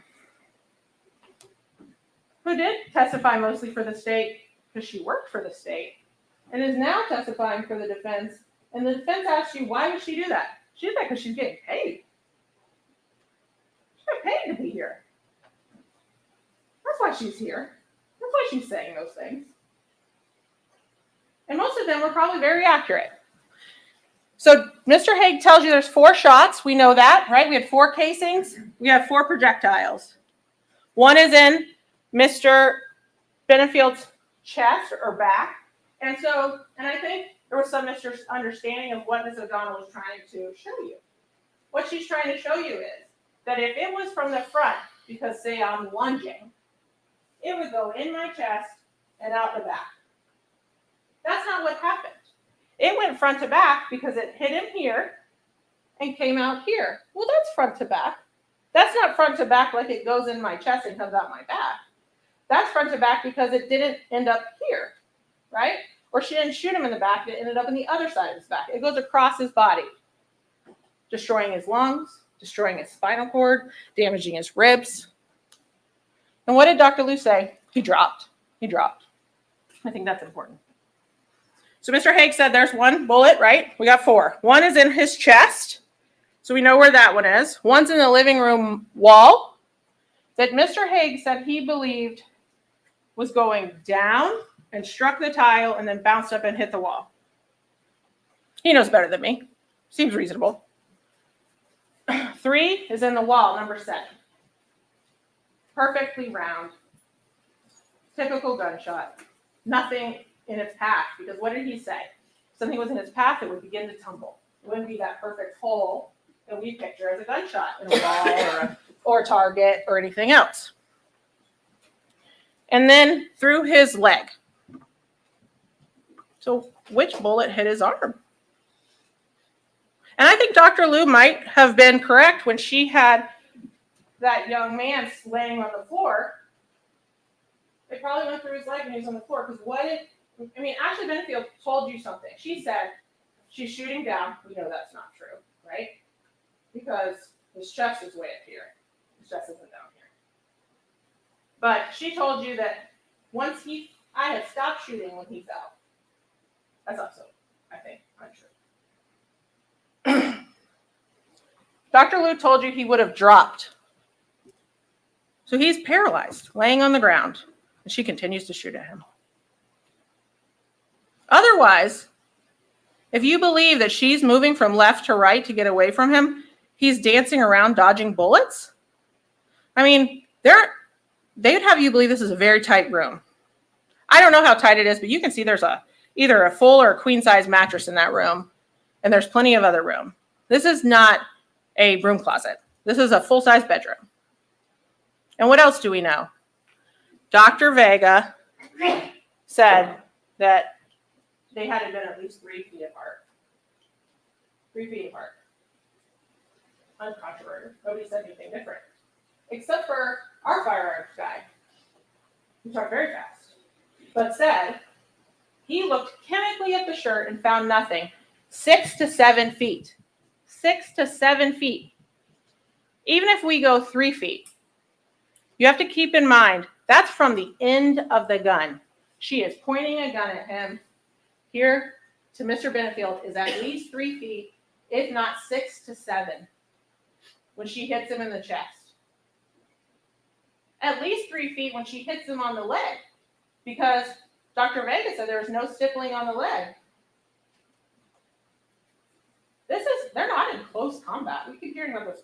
They are not in close combat. They're a whole grown-sized man apart, 6 feet, from the end of her gun to his body. And we know that. That's from the science. That was uncontroverted. You heard nothing to question that. You can take that one to the bank.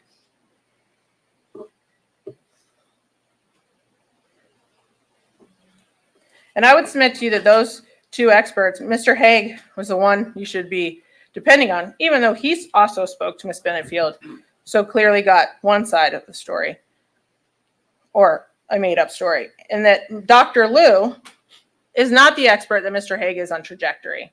So if you go in the back and you're curious about the trajectory, I would say you should depend on Dr. Vega's testimony about how the bullets entered the body and exited, which Dr. Liu did not contest. And as for the other bullets, you should depend on Mr. Haig, because he was clearly more suited to answer those questions.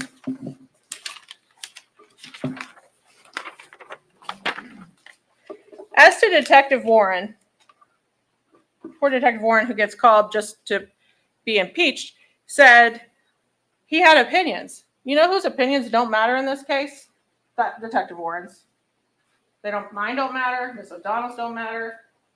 Defense attorneys don't matter. It's your opinions that matter. It's when you go in the back and you listen to the facts and evidence in this case, and you decide if we've proven our case. If Detective Warren, at the time in which he made his decisions, thought that he was shot in the back, that's not wholly unreasonable. He may have been mistaken. It doesn't make his opinion invalid, but what it does, it's not relevant to your decision making, because you're depending on the facts, and you have the accurate facts. You have 10 minutes. Thank you, Judge. I appreciate that. And that whole bias business, Detective Warren explained what that is. That's sexual bias or racial bias. This wasn't a hate crime. This wasn't a crime because somebody hates somebody else because of their sexual orientation. That's not what this is.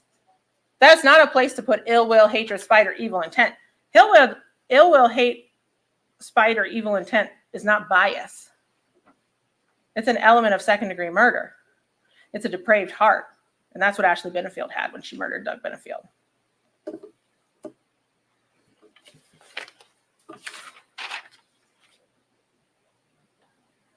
A few more things, and then I want to talk to you lastly about the reasonable doubt. As to Dr. Broder, I think you should take some of what Dr. Broder said to heart. His concern, her concern, was not that Doug was going to fly off at the handle. She said she was concerned she would make him look bad in front of Dr. Broder. I pretended that I'm moving to Maryland and going to co-parent because I don't want to make him look bad. This man that I would have you believe was a abusive, horrible man. They have defamed him up and down. No, she didn't say that. She didn't say, I was afraid that Doug would freak out on me. I was afraid he'd do this. No, she said, I didn't want to make him look bad. She's manipulating Dr. Broder, right? She's manipulating Doug for sure. She can't say in front of Doug, I'm not moving to Maryland. Because then who's going to move her boxes? Right? I can't say in front of Doug, I'm not moving to Maryland with you. Because then maybe he won't drop his divorce case. Then maybe he'll try to take my baby. Right? She can't let him know that. She can't let him know that till he's packed her up, ready to go. It's manipulation. And that's what she does. That's what she's done. The evidence has shown it to you. And it doesn't matter if it was the report or the injunction. She knew the jig is up. He might seek more control. It probably just went in there. But Stephanie Murphy told you that when they went, that she was trying to get an injunction and it was denied. And he was trying to get custody, visitation, see his baby for the first time. She said something I thought was very telling.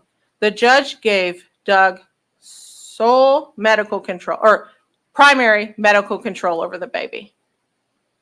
Right? So now he's already got some control. She can't do anything without him on the medical stuff, right? Of course she's worried. Of course, because she wants that baby and she'll do whatever she can do to keep it. Her.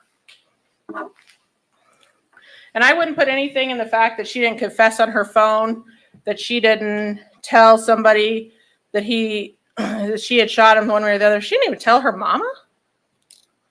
Her mother would have you believe that in all these years, she's never said something to you. You think she's going to put it on her phone? No, she's smarter than that. If that's true, she's certainly not going to put it on her phone. And just because you search up how to co-parent with an abuser doesn't mean that person's an abuser. I would submit to you that Ashley Benefield is very smart. She's been working the system or trying for years. And if I say, oh, I'm trying to co-parent with an abuser, that looks good for me. He's an abuser. He shouldn't have my baby. He shouldn't have medical control. He certainly shouldn't have custody, partial custody, or anything else. Just because she said it doesn't mean it's true. And that's because, as I said, she tried to manipulate the system in South Carolina. It ended up being mutual. She tried to manipulate the system in Florida. She got turned down. She tried to terminate his parental rights. The judge gave him custody.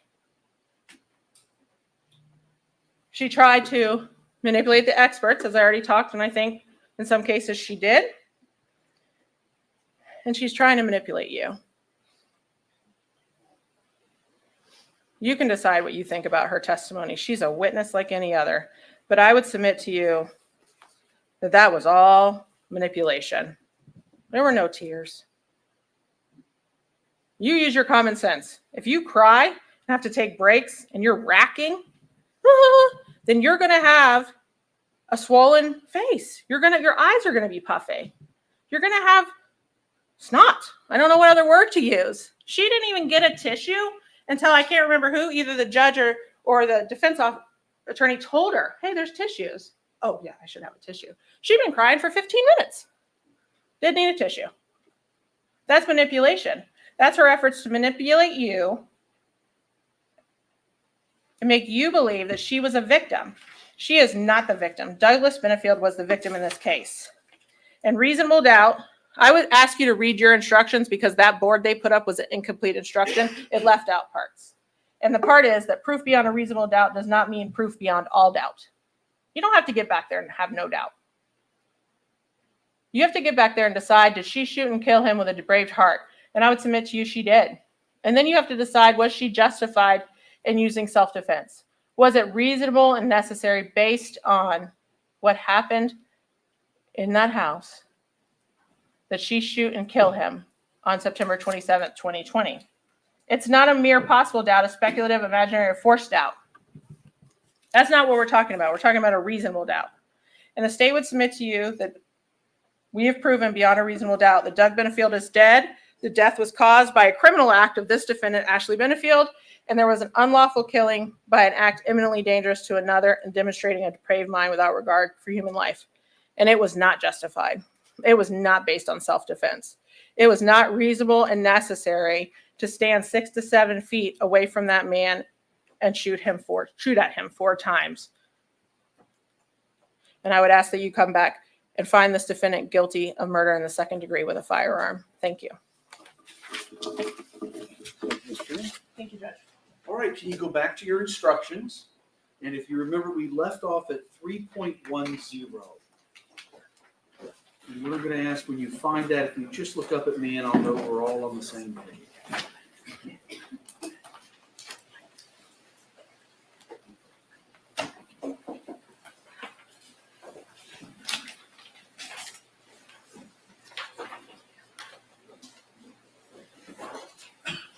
All right, got it? These are some general rules that apply to your discussions. You must follow these rules in order to return a lawful verdict. You must follow the law as it is set out in these instructions. If you fail to follow the law, your verdict will be a miscarriage of justice. There is no reason for failing to follow the law in this case. All of us are depending upon you to make a wise and legal decision in this matter.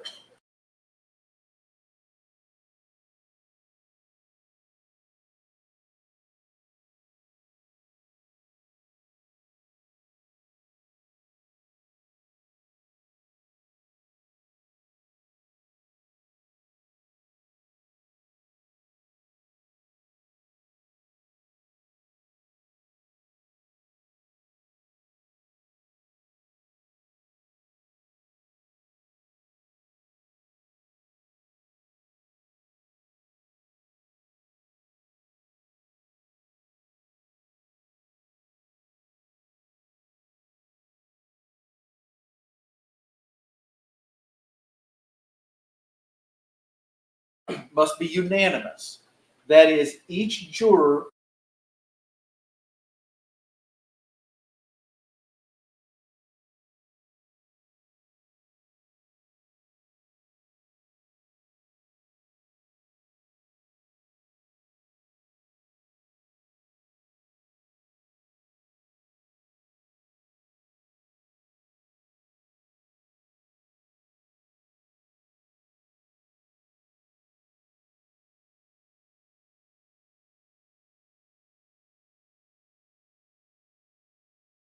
find the defendant guilty as charged or guilty of such lesser included crime as the evidence may justify or not guilty. If you return a verdict of guilty, it should be for the highest offense on the verdict form that has been proven beyond a reasonable doubt. If you find that no offense has been proven beyond a reasonable doubt, then of course your verdict must be not guilty.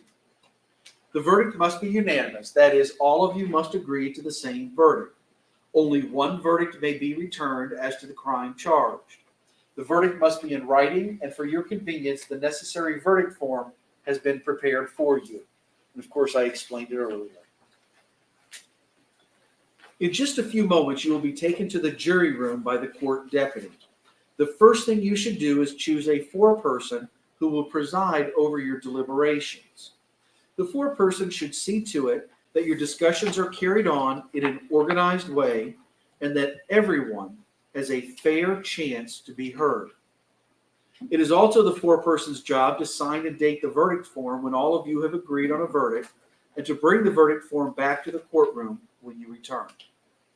During deliberations, jurors must communicate about the case only with one another and only when all jurors are present in the courtroom, in the jury room. If a juror goes to the restroom, the deliberations should stop until that juror returns. You are not to communicate with any person outside the jury about this case. Until you have reached a verdict, you must not talk about this case in person or through the telephone, writing, or electronic communication such as email or any other means. Do not contact anyone to assist you during deliberations. These communications rules must apply until I discharge you at the end of the case. If you become aware of any violation of these instructions or any other instruction I have given in this case, you must tell me by giving a note to the court deputy. Many of you have cell phones, tablets, laptops, and other electronic devices here in the courtroom. The rules do not allow you to bring your phones or any of those types of electronic devices into the jury room. Kindly leave those devices on your seats where they will be guarded by the court deputy while you deliberate. Let me break the script to say also, these jury instructions haven't been updated in a while. And if you have a watch, a smartwatch that can communicate with the internet or make calls or send and receive texts separate and apart from your phone, that also needs to go in the Tupperware container that the deputy is holding up. All your electronic devices will be there, but you can't have anything in there that will communicate outside the jury room. If you need to communicate with me, send a note through the court deputy. If you have voted, do not disclose the actual vote in the note. If you have questions, I will talk with the attorneys before I answer, so it may take some time. You may continue your deliberations while you wait for my answer. I will answer any questions, if I can, in writing or orally here at open court. During the trial, items were received into evidence as exhibits. You may examine whatever exhibits you think will help you in your deliberations. These exhibits will be sent into the jury room with you when you begin to deliberate. I'm going to stop there also. When you go back, I think there was a few electronic items or things to view on a computer or on a DVD player. There's going to be what we call the tech cart that will be in the jury room with you. There's instructions on top of that about how to work the different devices and everything. If you have any problems at all, send a note to the court deputy and I'll make arrangements for our IT department to come down and get going whatever you need to get going. In closing, let me remind you that it is important that you follow the law spelled out in these instructions in deciding your verdict. There are no other laws that apply to this case. Even if you do not like the laws that must be applied, you must use them. For more than 2 centuries, we have lived by the Constitution and the law. No juror has the right to violate the rules we all share. Now, as you gather up your notes and your other items, as I said, you're able to take these jury instructions, your notes, back in the jury room. Before I let you do that, though, I do want to let you know, all of you know, that in almost every case, we select the jury as well as alternate jurors in case one of the main jurors is not able to fulfill their duties. Especially as we've come out of COVID, it is not uncommon. I'd say 20 to 30% of the cases, we have somebody get sick or something happens, and an alternate juror has to step in and serve on the main jury. Alternate jurors are incredibly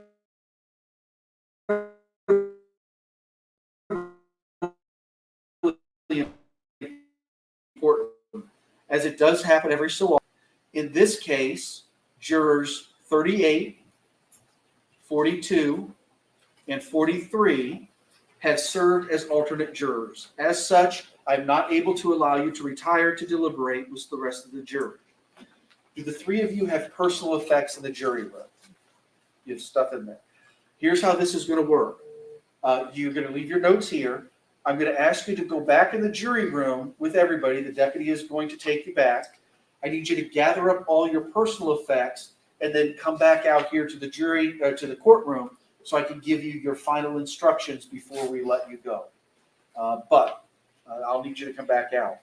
The other remaining 6 of you, when you go back, let those 3 jurors or alternate jurors get their things. You may not begin your deliberations until the deputy steps out, has received your electronic devices, has stepped out, and that door has closed. Then you may begin your deliberations. All right, do we have the exhibits? You've got the exhibits. Deputy, can I give you the verdict form? All right, so all of you may step out at this point, and then I'll need the 3 alternates to come right back out, please. For the other 6, you may now retire to consider your verdict.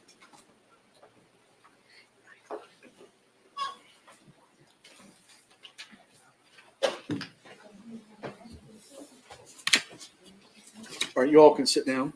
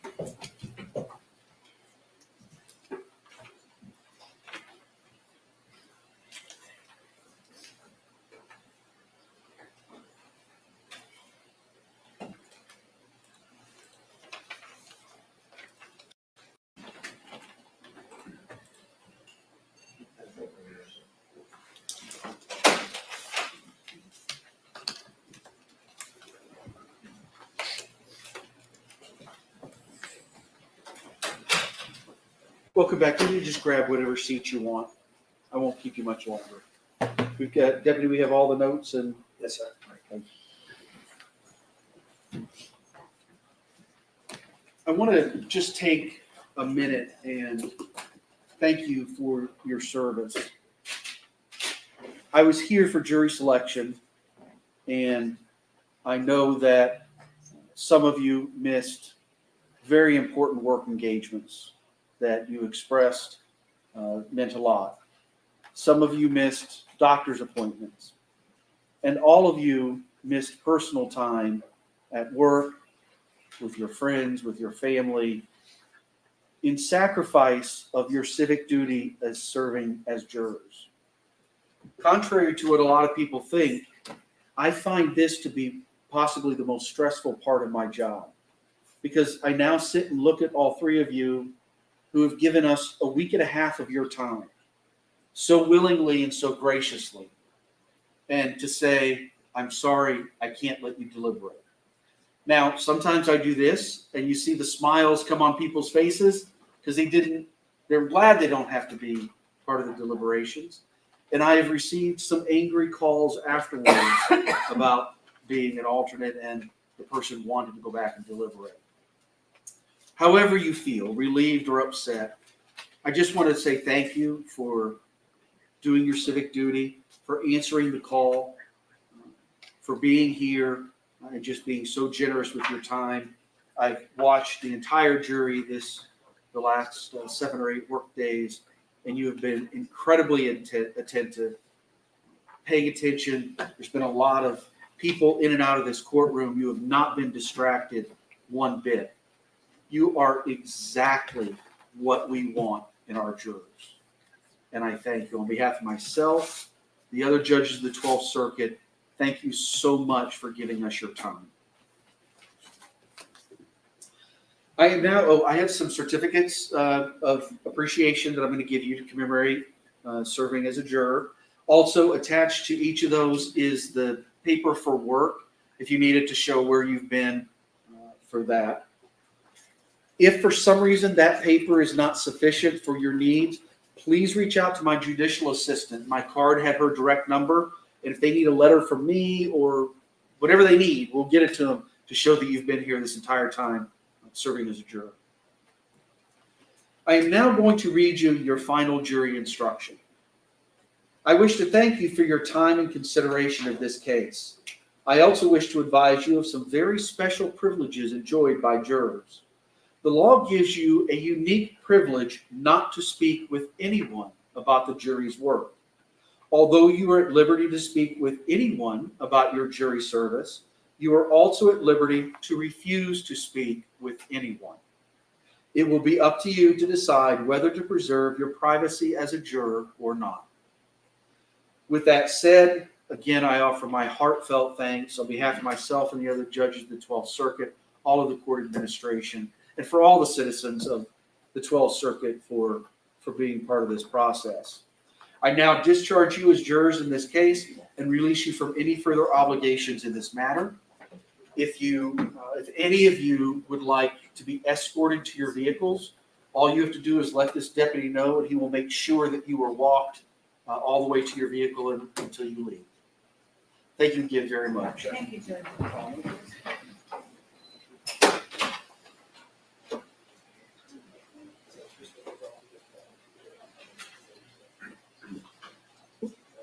All right, you all can have a seat. Your Honor, if I may, what's the 12th Circuit's position about approaching alternate jurors to see if they will speak? I'm not aware of an official position on our website. I just want to make sure. Does the court have any, Oh, you mean like interviewing them or just walking up to them? just approaching them and asking if they would be willing to speak? I would appreciate having a hearing on that. Okay. All right, anything else before we go? We've got the JOA. Oh, yes. Okay, so on behalf of Ms. Benefield, we renew all previously made motions and objections, specifically our JOA, and now for the final. I would state that the state has failed to meet its burden of disproving self-defense beyond a reasonable doubt, and that the uncontroverted evidence clearly demonstrates that Ms. Benefield acted in justifiable self-defense. More specifically,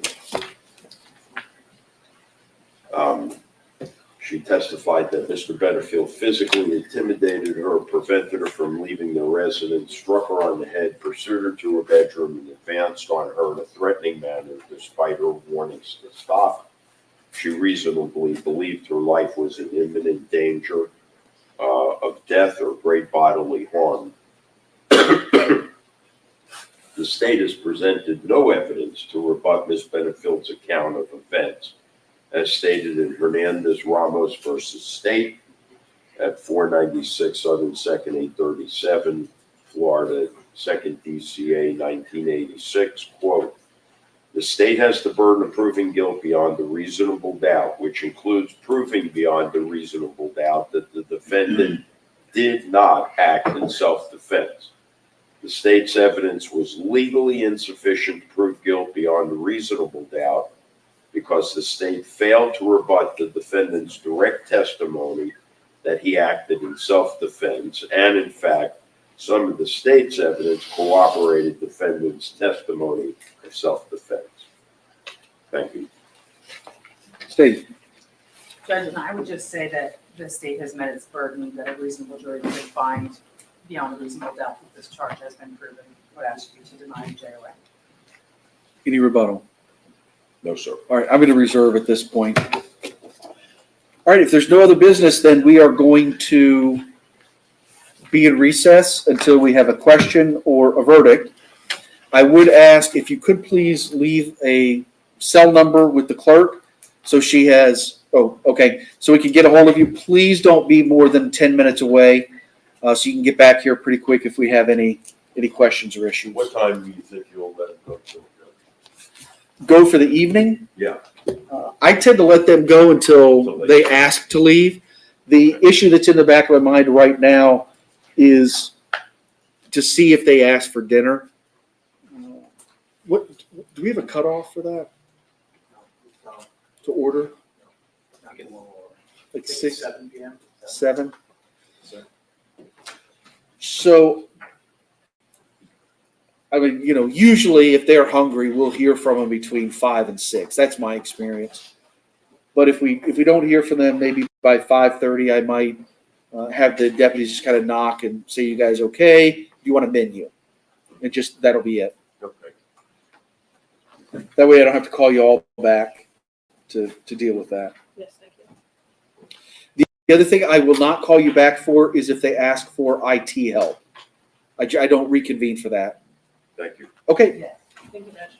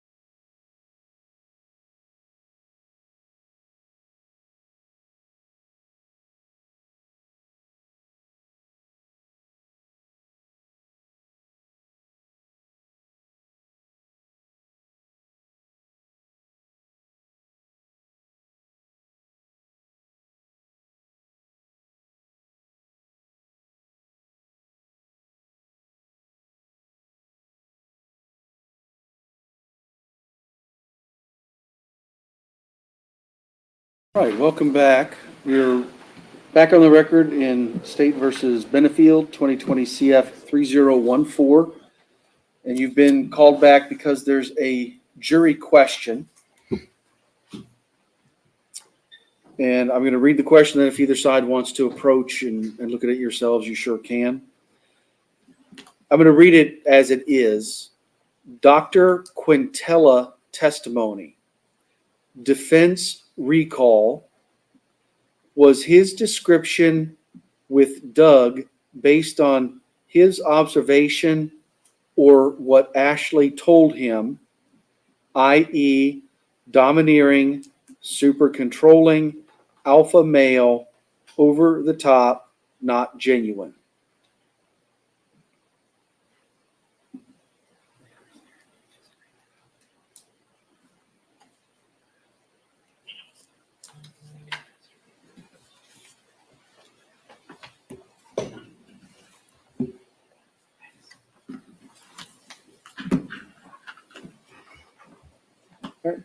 Anybody want to be heard first? Okay, any particular order? No, sir. I understand the question. What's the court's inquiry? How do you, I'm listening for, I mean, I know in my mind how I think I'm going to respond, but I'm always going to give the parties an opportunity to be heard on that. Sure. I think they should have Dr. Quintel's testimony read back to them, specifically because I asked Dr. Quintel if he reached any conclusions as a result of meeting and evaluating Douglas Benefield. And those were the conclusions that Dr. Quintel said he reached. It had nothing to do with my asking him if it was based upon anything Ashley Benefield told him. And I think unless that message is sent, unless that's clear to them, then I think it's a terrible prejudice to the defense. I'm sorry, what's a prejudice to the defense? What's the question? No, what was the prejudice to the defense? If what happened? Prejudice to the defense is that they're being misled. If we do what? If we do not read back their testimony, read back his testimony. That way it doesn't have to be the lawyer's comments, it's the testimony of the witness, it's objective. Judge, I think there are a couple options. One is the standard, use your memory. I don't know if the court can offer to have something read back when they don't ask for it, but if it is read back, it needs to be the direct and the cross. All right, any final thoughts? Well, they clearly are not asking for a readback. They're asking a factual question. And I would direct both sides to standard jury instructions 4.3 and 4.4. 4.3 addresses answers to juror inquiries during deliberations. 4.4 is request for readback or playback or transcript of testimony. We've all done this long enough. This is not a request for a readback. If they want to read back, they say we want to read back. They ask for testimony. It happens all the time. So at this point, the appropriate response is going to come from 4.3.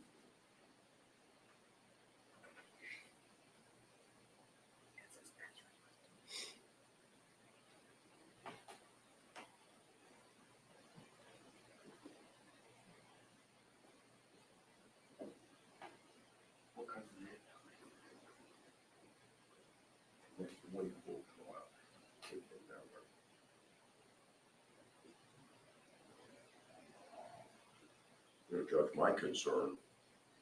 my concern, Your Honor, is that we're just assuming they know that they can ask for a readback. And I don't know that that's a fair assumption. In your 400 trials, when has a judge ever given an instruction, hey, by the way, you could ask for a readback? No, No, I haven't either. no, but I don't know if they know that, and the question may be inarticulate, that maybe you could ask for a clarification of the question. Your Honor, Judge, we don't object to 4.3. We ask that you We sorry? agree. We agree 4.3 is the right. Yeah, that's the Thank correct you. response. Yeah, if you needed us to agree, we do. Okay. No, it's not even a debate. That's the correct response. It's 4.3.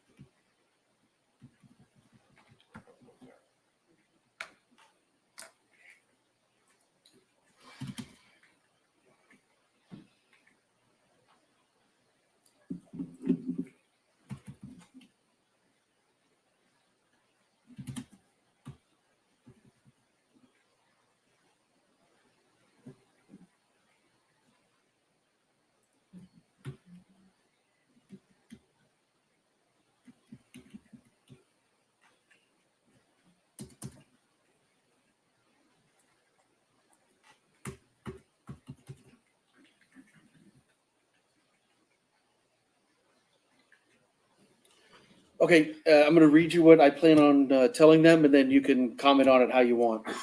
This comes directly from 4.3. Members of the jury, I have discussed your note with the attorneys. You have asked the following question, and then I'll read it. If I have not read your note correctly, please clarify your question in a follow-up note to the court. I am not able to answer this request because it asks the court to resolve a factual question that is within the province of the jury.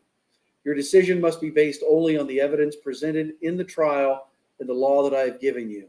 If you have any other specific questions, please send another note and I will see if I can answer it. No objection. Object. Object for the same reasons that you want me to affirmatively offer a readback. Yeah, Okay. just so we're clear, I think that what created that question was the plethora of misrepresentations that the state delivered to them in their closing argument, and that's the reason why they've asked that question.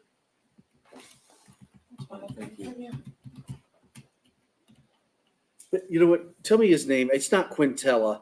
No, Quintal, it's Quintal, Q-U. Quintel, Quin. T-A-L. like William Tell, Quintel. Okay, thank you. Because like a quinella is a bet at the track, isn't it? I think so. I think that's what The they're. Daily Double. It's like me trying to call the other witness the wrong name the whole time. Keyless. Madam Clerk, I'm gonna have to send this to you because I don't have a printer.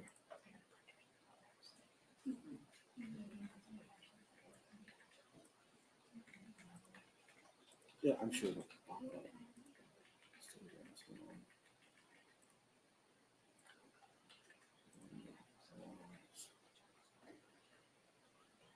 That's good.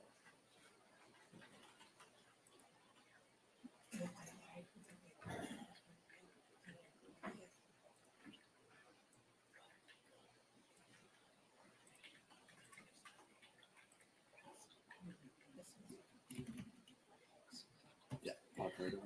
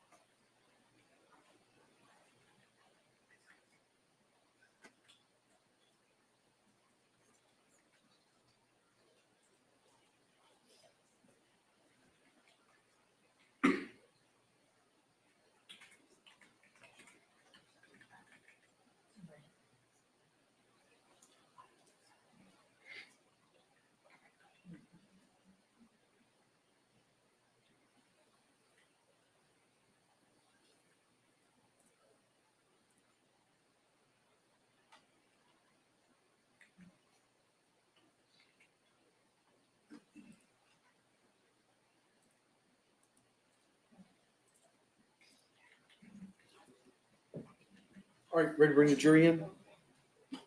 Okay. Yes, Judge.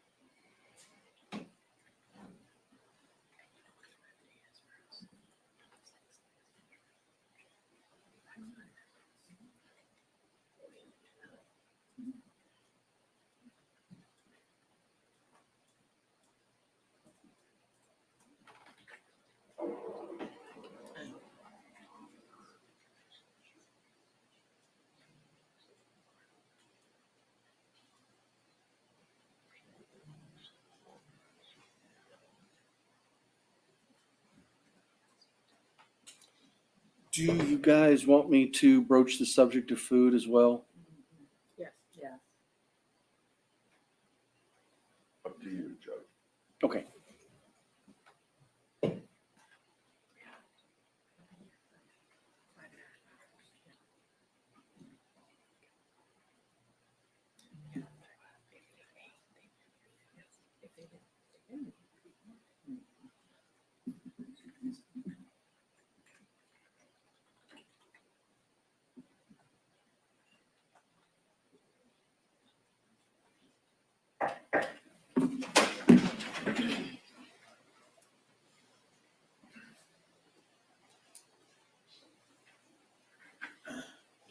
And y'all can have a seat wherever you want. You don't have to sit anywhere particular. All right, y'all can have a seat. Welcome back. Members of the jury, I have discussed your note with the attorneys. You have asked the following question. 7/29/24, Dr. Quintella testimony, defense recall. Was his description with Doug based on his observation or what Ashley told him, i.e., domineering, super controlling, alpha male, over the top, not genuine, signed one of the jurors? If I have not read your note correctly, please clarify your question in a follow-up note to the court. I am not able to answer this request because it asks the court to resolve a factual question that is within the province of the jury. Your decision must be based only on the evidence presented in the trial and the law that I have given you. If you have any other specific questions, please send another note and I will see if I can answer it. Also, I don't want to know what's been discussed. However, it's getting to be almost 6 o'clock. If you want us to order food, it is not, it's not steak and lobster. But we can order some pizzas and get some sodas and have them and brought to the room. If you want that to happen, also send a note through the deputies. All right, you may retire to continue your deliberations.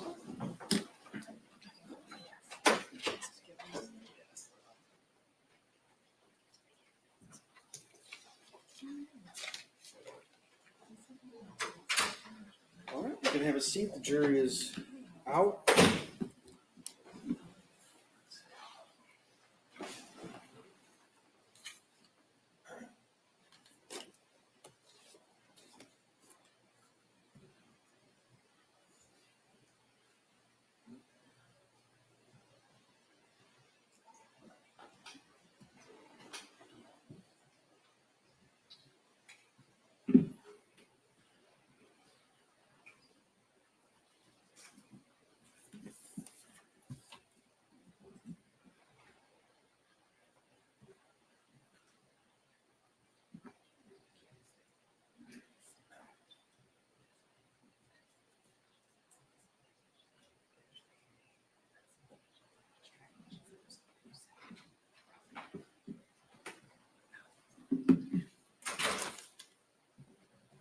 Judge, are we on break? I missed the last thing you said. Oh, yes.